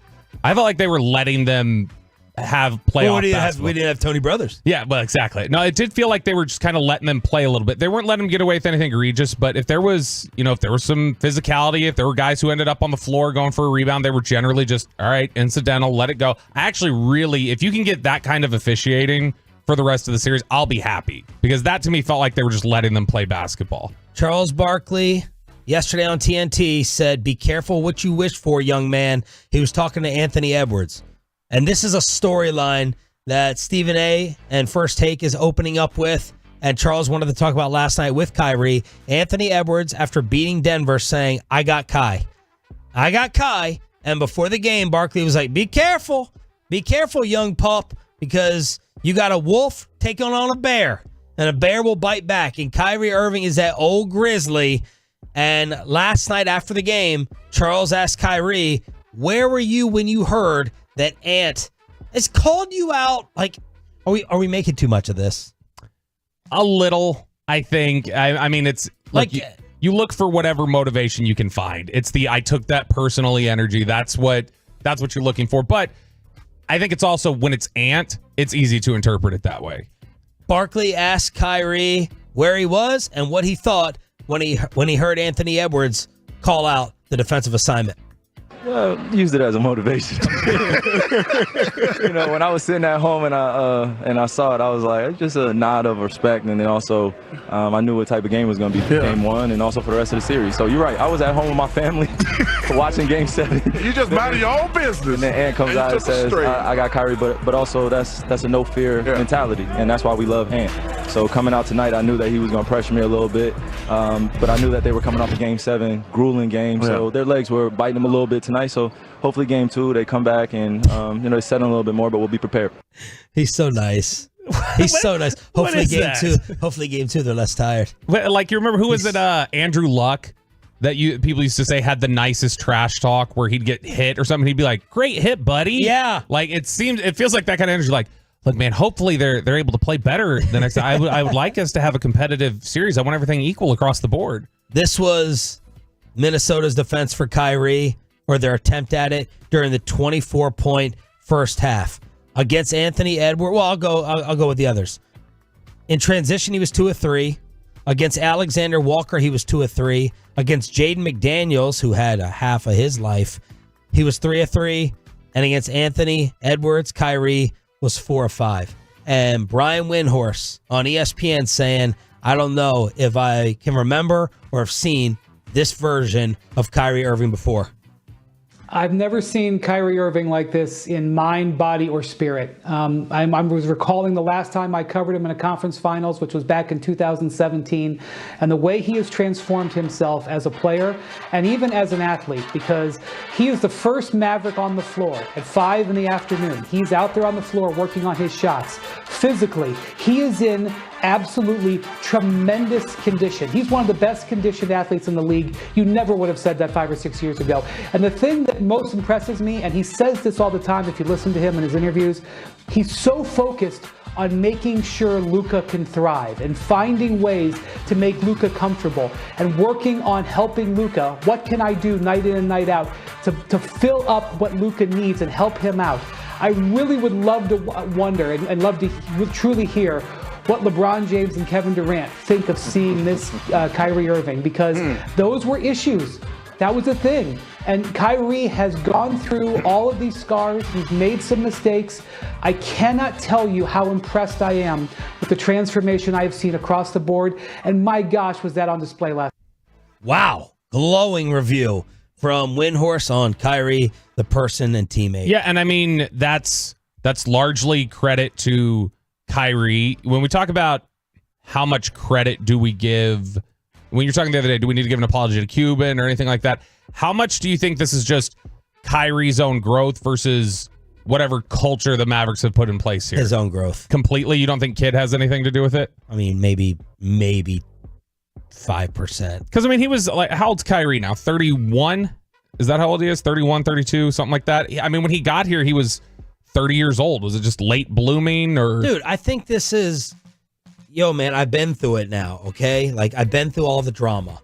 It's like when you finally decide to settle down with the marriage. Like, all right, I've gone through the crazy ex, and I've gone through the roller coaster, and I've been through all of that, and I'm just tired. I think it more has to do with market.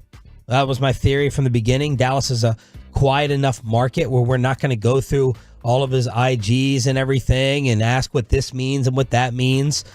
We just care about him as a basketball player for the most part. And I just feel like if he started off let me say it like this. If he started off his career here, he would still be on his 4th or 5th team. Okay, so yeah. Does that make sense? Yeah. So he had to go through all of what he did, in my opinion. Like, he would not have been Dirk here as a Maverick for life. It was going to happen regardless, wherever he was. So does he Do you agree with that? Largely, yes. Here's the only thing I would say is that, does he still come into his own the way they're talking about Windhorst? For instance, if he goes to like the Nets. No, he comes here. It's the same structure, everything else. It's just replace Jason Kidd and put Rick Carlisle in there. Is it the same? At the end? Right now, like when he got traded here, does he grow into the same person? That's why I think Kidd deserves some credit for fostering. I said 10%. So, yeah, I mean, I think he's somebody who, because again, I think they gave him the space to grow where other organizations weren't. And that's what they deserve a lot of credit for. And I've been a huge critic of Jason Kidd, and I don't feel like I've been a critic of Nico Harrison. I just don't know what he does. I don't have a good idea of what his impact is. Gafford and PJ. That's what I guess. PJ in the corner again, baby. That's what I don't have a great feel for. And then Cuban, I know what Cuban does, and it pisses me off a lot of times. And so, to me, I think they deserve credit for at least creating a culture, even if it was accidentally, that allowed Kyrie to become this person. Kyrie made 11 of his 14 shots from the floor. 18 of those 24 first half points were in the paint. You kidding me? Luka said that was a magical, artistic first half. That's what this guy does. And I didn't tweet this out because I was like, I don't want to, but I'll say it on the radio. It's crazy. Like, you're less afraid to say things on the radio than tweet it because Prince there forever. I was like, man, Kobe would be proud of this performance right here because Kyrie looked up to Kobe, idolized him. And just in terms of his approach, saying, I'm going to take over early. A lot of these young pups may be nervous in the Western Conference Finals. He said, the ball sometimes doesn't dribble the same when you're nervous. The rotation with the laces is not the same when you're nervous. And him just having that dog mentality, I was like, this is a little Kobe-esque right here. And I think Kyrie Irving would take that as a tremendous compliment. But Luka said he was big time. And we probably would have been down 20 if he would not have scored so many early on. It was the second highest scoring first half of Kyrie's playoff career. When you see him, or not just see it, when you see the Timberwolves last night and the way Kyrie played, Luka played down the stretch, things like that. We were asking the question yesterday about who's the youthful team or who's the young team here, who's the one that has the experience or whatever else.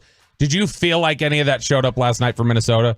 Like just any sort of, this moment felt a little big for y'all? It did to me with Cat. I felt like Cat in the second half shrunk. Really? Mm-hmm. And he's like the veteran. Yeah. He's the older one. Gobert is as well. I think I would have to label Minnesota as the younger team because of Anthony Edwards' lack of experience and him being the main focal point. If he doesn't make this adjustment to stop just shooting threes, I'm going to be way off in my prediction of Mavs in 7. He's got to stop being Kevin Love out there. He was 2 for 9 in the second half. 2 for 9. And gassed. And it wasn't Luka gassed. It was Anthony Edwards gassed. He almost had a triple-double in this game because it was 11 boards, 9 assists. I didn't realize just how much of that was in the first half because in the second half of this game, he only had 3 rebounds and 3 assists. Luka and Kyrie, the first duo in NBA history to each score 30 in a series opener twice during the same playoff run. First time in 6 attempts under Jason Kidd that the Mavs have won a game 1 despite the Mavs winning 4 of the previous 5 series in his tenure. In your face, Patrick Mahomes. Pat Mahomes saying, I told the Chiefs, told the locker room, oh, we're going to lose game 1, but we'll pick it up. But we'll lose game 1. 877, as they usually do, as they have done under J. Kidd. 877-881-1053 is the Franklin Franco Injury Attorney text line. All right. Let's see if this is as much of a mess as Bobby has made it in producing. His Stars jersey is stained. The studio back there has been destroyed. We have the dark roast and a brand new song to get you ready for the Stars and the Oilers starting tonight at the AAC. That is finally next on Sean and Bobby, 105.3 The Fan.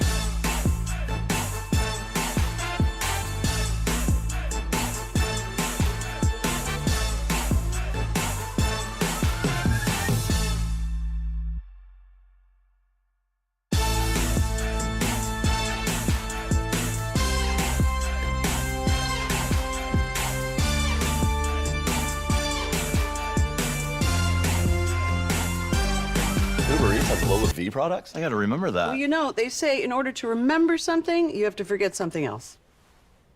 Okay, now that is a very cute haircut. That's like a little shag. I've never seen that before. Well, I mean, of course you have. It's the Rachel. Oh, is that your name? No, I mean like your name. No, I'm Jen. My name's Jen. Right, but I just mean like this is your haircut. But that's hair on your head. I'm not saying this is your hair. Okay, freaking me out a little bit.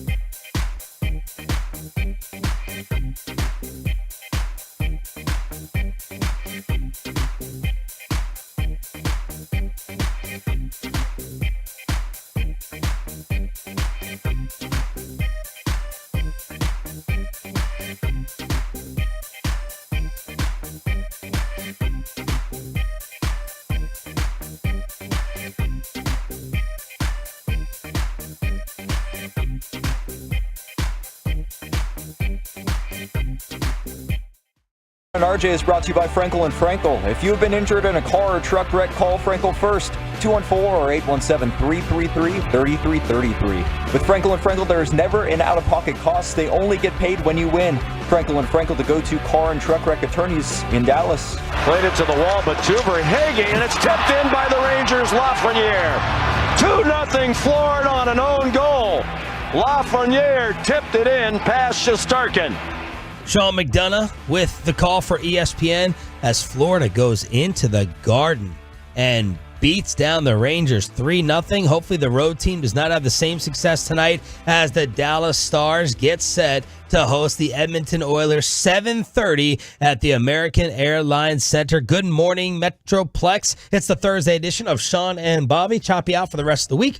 We got hockey diehard Chris Strong running things and Ryan in the back live on the fan cam, Twitch, and YouTube crosstalk with the KMC Masterpiece coming up at 9:40. Bobby, let's preview this thing a little bit. Let's do it. ESPN has a really good write-up, just kind of giving us capsules on all of the teams left in the NHL playoffs. So we'll take a look at Stars and Oilers here. Who would you like to get their assessment of first, the Stars or the Oilers? The Stars. Okay. Well, I didn't know if you want to preview first. So they talk about how they got here, but then they go to the top line for every team here in every capsule is the goalie confidence rating. So just to give you an idea of what the goalie confidence rating is across the NHL right now, the Florida Panthers, they gave them an 8 out of 10.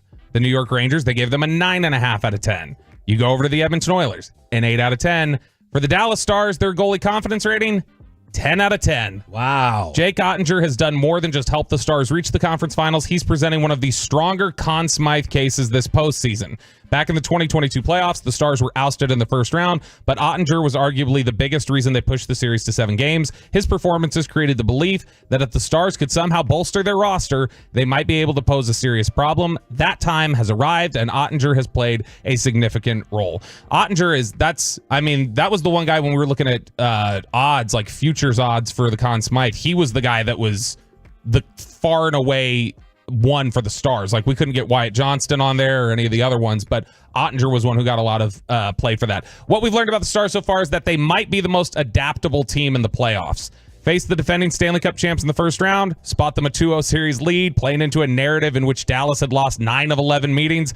No problem. Advance to the second round and build a 3-goal lead in game 1, only to give up 4 unanswered in overtime. Yeah, the Stars found a way to overcome that too. The Stars have faced the 2 most recent Cup champions and still won. Now they're going against Leon Draisaitl and Connor McDavid. If they need to take on some of NHL's best players to prove they're the NHL's best team, so be it. It's kind of interesting, and I hadn't thought about this before, but when you look at last 2 Cup champions, and now you get Draisaitl, McDavid, it has at least, and I don't know if the Eastern Conference side is a good comparison, but it has at least sort of like the 2011 Mavericks run feel to it. Well, I was thinking of the Rangers run.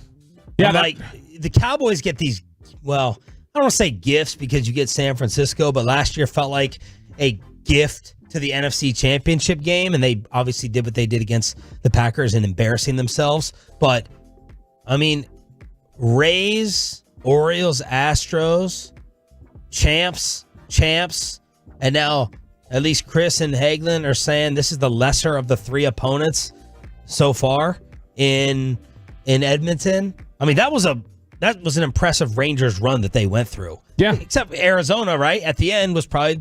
Smoltz thought that was the best team in baseball. So, I mean, the way he talked about him, that was like the Brett Boone Mariners, except they could actually win a series.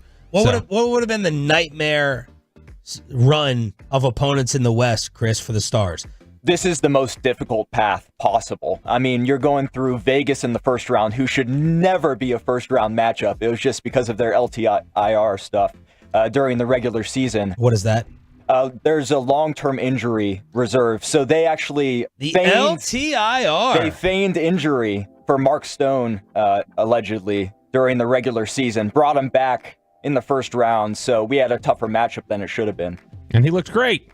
Mark Stone looked completely healthy. It was like the Luka thing. Chris, give us a little bit of your preview. Yeah, I mean, Hagee and I both believe strongly that it'll be a gentleman's sweep in 5. We outmatch Edmonton in every regard. Their goalie, Stuart Skinner, he was benched last round. His best trait is that he has a really nice mustache. That's So literally like his best trait. Like you and Peyton. Yeah, not Peyton. Yeah. And then defensemen, too, I mean, they have one good line. D-line, Evan Bouchard and Matthias Ekholm. And then beyond that, nobody. And we have 4 strong lines going up against one D-line for Edmonton. So, well, ESPN must listen to you and Hagelin because I have all of their selections for the conference finals. Chris, out of 25 people voting, how many do you think picked? What do you think the consensus was for the East? And how many out of 25 do you think picked that team? Who do you think is the favorite? I'm going to say the favorite slightly is Florida. The favorite slightly was the Rangers. Okay. How many out of 25 picked them? I'll say 14 then. 13. Yep, 13 out of 25 picked the New York Rangers. There were, I don't know why they had 20. I don't know why they had a different number pick each conference. 25 picked the East. 24 picked the West. The consensus was? I'm going 24 for the Stars. You think 24 out of 24? I'm thinking all 24, unless there's a guy from Edmonton. That's a little homerish right there. But I thought 19 out of 24 was freaking impressive. Chris was like, no, that's disrespect. 19 out of 24 ESPN hockey people picked the Dallas Stars to win this thing and move on. So, I mean, that's pretty close, I believe. So they didn't have 24 people do it for the NBA side, but I mean, that's pretty close to the same percentage of experts that were picking the Celtics to beat the Pacers. So if that gives you an idea of how they're looking at it. And not for the Wolves over the Mavs too? No, Wolves over Mavs had less than that. Wolves over Mavs was 9 out of 15. Okay. Let's see how dark we can get. Yesterday was the most uncomfortable dark roast. That's kind of the purpose of the whole thing. One of our bosses told Bobby I needed a dump button in my car just in case. So I haven't seen Tim Collins here today. Hey. So I don't think he has the dump button at his disposal. Bobby got real dark for Mavs Wolves. Let's see if he can repeat for Stars Oilers. Is there a barista here? Because this roast just got dark. Yeah, we got the Edmonton Oilers coming to town tonight. Sean, please have that dump button ready for yourself there. I'm here. Get your face paint on, head to the AAC. And when I say get your face paint on, I'm talking to Stars fans. That's not an invitation for Canadian Prime Minister Justin Trudeau to do blackface again. Oh, wow. It's a thing that happened. Okay. That's the standard. By the way, fun fact, Matthew Perry. Look at Kevin Hagelin. Wait. Did you call Hagelin last night? No, I didn't run that by him. No screening. Kevin, come here, please. Come here, but you did. Why didn't you call him? I don't know, because I was focusing on the Mavs. Hagee, can we get your live in-person reaction to Bobby Belt? Hagee needs to react to each one of them if he would have. I just want for the record to know I did hear a couple of these and I vetoed one of them that I believe has made the cut. So be prepared for that. The first one? I didn't.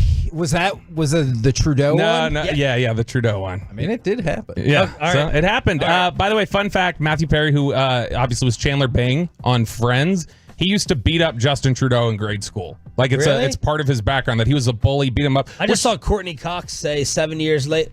It wasn't 7 months, right? Yeah. 7 months later, Matthew Perry is still visiting her. Which seems, like a good analogy, though. Matthew Perry beating up Justin Trudeau. It seems like a good analogy for Canada in general. Unable to defend yourself against even the softest of antagonists. Speaking of Matthew Perry, it's going to be sink or swim for Edmonton in this series. After the Vancouver series, a big question is how will Edmonton's immune system handle traveling from their masked society? The good news is that if any Oilers fall ill, they won't have to wait 3 months to be seen by a doctor like they would in Canada. RJ Choppy fist pumping right now. Of course, their trash currency there in Canada also means that when they pay for their treatment, they're going to get 73 cents on the dollar, or as I like to call it, the nosebleed special. Damn! Stars and Oilers get underway tonight at 7:30. That's it? You went short? That's 5 lines. That's the same one I did yesterday. Okay. There's just a lot of uncomfortable pausing yesterday. Kev? Feel free to text in about which one you think I vetoed. Thank you, Kevin. They all made the cut. Good. KMC Masterpiece Crosstalk is coming up at 9:40 here on 105.3 The Fan.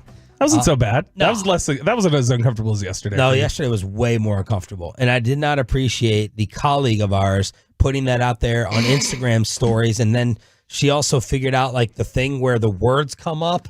Oh, yeah. I don't know how to do that on Instagram. Yeah. Well, she does, unfortunately. I saw Magic Johnson's name way too many times. Saw it way too many times. All right, now let's get to the thing that has had Bobby as a total complete hot mess. Yesterday, rave reviews. I mean, near perfect reaction to his Dallas Mavericks song, Western Conference Finals, Game 1, pushing the Mavs to the victory in Minnesota. You want to set this up?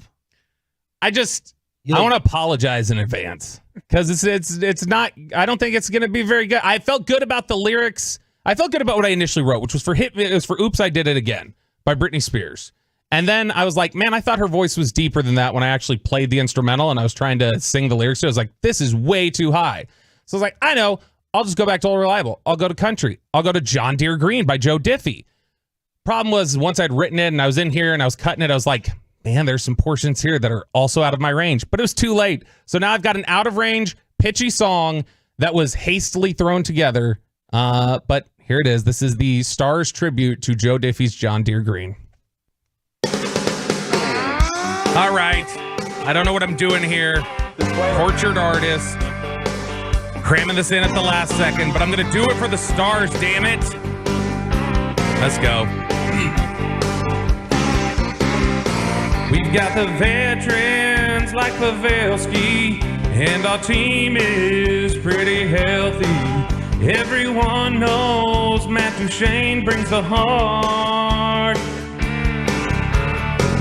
Dominating on the power and almost taste the champagne showers. And now it's time for the crowd to do their part. In Gold Stars Green, we drop the puck tonight. We know people bring us Stanley. And Gavin Spittle might cry.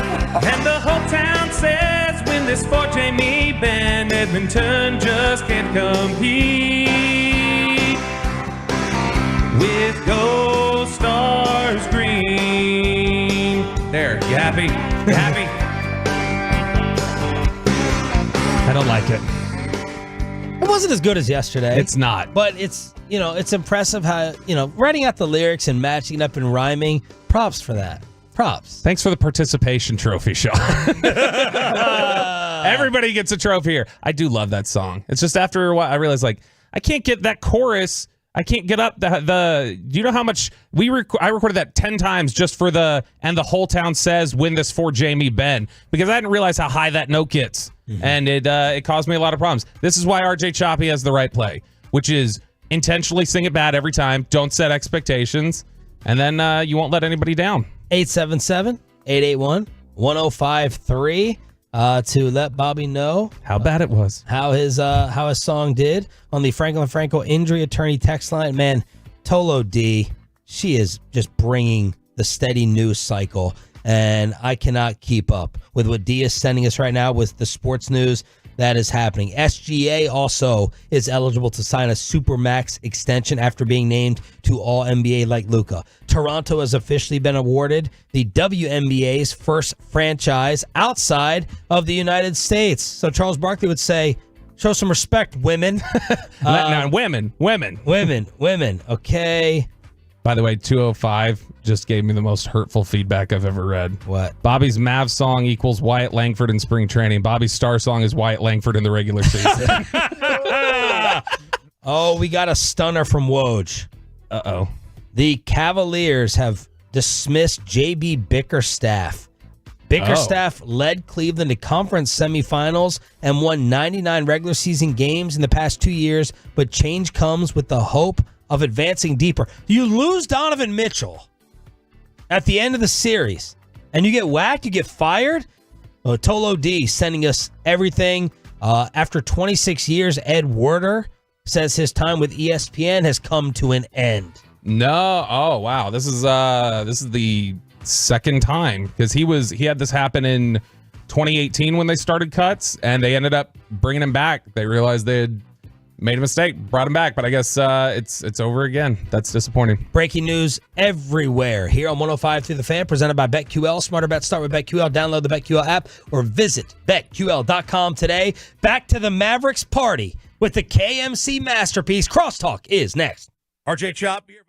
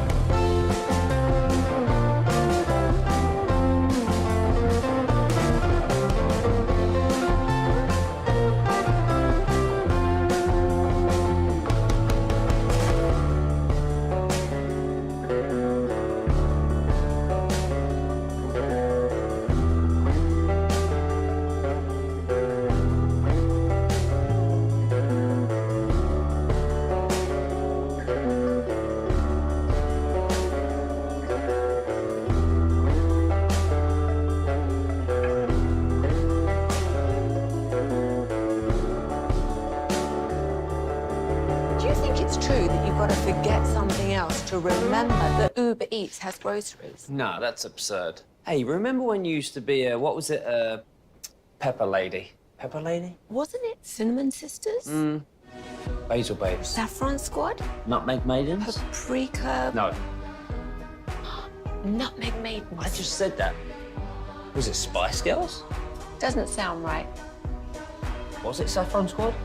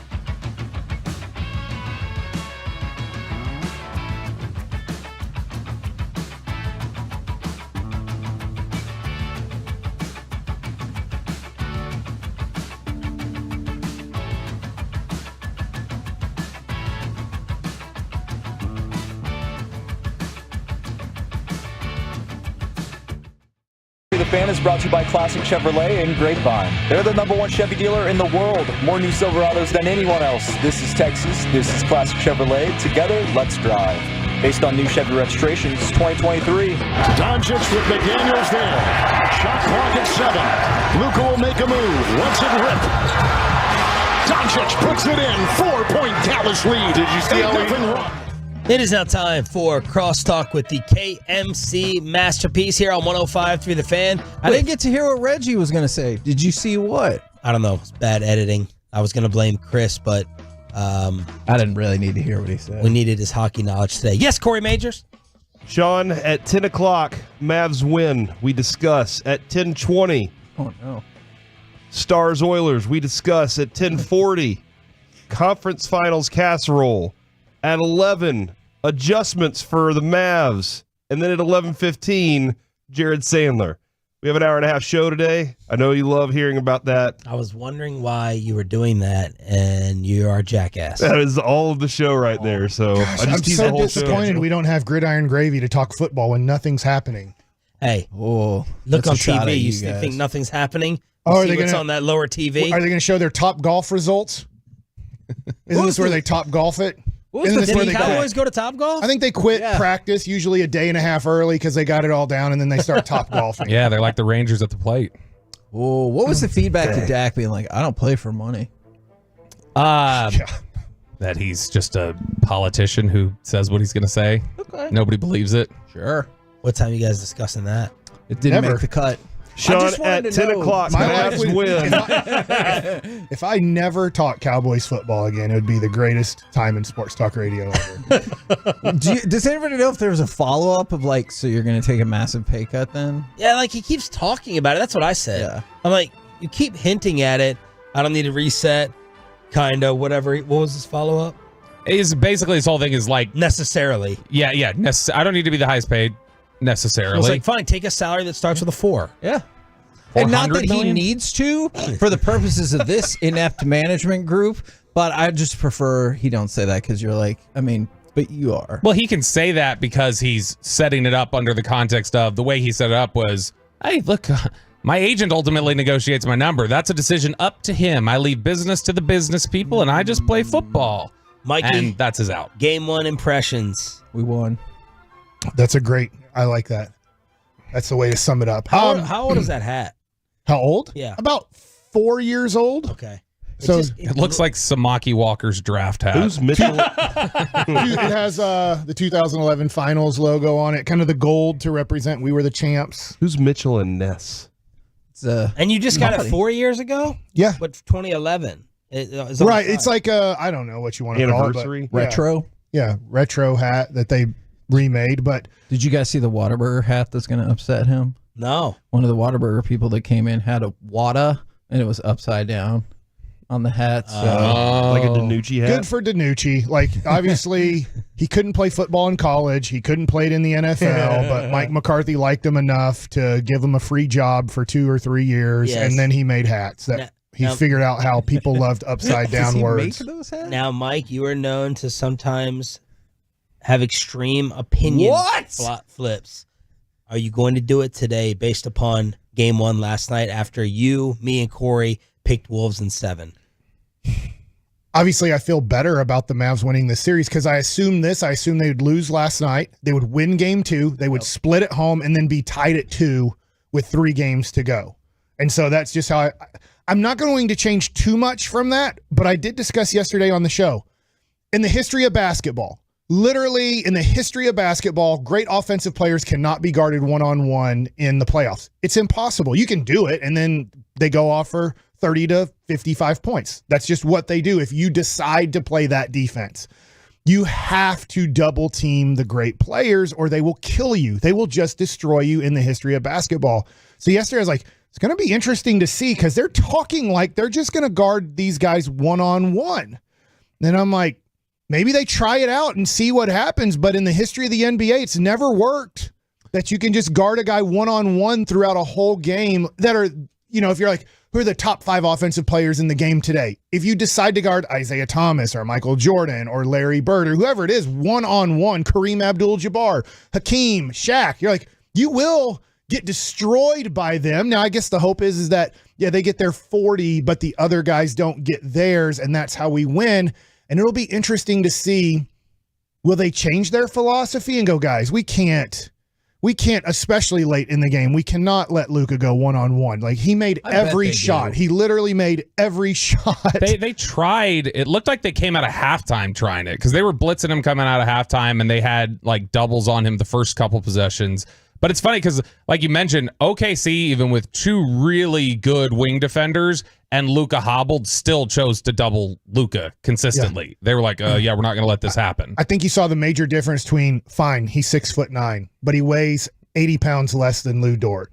And he does weigh 185. I believe Lou Dort weighs 225 at 6'3", 225. Yeah. And then at 6'9", 185. I get his length, but Luka length has never really bugged him. It's the guys that are super strong because he bullies everybody with the basketball, and he can't bully Lou Dort. So Lou Dort gave him the most problems because he's like, when I bump him, he doesn't go anywhere. What do you guys think is going on with Anthony Edwards not going downhill, as he said in the post game? He is just, Corey, we talked about this after Game 7 Denver. He's been like relegated to just being a 3-point shooter. And I'm like, thank you, Minnesota. Thank you, Ant. I think he was a little tired. Yeah. I also think, late in that game, do you remember in the finals, LeBron James said, look, we know Dirk's going to get his, but I'm going to take on Jason Terry. After coughing? Yeah. He said, I'm going to cover Jason Terry. And he locked him down one game, and Jason Terry said, let's see him do it for 6 more games, though. And then he ran him through every screen on the court. And then LeBron James was gassed. Best athlete on the court still. By the time it was done, Jason Terry had run him all over the place. Kyrie did that to Anthony Edwards last night. Anthony Edwards got absolutely abused for 3 quarters by Kyrie Irving last night, and I don't think he had the offensive gas to go along with it. He still made smart distribution plays, but he didn't have what he needed to be to add to that. I can shoot threes, but also get to the basket and do the other things too. And the Mavs control the paint. He's 22, and in the history of the NBA, nobody at that age has really led a team to a championship. Because Kareem, in a way, yes, Magic had the unbelievable Game 6 at 19, 20 years old, but it was Kareem's team. He was the best player. He just got hurt at the end. It was Shaq's team when Kobe won early on in his career. And so you look at, I think he's just 22. I think that this is just what a lot of guys have to go through. And then to me, it shows the unbelievable cardio of Michael Jordan, that he could play 42 minutes a night for 82 games and then play 46 minutes a night for 20-something games. Guard the best player, go score 40 every night, and he never ran out of energy. And 80 holes of golf right before all that, too. He never ran out of juice. And I think Anthony Edwards, LeBron James, these guys these look like the most athletic cardio guys that you could have, and yet they run out of juice, or LeBron cramping up against the Spurs or whatever it is, and somehow Michael Jordan was so cardio gifted that he could play all 82 at over 40 minutes a night and then play in the playoffs, and at no point did you ever go, I think he's tired. Yeah, he'd just tell his cramps to go away. Don't discount, though, the job that Derek Jones Jr. did on him last night on Anthony Edwards. He was in his face, all over him. And by the time he turned a corner, there's Lively or Gafford. Like the Mavericks did a phenomenal job down low last night defensively as well. Hagee, I want your immediate thoughts, or maybe you thought about it last night when Stan Van Gundy said this before tip-off. Minnesota's top-rated defense is going to be challenged trying to slow them down. Arguably the best offensive backcourt in the history of the NBA in Luka Doncic and Kyrie Irving. Did you say history? In the history of the NBA. I had not heard him say that. I didn't hear him say that. First one comes to mind is recently Golden State. Are they better than Curry and Thompson when they were in their prime? Well, and also, how do you judge it? Like, do you just go off of points? Do you go off of playmaking? Those two as individuals? Yeah. Right? Because Luka and Kyrie both better than Clay, but I think you got to factor in them playing together, right, as a backcourt versus just throwing two guys together for a year and a half.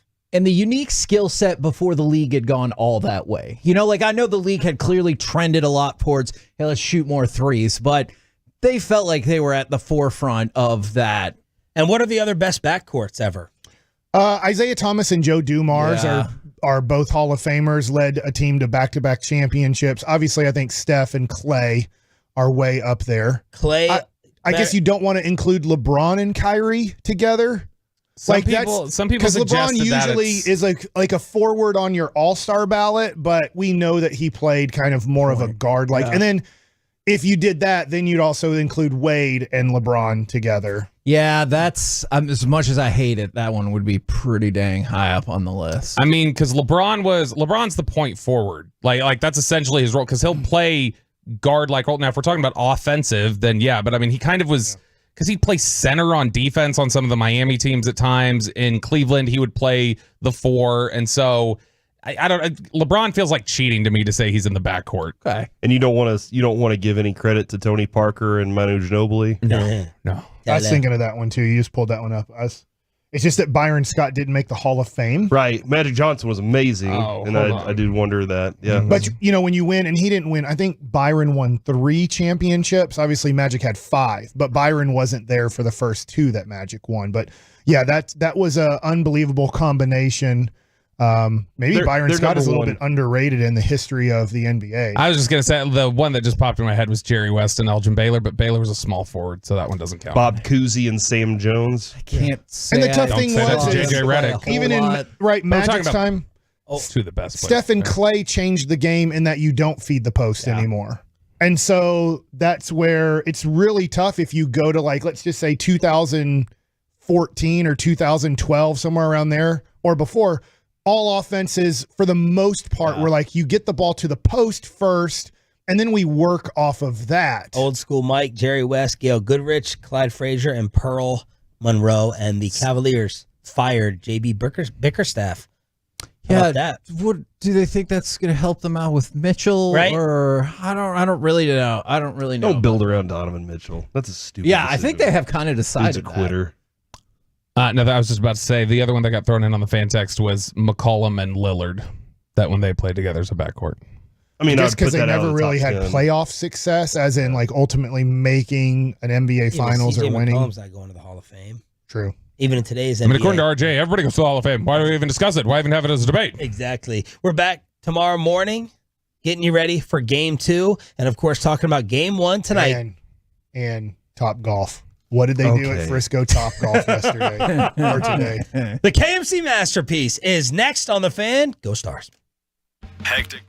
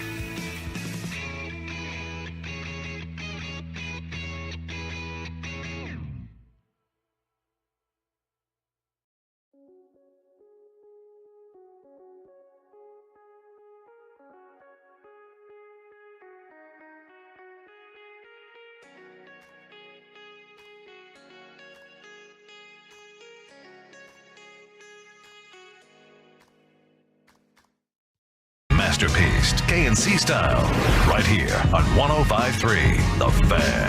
KNC Masterpiece right here on 105.3 The Fan. We got a quick show today. We'll be on until 11:30, leading you into Texas Rangers. Me, Kevin Hagelin, Corey Majors, Mike Bassick, and Alec Medford. Let's get right to it. Give me cut number 1, please. Here comes Hardy the other way. Now it's Kyrie Irving through traffic. Knocks in for 2. Foul count. Kyrie Irving took over in the first quarter, obviously did very well leading into the fourth quarter where Luka took over. I want to start with Kyrie in the Mavericks victory. He was awesome. Yes. And I was so surprised at how aggressive he was to start the game. And, he had the interview with the TNT crew afterwards.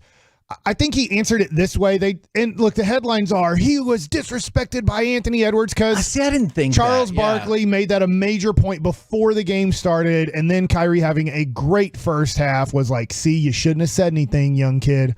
But I think he answered the question. If you listen to his interview, he answered the question in a way, and I don't know if we have it or not. I think we do. But he was talking about the youth of the being in a Western Conference or a conference finals. Do we have that cut of him talking about? No. Okay. Okay. So I have no idea what cut you're looking for. So Kyrie said this.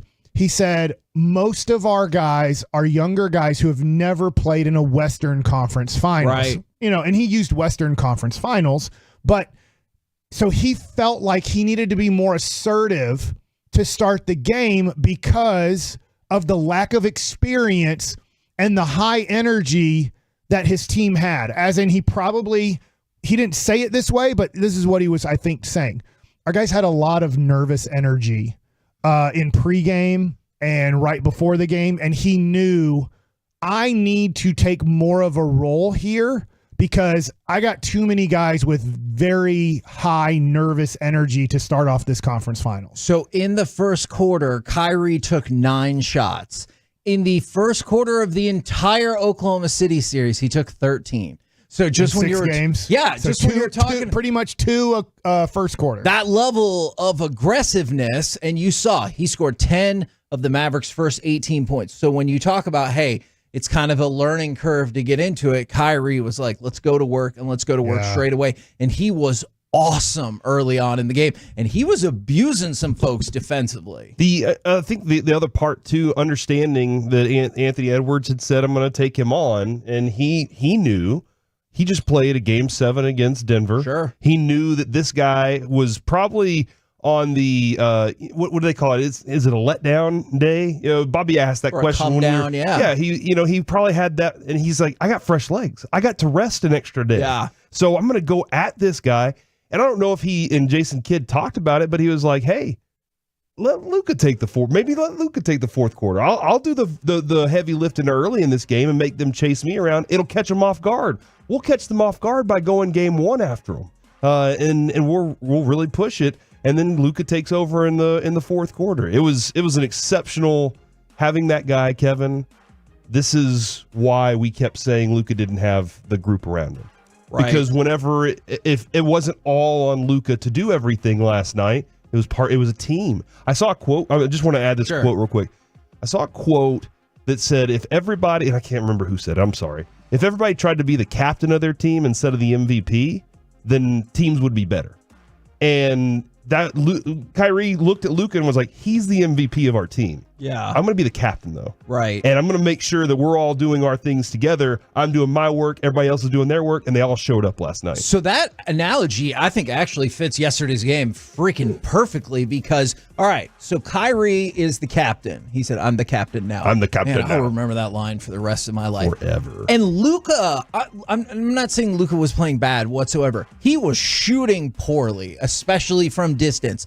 But then what happens? You get into the fourth quarter, he hits 2 threes, he's hitting all of his shots, he's making all of his free throws, or most of his free throws, and he takes off. And so it kind of wheeled in perfectly in terms of captain, and then you hit the fourth quarter. You need plays both offensively and defensively. I do not want to discount defensively because there was at least 2 plays. His weird combo steal with Derek Lively, it looked like, where Luka came from behind, Lively was right there, and it looked like Luka poked it out to Hardaway, but both of them got a hand on it. And then the weird jump pass from Minnesota that Luka's like, thank you, and just freaking took off.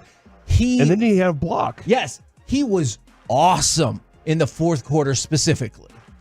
And they got 63, Mike. Like yesterday, you said 50, Kevin, I believe. Yes. And I was like, hey, if it's called the way it was in the night before in Pacers, they might need 60 or 70, and they ended up getting 63 combined. It was amazing. And I think Luka and I think all superstar offensive players feel this way.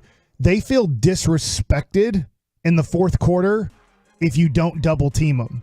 And so I think Luka's motivation, not only was he not shooting great for the first three quarters, and he mentioned that in the postgame, is... Oh, yeah, he did. I want to stop on that for just a second, Mike, because I love the awareness when they were talking about, hey, Luka, you took over in the fourth quarter. And, he stops straight away, and he goes, yeah, I did not play well in the first three quarters. And you love that he's like, he didn't immediately go, fourth quarter superstar time. He was like, I played poorly. I needed to play better. I have no clue what it's like to be Jordan or Luka or Kobe or whoever it is that can take over games with the game on the line like that. But I do, when you listen to them talk, they use things as total disrespect that really aren't total disrespect, but it's the way their brain works. And I think Luka saw the fourth quarter as, you're going to put this skinny kid on me the rest of the game without double. All right. Good decision. You will now die. And that's like how he took that disrespect, even though it's really not disrespect. They're trusting a guy who made second team All-NBA. It's respect for that guy. One of the top 4 defensive guards, according to All Defense in the NBA, or wing defenders. And he was like, all right, don't double me. And I will show you what is going to happen. And so it was, to y'all's point, a total team effort. Kyrie started it off. Luka finished it, but so many key contributors throughout the game. PJ Washington didn't have an amazing game last night, but he got your 13 points and he hit a three-pointer at probably the biggest time in the game. Man, I'm so glad that you said that, because as soon as you said PJ Washington, my brain was not like, how many points did he have? This and that. He hit that three, cut number 2. This play right here is all I think about from yesterday's game with him. Irving, corner 3 for the win. Good! What a shot by Washington. What a decision by Kyrie, because he was somewhat open. I'm not saying super open, but he gets the wing 3, and I wanted him to shoot it. I'm going to be awesome. In that 1 second decision. Honest? You said you're going to be awesome. And I just thought that was a really cool. I thought that was a cool thing to say. Good self-talk, Mike. Yeah, thank you. I'm going to be awesome here, guys. In that 1 second decision, as you're watching the game, I want Kyrie to shoot the wing 3 over PJ Washington shooting the corner 3. Kyrie makes the best basketball decision. I'm not saying it was a bad decision, but I'm like, dude, I want Kyrie and Luka taking almost all of these shots. But he trusts PJ Washington there with the game on the line. And PJ comes through, and I think it was Stan Van Gundy, who was just like, this is his spot. You can give kind of PJ Washington all the top of the key threes and wing threes you want, and you will probably be happy with the result as a defensive team. But if you give him at this point in his development with the Mavs, that corner 3, you're probably going to regret it. And it was that 3 and the Luka 3 before it that...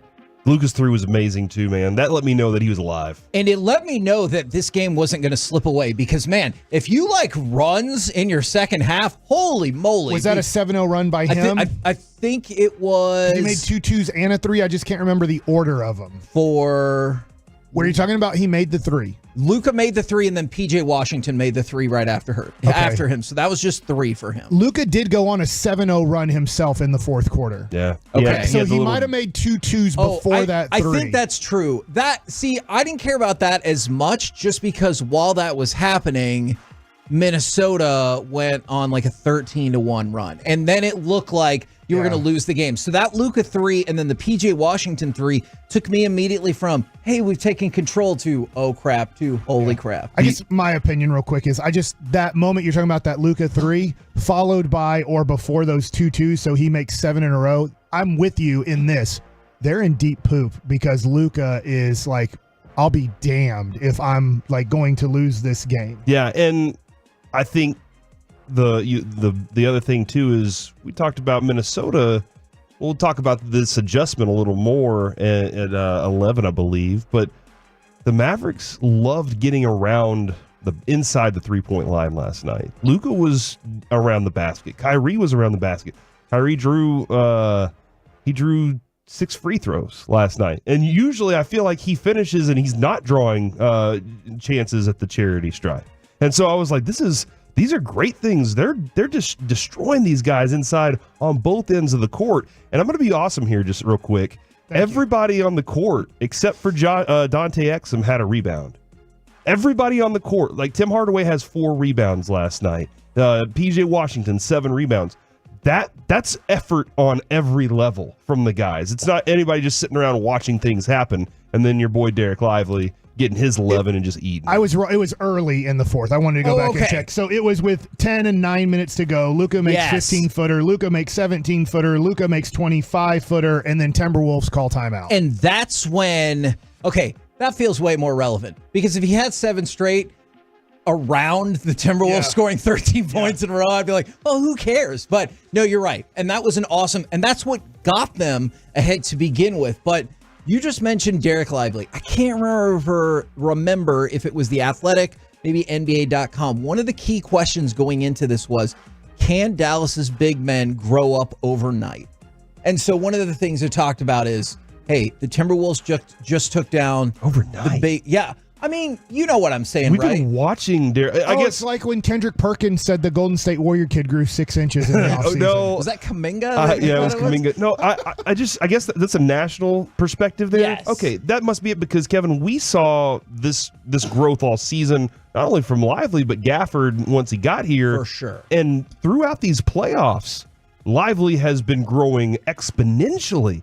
I mean, just confidence-wise, he doesn't look like a rookie at all. And so one of the things that we were talking about before the show, because I guess to that question, like you pointed out, it is a national question, but they were like, hey, Timberwolves just took down the big boss in Jokic. Like, what are these guys going to be able to do? Well, I mean, you saw it last night. They combined for 19 points and 20 rebounds. And I'm telling you, what's sustainable, what's not sustainable, that feels sustainable to me. You know, like the Minnesota's first half 3-point shooting, not sustainable. If the Mavericks continue to shoot 24% from 3, that could be problematic in the long run. But those two combining for 19 points and 20 rebounds a game, I think they can continue to do that. I'm with you.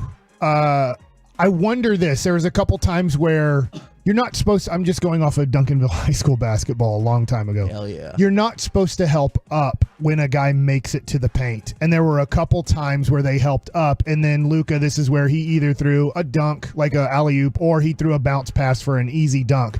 So I'm wondering if that will be an adjustment of like, just make Luka at about 6 to 10 feet shoot over you at this point. Don't go double team him there because he is just an assassin with the basketball passing if he gets inside the paint. So you gotta just make him make the shot over you. Because if you help, he's going to throw, whether it's a bounce pass, whether it's some crazy pass or just an alley-oop, he's going to get the ball to the big guy for an easy bucket. So I'm wondering the adjustment there that Minnesota makes in helping up once Luka makes it to the paint. One of the things, you talk about Luka's size and being able to push people around and do things. One of the things I love the most about Luka when he uses that size on a McDaniels type guy is once he gets him behind him. And a lot of guys, they would immediately panic and go to the basket and maybe get a bad shot because they have a big in front of them still. Luka takes his time. He's like, I got this donkey right here on my backside. I'm gonna be okay. I got cake, if you will, Kevin. Mm-hmm. I'm pushing you around with my butt right now. I can get a little floater right here. I can go to the basket. I can pass. He knows he has all these different options, and he never panics. Once he has that guy behind him, they do the screen, he has all these different options. He always makes the right one, man. It's fun to watch him push people around with his butt. It just really is. We talked about yesterday before the game, we talked about Rudy Gobert, and I went through his 6 kind of box scores when he was with the Jazz a couple years ago against the Mavs. And we kind of mentioned some numbers. Yes. And we will take these, even though he was a plus 10 on the court. So I get Rudy Gobert had an impact, but 12 and 7 with 2 blocks. And you had thrown out the potential of 12 and 13. Because that's what he 13 averaged. boards. And I was like, I don't think that's going to work. You give me 7, 8 boards, You damn right, I'll take that all day. So also in the interview on TNT after the game, Kyrie Irving, they talked about the drop coverage. And if you don't know what that means, it means as they bring Rudy Gobert's guy, usually our center, up to set a pick.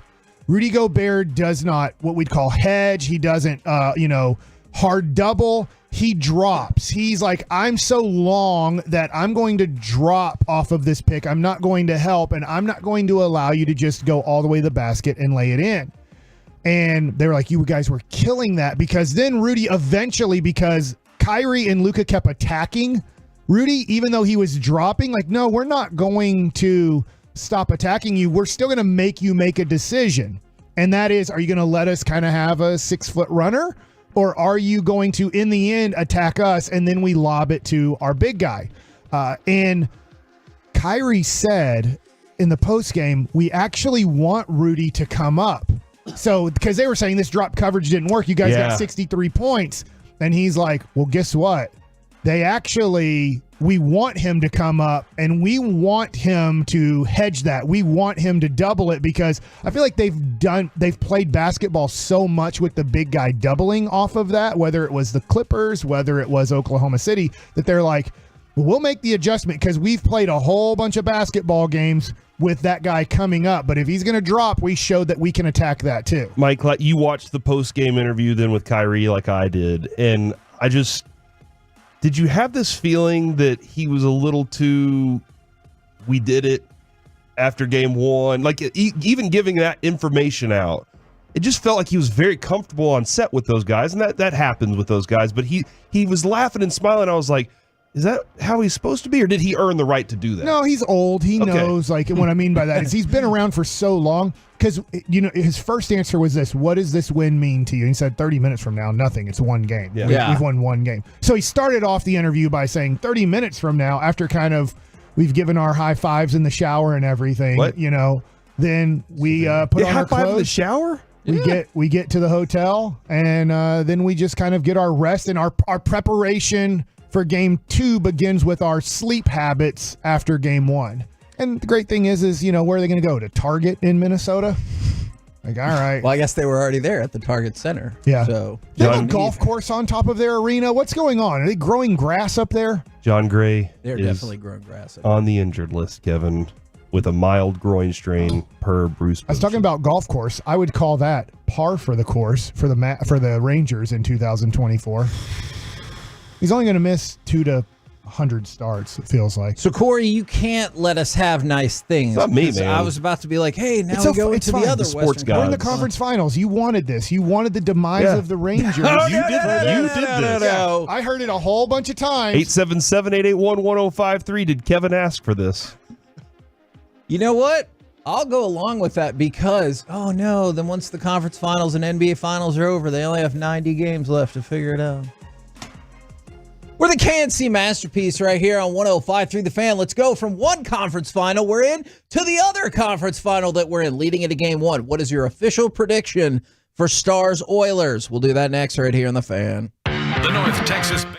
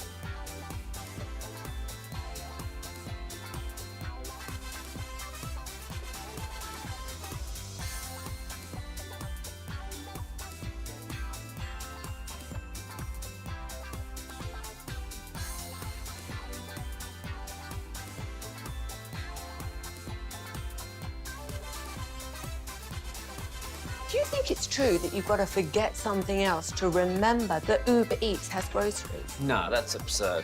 Hey, remember when you used to be a pepper lady? Pepper lady? Wasn't it Cinnamon Sisters? Basil babes. Saffron Squad? Nutmeg maidens? Paprika? No, Nutmeg Maidens? I just said that. Was it Spice Girls? Doesn't sound right. Was it Saffron Squad?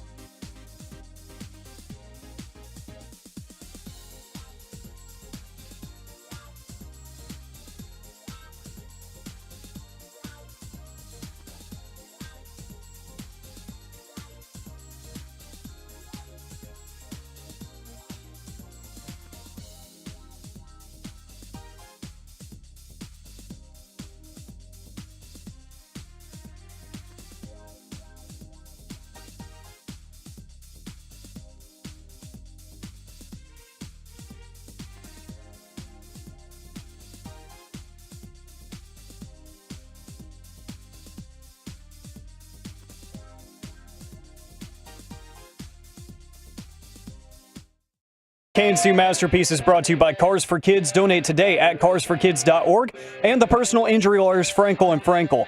If you've been injured in a car or truck wreck, call Frankel first, 214 or 817-333-3333. With Frankel & Frankel, there's never an out-of-pocket cost. They only get paid when you win. Frankel & Frankel, the go-to car and truck wreck attorneys in Dallas. KNC Masterpiece back here on 105.3 The Fan. Right now, we need to get your official Stars prediction. Frankel & Frankel injury attorney, text line 877-881-1053, or on the Twitch, or on the YouTube. Give me cut number 12 to help fire the people up. He'll take it in front. It's available. Fought for. Loose. They score! It's Matt Duchene! He wins it in double overtime, and the Dallas Stars are on their way to the Western Conference Final. Don't let that clip impact your decision. It will. One way or another. Do you want to, we're going to run through the same thing we did yesterday. Do you want to hear others' predictions, or would you like to give your prediction first? I'm going to be awesome here real quick. Stars in 4.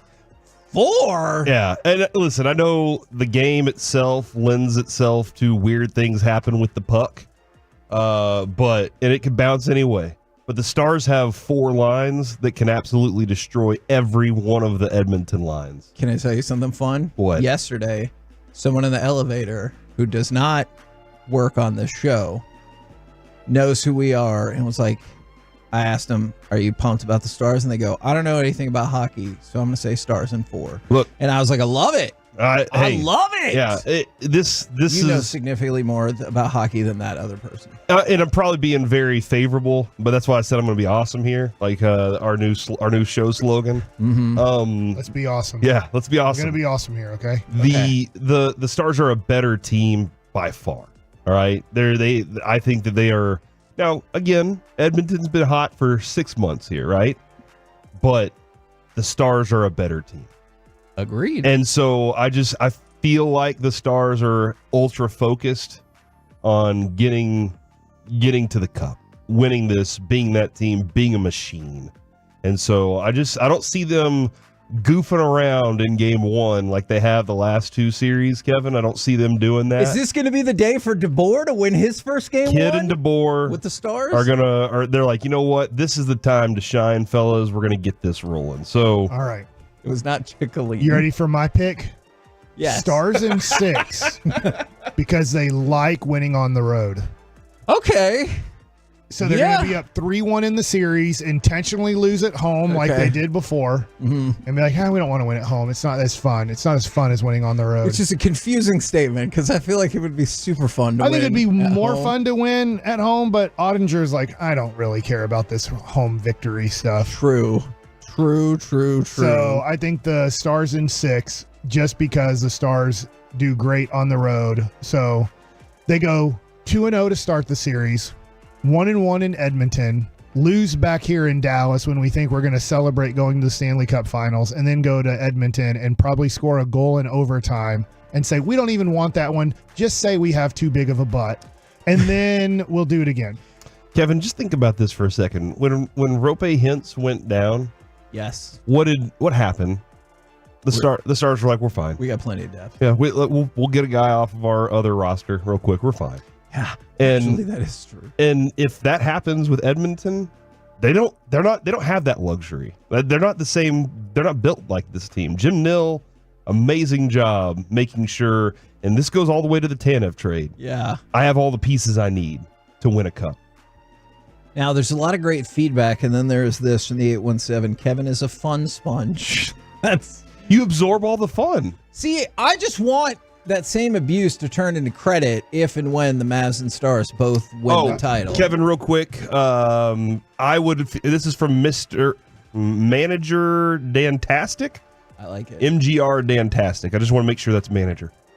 It would feel even better if the Rangers got some kind of win streak too, though, while the Mavs and Stars won. So, I mean, sure. Like you're sitting here going, hey, look what I've given you. And we're like, but it would even be better if you didn't take But as from Brian us. Ray agreed with me, that's not fun. Because, like, hey, would you like to all win? Sure. Yes. We got to make it more difficult. It is fun. Just listen to the whole Ranger game today. That's all I can tell Yes, agree. I agree with that for sure. It's going to be a barn burner. Now, you said Stars in 4. Somebody said Stars in 5, and they said that's generous. Mike said Stars in 6. You're giving them a gentleman's sweep. I am. I say Stars in 5. You walked in after the Stars won, and you were like 5. Doesn't matter which Canadian team it is. Stars Is in it 5. is it because they just give? Are you giving them game 1? Was that what you were doing? Where you were like, DeBoer doesn't win game 1? And I just think this, either way, whoever won Edmonton or Vancouver, obviously we know now it's Edmonton, they were going to be the weakest opponent for the Stars so far. And if people don't like that opinion, that's fine. That's my opinion. Now, I can confidently walk around going, Edmonton's not as good as the Stars. Yes. The agreed. Stars, however, cannot take the ice and go, we're good, guys. We'll bounce back. They need to treat the Oilers as if they're Vegas. They need to treat the Oilers as if they're Colorado. They made it this far too. We made it this far. We have to step up against them as well, but we have to eliminate them. And that's the mind. They can't have this mindset of, hey, we'll bounce back if something goes wrong. No, take them out early. You do have the odd advantage, too, of DeBoer being able to say, hey, let's see if you can pull your head out of your ass and win game 1 for once. Yes. Like, that's a weird thing. You're a favorite in the Western Conference Final, but you can still be like, hey, this is what you need to do. NHL.com. Corey, I don't know how you're going to feel about this. NHL.com has 15 experts. It's a lot. That is a lot. When you started saying, though, I thought you were going to say 50. I was like, man, I don't even know how they collected that They many have experts. 15 experts. Of the 15, how many do you think picked the Dallas Stars? 14. 12. 12 is the correct answer. Look at you, Mike, For being Roger awesome. Staubach. It doesn't say in the story. Derek Harper. That's why. Tom Brady. But I'm not going No, to. he's Florida, man. We're about to play Florida in the Cup Finals. By the I'm putting way, an S on it just to take all the hockey people off. Florida did win, but on NHL.com they went Rangers 8, Panthers 7. You know that's how you know it's hockey because the Rangers aren't putting up. Sounds 8 like in baseball and football to me. Yeah. Okay, fair. So, yeah, 12 of the 15 are picking the Stars. Let's dive into something that DeBoer said. Nobody's worn 12 since Staubach? As they shouldn't. And they had John Roach and Ron Whidbey, and then Staubach, and that's it. Good. All right, I just wanted to point that out. Would you want to wear number 12? Hell yeah, I would. No, you wouldn't. Yes, Not I would. if you were actually playing on the Cowboys. I would have Staubach on the back My of my son's jersey too. favorite I'd be number like, is 12. I get that. what's that? My son's favorite number is 12. I could just see if you're playing for the Cowboys, though, you'd be like, ooh. Yeah. He wears it for Francisco Lindor. Okay. Well, not quite as good, but still good. All right. Let's talk about what DeBoer said in terms of rest versus rust. DeBoer quickly was like, I'm not worried about rust whatsoever. Radek Fox is number 12, by the way. I just want to point that out. And he's been good for us. He had a goal. Now I really want to know who's the next best number 12 in DFW history. Besides, like, obviously Roger Staubach, but then who's the next I'll best? look it up, man. I'll keep looking it Okay. up. The big four? Yeah. Okay. Give me a big four.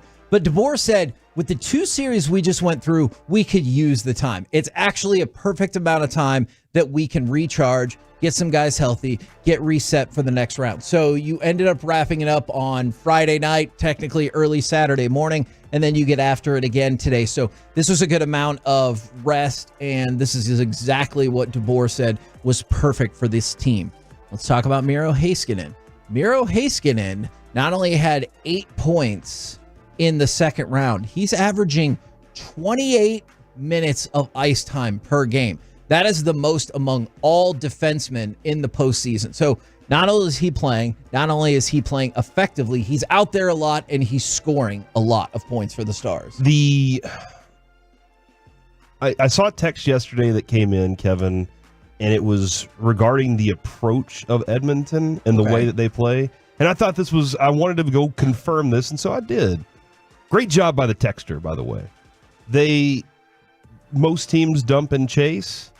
Sure. But Edmonton plays more of a quarterback type situation where Bouchard, who you brought up yesterday, and you were pointing out like his tremendous season that he's had. We're probably going to dive into him again either today or tomorrow. 20 points in 12 playoff games this year, points per game in the regular season. I mean, like he's awesome. He's their quarterback, especially on their power play, and that's what he does. He becomes that guy, and so Miro will be probably more on McDavid, but they were saying Miro likes to come up. Yes. And so does Bouchard. And what Bouchard does when he comes up, it could be a conflict. It could be a problem because a lot of teams struggle with the way that Edmonton plays. So that is one thing I wanted to point out. Maybe Miro has a different approach. Maybe they just say, F it, we're going to do our style hockey. We don't care what you do. Okay, but even the Stars have evolved their style of hockey. Let me read you a couple more of these predictions. Then I want to talk about Jason Robertson if we can.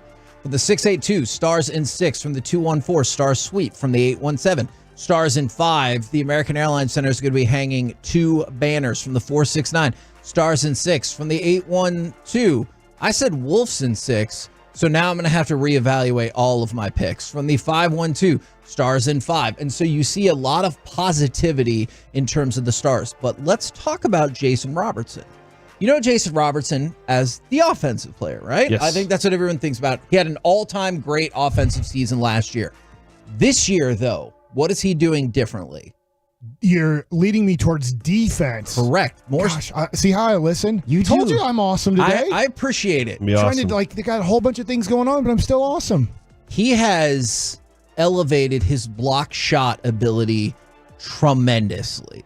Okay, so the Stars have done the same across the board. They had 307 shots blocked in the playoffs. That's the most in the postseason. They've averaged 7 more block shots per game than they even did in the regular season. So let's focus in on Jason Robertson specifically. He's averaging 4 block shots per 60 minutes. What does that really mean in terms of what he usually does? That's double what he did in the regular season. And he was 16th on the team and 9th among forwards in the regular season. Now he's doubled that output of block shots. I know that there was like a disagreement last time I was here when Brian Ray was on who outplayed who in what game, or maybe it was Eric Nadel, but I know this is tough to do off the top of your head. You played 7 against Las Vegas. You played 6 against Colorado. Take out the score. I get it. You've won 8 and you've lost 5, right? You're 8-5 so far in these playoffs. But don't you feel like, and maybe I'm wrong about this, that the Stars have maybe outplayed their opponent 10? Yes, that is exactly in my head. I thought 10 of the games, 10 of the 13 games, they've outplayed them. They just have lost 2 of the games where they've outplayed them. And maybe we're wrong. Maybe one of the wins, the Stars didn't outplay a team but got the W in the end. I can think of maybe one game like that, but I know of at least 2 that I thought they were the better team and they ended up losing. If you're the better team, let's just say 75% of the time. Sure. 3 out of 4 games. You should win the series pretty easily, right? Because most likely you're not going to get that unlucky, or things are just not going to break your way if you're outplaying a team 75% of the time. And I think Edmonton might still have some goaltending issues. Jason Robertson, last thing I want to say about him. He and Kyrie have both said very similar things. So Kyrie said this last night. I think Robertson said it a couple of days ago. Robertson said, I think everyone's kind of being the same player right now and doing whatever it takes to win, regardless of it's scoring or playing hard defensively. Last night, Kyrie was talking about himself and Luka and their defensive abilities. I think it was Kyrie. Maybe it was Kyrie talking about his defensive ability and the team's identity. And that was one of the things he said. If we're not scoring, what else can we do to help the team win? And that's got to be the message you want to hear. You're talking about one of the best Stars players in Robertson. You're talking about one of the best Mavs players in Kyrie Irving. And both of them, to a man, are like, hey, that's great about offense and stuff, but we also have to be contributing defensively, and they are. Kevin, I've done the research. The research? Staubach for the Cowboys. That makes sense. Because I don't know anything about the other guys. For the Mavericks, it is easily Derek Harper. His numbers are tired now. For the Stars, it's between Radek Faksa and Mike Keene. I don't know if you remember Mike Keene. Yeah. He was on that championship team. I do. And then for the Rangers, there's a lot of 12s. But I picked out Petrali, Soriano, or Odor. I'm going to go with Petrali, gentlemen. That could be age bias for me. I'm also picking Gino Petrali. I realize anybody who disagrees and wants to go in a different direction. I'm assuming this. Soriano did make the All-Star team as a Ranger, and he's the only All-Star with number 12. Okay. Maybe so. Yeah. So I will go with Fonzie. Hey, we're the KNC Masterpiece right here on 105.3 The Fan. Coming up next, we took your suggestion. It's time for Conference Finals Casserole. I know Luka wants a title, but now he can also get all of the money. We'll do it next right here on The Fan. Full KNC Masterpiece shows. Remember that Uber Eats has groceries. No, that's absurd. Hey, remember when you used to be Pepper Lady? Pepper Lady? Wasn't it Cinnamon Sisters? Basil Babes. Saffron Squad? Nutmeg Maidens? Paprika? No. Nutmeg Maidens. I just said that. Was it Spice Girls? Doesn't sound right. Was it Saffron Squad?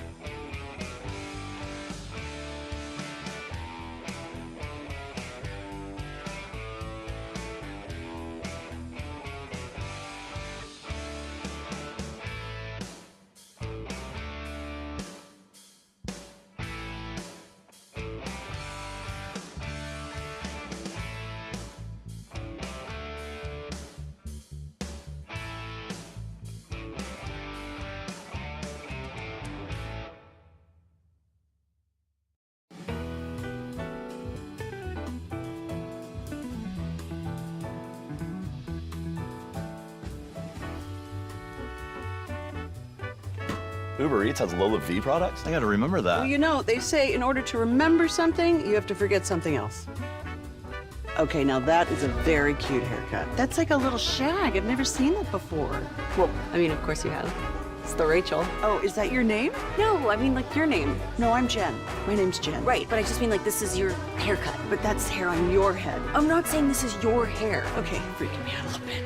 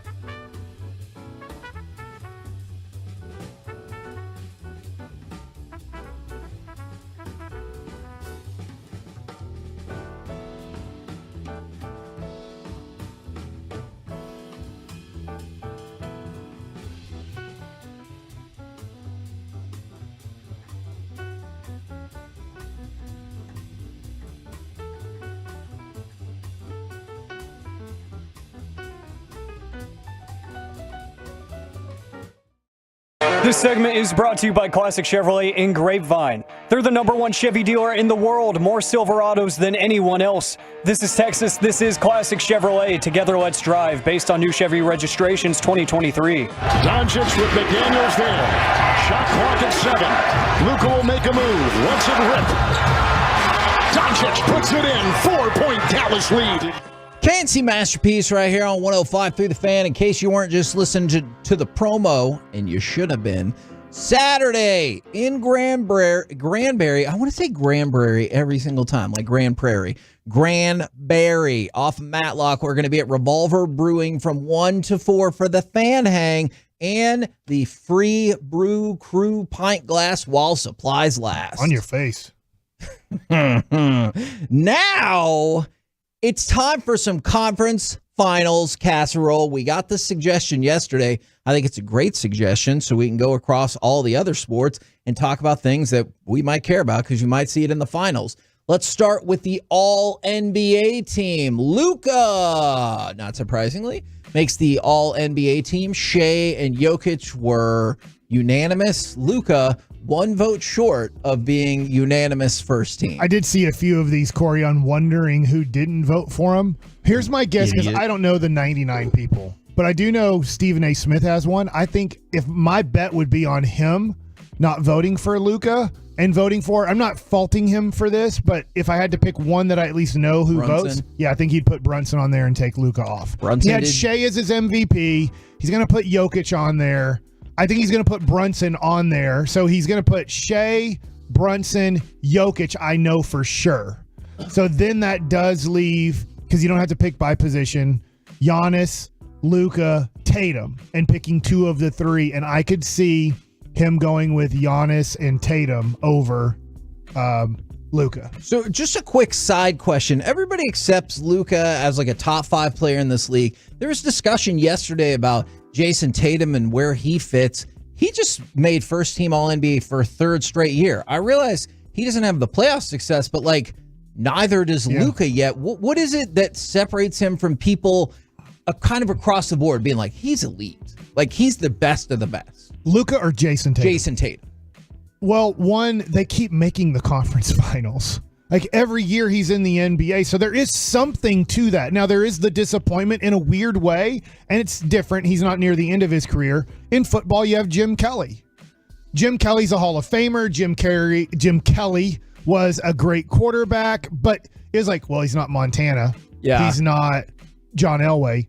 He's not as good as maybe Dan Marino. He's not Troy Aikman because Troy Aikman's won 3 of 4 and beat him 2 times in it. So I look at it and say Tatum takes heat because he makes it far enough that there's nothing else to watch except him and his team.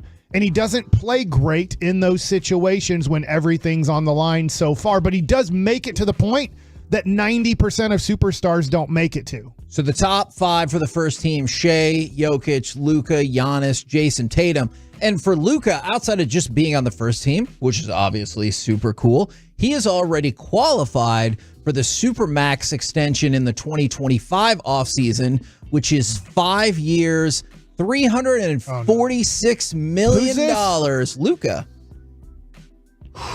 And for the record, great. For the record, it looks like we're going to have Kevin Harlan at 11 o'clock. For the record, Shea has now also qualified for a Supermax that the last year of that deal will pay him $81 million. A year? A year. This is the thing about getting a new owner. Thank God we did. Yeah, we did. Is you're gonna have to pay major tax. You're gonna have to pay. Let's just say you're paying $180 million for your team, and I think right now the Mavs are like at 165 this year. So you're going to have to go to like maybe even 190 million. You're going to have to be willing to pay close to 300 million a year in your salary and in your tax. And if you're not willing to, then you have to just let Luka go. And what I mean by that is you just trade him for a whole bunch of picks and go, we're going to be a poor team. We're going to be a team that is only going to pay up to the cap. We're not going over. Because what's the point of having Luka if you're like, we have to get rid of Gafford. We're not extending Lively. When PJ Washington becomes a free agent, we let him go because we have to have $5 to $8 million players around this guy because we're paying him $81 million a year. Couple other notes: Anthony Edwards, Jalen Brunson, both on second team, and LeBron made the third team. All right, let's pivot from that to I want to stick with the NBA for just one more minute. Boston is favored by 8.5 tonight. I know going in, it's actually down a point. Yeah, but it's going because people are betting hard on Indiana. Are you surprised that it's not still a little bit closer? I know going in, theoretically, Boston looked way better, but man, Indiana, those boys will fight. I would put my money on Indiana at getting 8.5, and you got 9.5 last night. It's just moved. It just money keeps coming in on Indiana because what we're talking about here is this doesn't make sense. Indiana should have won. Indiana has battled and clawed throughout the playoffs. Porzingis isn't coming back tonight, so you don't have a center on their team because Horford's a power forward. I would agree with that. So you look at it and you go, all right, there's still going to be advantages to the Pacers to keep this game close. The other thing, too, is Boston just doesn't seem willing to be a killer. I agree with that. And so that's where I would say Indiana has a chance tonight. Now, how devastated mentally is Indiana from blowing that game? We don't know. You won't know until they start playing. That's an interesting factor that I didn't consider in the point spread. So that's game 2 of the Eastern Conference Finals tonight. Game 1 of the Eastern Conference Finals in hockey was last night. Hit me with that highlight. Played it to the wall, but to Verhaeghe, and it's tipped in by the Rangers' Lafreniere. 2-0 Florida on an own goal. Lafreniere tipped it in past Shesterkin. Whoops. Florida wins 3-0. And obviously this is of far more importance because if the Stars win, this would be who you would see in the Stanley Cup final. And Corey, we can't beat Florida's in Stanley Cup finals. I've recently learned that. Well, are you saying because we didn't beat Tampa Bay, we can't beat any team from the state of Florida? Well, Kevin, don't forget this. We've also can't win game 1s here in DFW, but we did last night. Let's see what happens tonight. Hell yeah! We're the KNC Masterpiece right here on 105.3 The Fan. Coming up next, we will talk with broadcaster extraordinaire Kevin Harlan. He's so excited about the Mavs win, he demanded to come on the show. We'll do it next right here on The Fan. Commercial.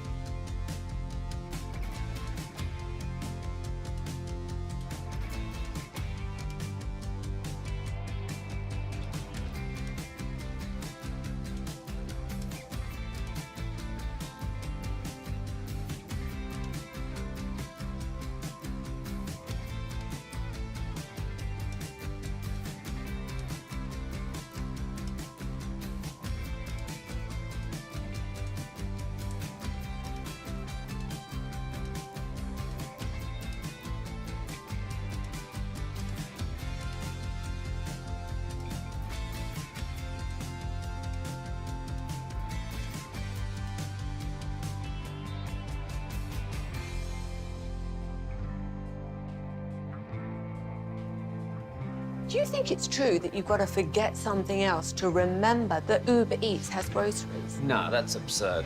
Hey, remember when you used to be a, what was it, Pepper Lady? Pepper Lady? Wasn't it Cinnamon Sisters? Basil Babes. Saffron Squad? Nutmeg Maidens? Paprika? No. Nutmeg Maidens. I just said that. Was it Spice Girls? Doesn't sound right. Was it Saffron Squad?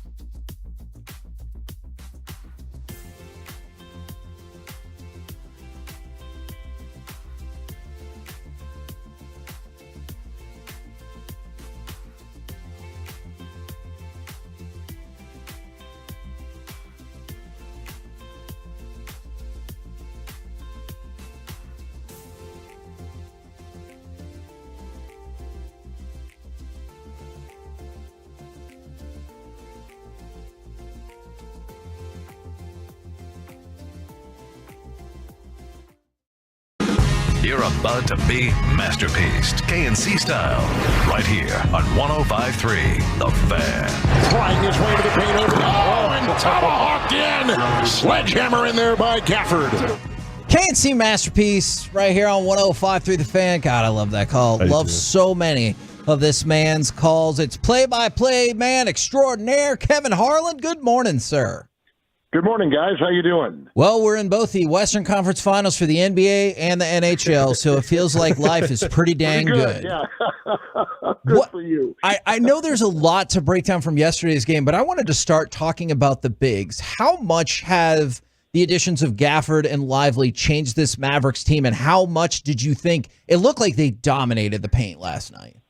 Oh, yeah. And the defense, they close the lane, and that is, at the core of how their defense is going to react in this series and what makes them so effective. They've all got a great knowledge. They anchor themselves at the right spots outside the lane with the foot in, foot out, and know that they can play defense on a string. They can jump in the corner if they've got to with the closeout. They can pick up someone, and they know they got someone in back of them. So that is just it's remarkable. We were talking the other day about trades, mid-season trades, and two things stand out about what they got with PJ and with Gafford. And first of all, they fit perfectly. They're slotted perfectly with what was existing. But it all began with the Kyrie trade, as you guys have talked about this forever, but the middle of last year. When they got him, we know it was about a 500 or less with Luka, and it basically took trade deadline to trade deadline, right? February to February, February 23 to February 24 to figure this thing out with those two. But it still was clunky until they get Washington and they get Gafford, who then now puts everybody in the right lane. It puts everybody on the right road, at their natural position, natural role, understandable role.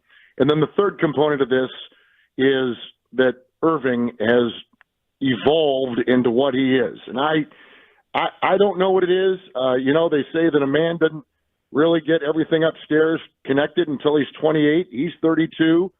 I would vouch, maybe 44 for people like me. But the point is that he has become truly the best version of himself on and off the floor, in the locker room, on the bench.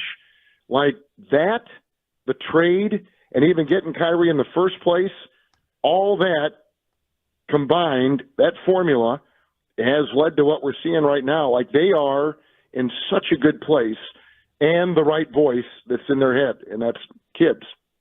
We were all kind of caught off guard last night by seeing Kyrie be so assertive early and then Luka being the closer. I mean, this team does have two closers. We know that, but it was kind of a flip-flop from everything that we've seen over the last 3 months, if you will. Were you kind of caught off guard by seeing that as well?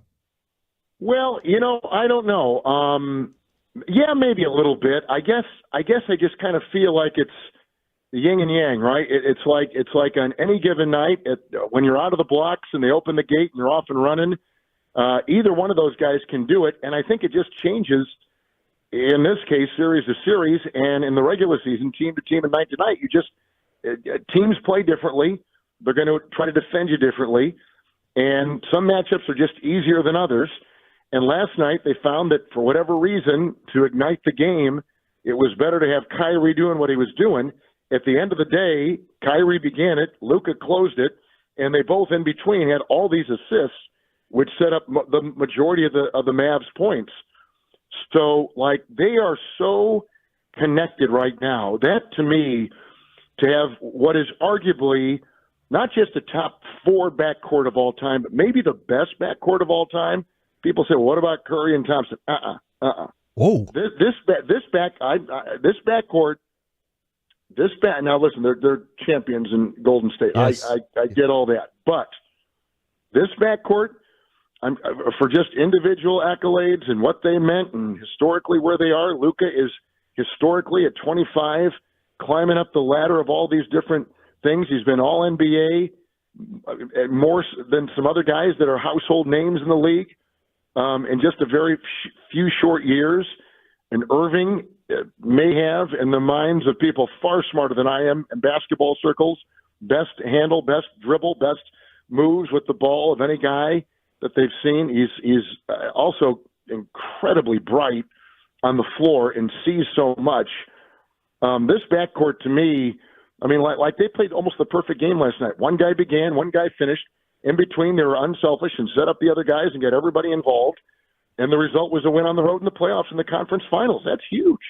So they're at the tip of everything they do. And then it just kind of, and the great thing is they are willing to get these other players, whether it's Washington or whether it's Gafford or Lively, who's just been phenomenal lately, just like holy cow. So I'm bullish on what I'm seeing. They've got it. They really do. There's something very special about this team peaking at the right time.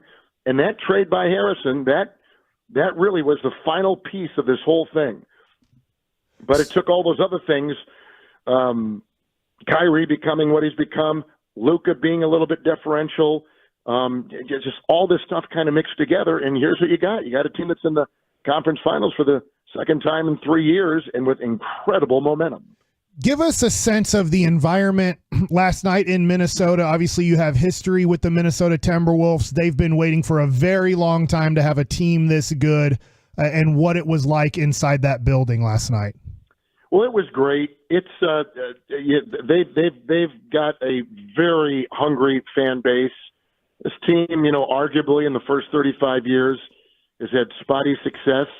They've had some big name players that have come through, Tom Thibodeau used to coach the Timberwolves. Kevin Garnett played here 20 years ago, took him to the Western Conference Finals. Jimmy Butler came through here for a year and a half. I mean, they've had some players over the years, but they've had a hard time getting traction. So if you go back a handful of years when they got Tim Conley from Denver, Tim Conley's the GM that built the Nuggets into what they are now. literally. He drafted Jokic. He traded Gobert. He put that team together. And then Minnesota went to him with a gigantic offer, and I think a percentage of the ownership. And it took that kind of gigantic offer to get him. So he comes here, and then he trades for Gobert. But it was clunky, right? Last year, they just the fans wanted to say, wow, we got this guy, but wait a minute, we got Karl-Anthony Towns. We got two bigs. Are they going to play together? Is one guy coming up? Like, what's going to – and it took like all of last year to kind of figure out how it was going to work. Then they get Conley, Mike Conley, the point guard. There are two Conleys. Conley the GM and Conley the point guard, who's just magnificent. And he's a savant on the floor, and he's the connective tissue of the team in how he gets everybody on the same page, organizes the floor, handles the locker room, runs the practice. Like he's just as essential as anybody on that team. And they came together. So it's really interesting. These two organizations had these two terrific trades, gigantic trades, Gobert for Minnesota and Kyrie for the Mavs. But it took these secondary trades to become what they are right now, which is, 50-plus win teams, both in the conference finals, both with come-from-behind wins to get here in their final game of their respective series. One team beating the 1 seed, one team taking the defending champions to 7 games and beating them on the road. So, both have very similar stories, doing it perhaps in different ways. But I think the fan base here really appreciates the process with which the Timberwolves have become what they are, as I imagine Dallas fans have appreciated how the Mavericks have put this together over the last year and a half. As if you didn't know, we're talking with Kevin Harlan right here on 105.3 The Fan. Obviously, game 1 of a series is the first move, maybe the first couple moves in a chess match. What kind of changes might we anticipate, whether it's defensively or whatever else you want to throw out? I think quite frankly, the Timberwolves were just kind of like in shock that they won on the road in a Game 7. Not that they didn't believe they could win, but that's a pretty tall order, right? Against the MVP, an all-star in the backcourt, a wild fan base, defending champion, Game 7 on the road, standalone game on a Sunday night. And I think that when it set in and they were down by 20 points in the third quarter and came back to win, historically, that's never happened on the road in a Game 7 in NBA history. No team has ever done that. So I think they were mentally whacked. I don't know that they really. I don't know that they were really their true selves. I think they played them well last night, the Mavs, but Dallas is just they're gritty and they are playing at the top of their game right now. So I don't know that Dallas wouldn't have beaten any team in the NBA last night, Minnesota, Boston, whoever. I think the Mavs just played that kind of game, and those two backcourt guys had that kind of performance. But now that we're in the series, a second game. And Minnesota did not have a lot of success against Denver, by the way, in the second round here. Denver won a couple games, and so the Timberwolves did not play their best at home against them.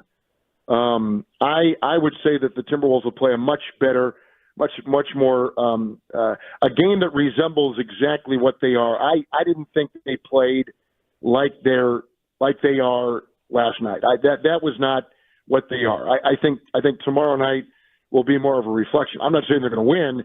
I'm just saying that they're like Denver. Dallas played their best version of themselves last night. Everybody touched it. Fingerprints of all the players on that win, and led by their two superstars. Minnesota didn't have that feel. Edwards didn't play great. Came in a little bit in the second half. I just think Minnesota will. I think they'll show what they are tomorrow night more than they did in Game 1. There's no way McDaniel shoots the ball that great, right? No, God, was that unbelievable? Like you almost didn't you look and go like I look at what was he in the first round against Phoenix? Ugh. What was he in the second round against Denver from 3? Ugh. Like I'm going, holy cow! Like where did this come from? So they kind of wasted a good night from him, which is unfortunate because that third score, wherever it's going to be from, for Towns and Edwards, like who's going to be that next? Like is it some nights it's Conley, some nights it's Naz Reid, who was the six-man award winner. It just kind of varies from night to night. Last night it was Jaden McDaniels, who's a terrific player, by the way. He just really, former first-round pick, late first-round guy, bounced around a little bit. Here he is, signed to an extension this past offseason. They love him, and he's got like a great NBA body, right? Long, can leap. Now we see can shoot the three. He's dedicated himself to playing defense. With that body, he's like it's an octopus. It's like Doc, like he's like all over the place. So he's terrific there. Shut down Michael Porter Jr. in the Denver series. So yeah, they kind of wasted his terrific his record-setting performance for him last night. That's the best he's ever shot regular season or playoffs. So, yeah, that was amazing what we saw from him last night. Incredible. Thank you very much for the time, good sir, and you're welcome back at any point. And I would gladly accept an invitation. I'm coming down. My wife is coming down, in fact, for the game, and we're looking forward to being there on Sunday night. That should be a great scene. Let's go. Excellent. There you go, ladies and gentlemen. Kevin Harlan right here on 105.3 The Fan. Coming up next, it's baseball time in Texas, so we will talk with Jared Sandler right here on 105.3 The Fan. It's time to...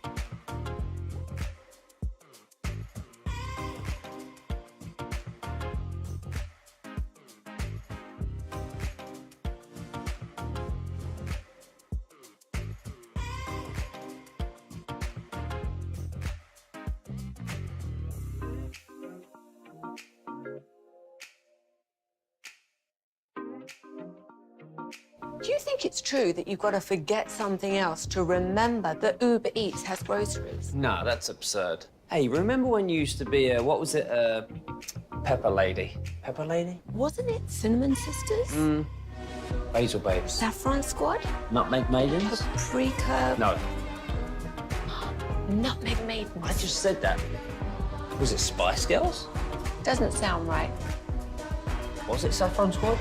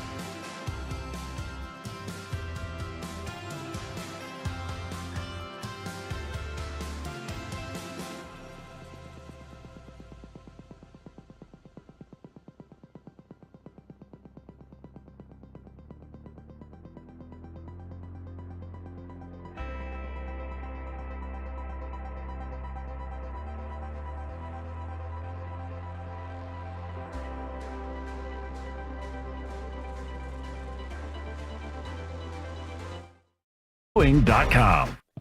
This segment of the KNC Masterpiece is brought to you by Cars for Kids. Donate today at KarsForKids.org and the personal injury lawyers Frankel and Frankel. If you've been injured in a car or truck wreck, call Frankel first, 214 or 817-333-3333. With Frankel and Frankel, there is never an out-of-pocket cost. They only get paid when you win. Frankel and Frankel, the go-to car and truck wreck attorneys in Dallas. KNC Masterpiece right here on 105.3 The Fan. Right now, let's turn our attention to the Diamond.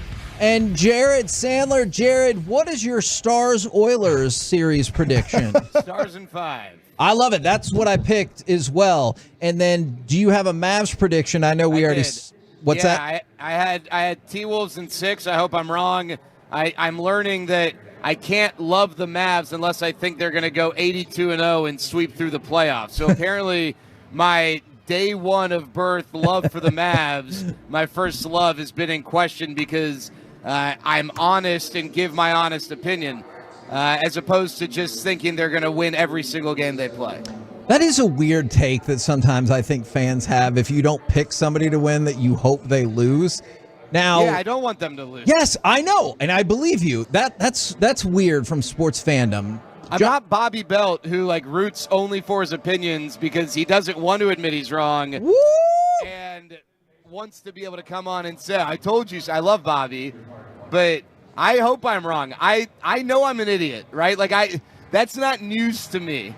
I get told every day by several people I'm an idiot. I know I'm an idiot. I can't get any more of an idiot. So I just want to be even. I don't mind being an idiot and being wrong. I want the Mavs to win. Yeah, Bobby will definitely. He'll be like, I was wrong, but. Yeah, he'll qualify everything. So who at the station cares more about their opinions being right? I'm not saying it's Bob, but who would you nominate? Oh man, Bobby's pretty high. Yeah, up there. Bobby's it. Yeah.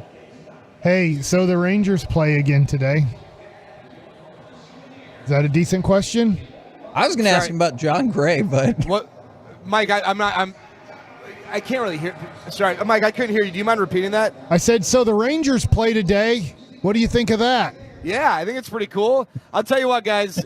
This is my first time going to Philly, and I know this might upset people, but they had 40,000 the first night. They had nearly 40,000 last night. I don't know what the crowd will be today. It's pretty cool seeing. Pretty cool ballpark atmosphere. I just hope the Rangers can come away with a win because I thought yesterday's game was a very winnable game that they let get away from them in the first 3 innings. And then you look at the score and you see 11-4 and you think, well, they weren't close, were they? No, the Rangers, they had control early. They played a sloppy game, and they can't afford to do that against really good teams. And, watching Philadelphia, we were talking about this yesterday. The Phillies right now remind us of the Rangers last year. If you give them more than 3 outs, they're going to make you pay. They're going to be tough outs 1 through 9. They're deep in their lineup. They're going to take walks. And they've got some guys who are just really, really tough to get out right now. And unfortunately, the Rangers of 2023 have not come to play here in 2024. And the Rangers obviously need to get that turned around in the lineup. I know they moved the Rocky statue, and I saw that picture. But did you also run the steps at the Philadelphia Museum of Art? I did. Let me tell you something. Those steps are no joke. I ran them twice. But I definitely felt inferior to the people who were, without their shirts with, Mike Bassick bodies just running up the stairs up and down for 30 minutes. But I did do it. I felt good. I feel like I could have gone 1 round with Drago, but then I probably would have had a similar fate as Apollo Creed. Oh, yeah. But I did get my stair run in. It was great. I was going to go, Kevin, you might appreciate this. I was going to walk to the Palestra this morning, but unfortunately because of the rain, I wasn't able to. So that's something I'll have to do next time I'm in Philly. Another day, another person on the injured list, this time John Gray. Any surprise there, and is the hope that he can come back pretty much as soon as the 15 days is up? Yeah, I think that's the hope and expectation. Obviously, with the Rangers roster where it is, they can't afford to just burn a roster spot. If maybe he would be able to make, a start 10 days from now. I think the hope is that 15 days and no need for a rehab assignment. The feeling is that this is a much better, much less severe injury of the groin than Nathan Eovaldi. Eovaldi is hopefully going to be back soon. Could be this weekend. Could go on a rehab assignment this weekend. You'll have to wait and see. He continues to progress. But yeah, I think the John Gray thing is minor, but, all these bullets, it doesn't matter if they're minor or not. They keep adding up, and the hits keep coming right now. Thank you very much, good sir. Thanks, guys. There you go, Jared Sandler right here on 105.3 Let's The go, Fan. Stars! Let's go, We'll be back tomorrow for a full Let's show, go, 10 a.m. to Stars. 2 p.m. But yes, tonight, Stars kick it off against Edmonton. We'll see you tomorrow right here on 105.3 The Fan. Dave Loffenberg here at Classic Chevrolet.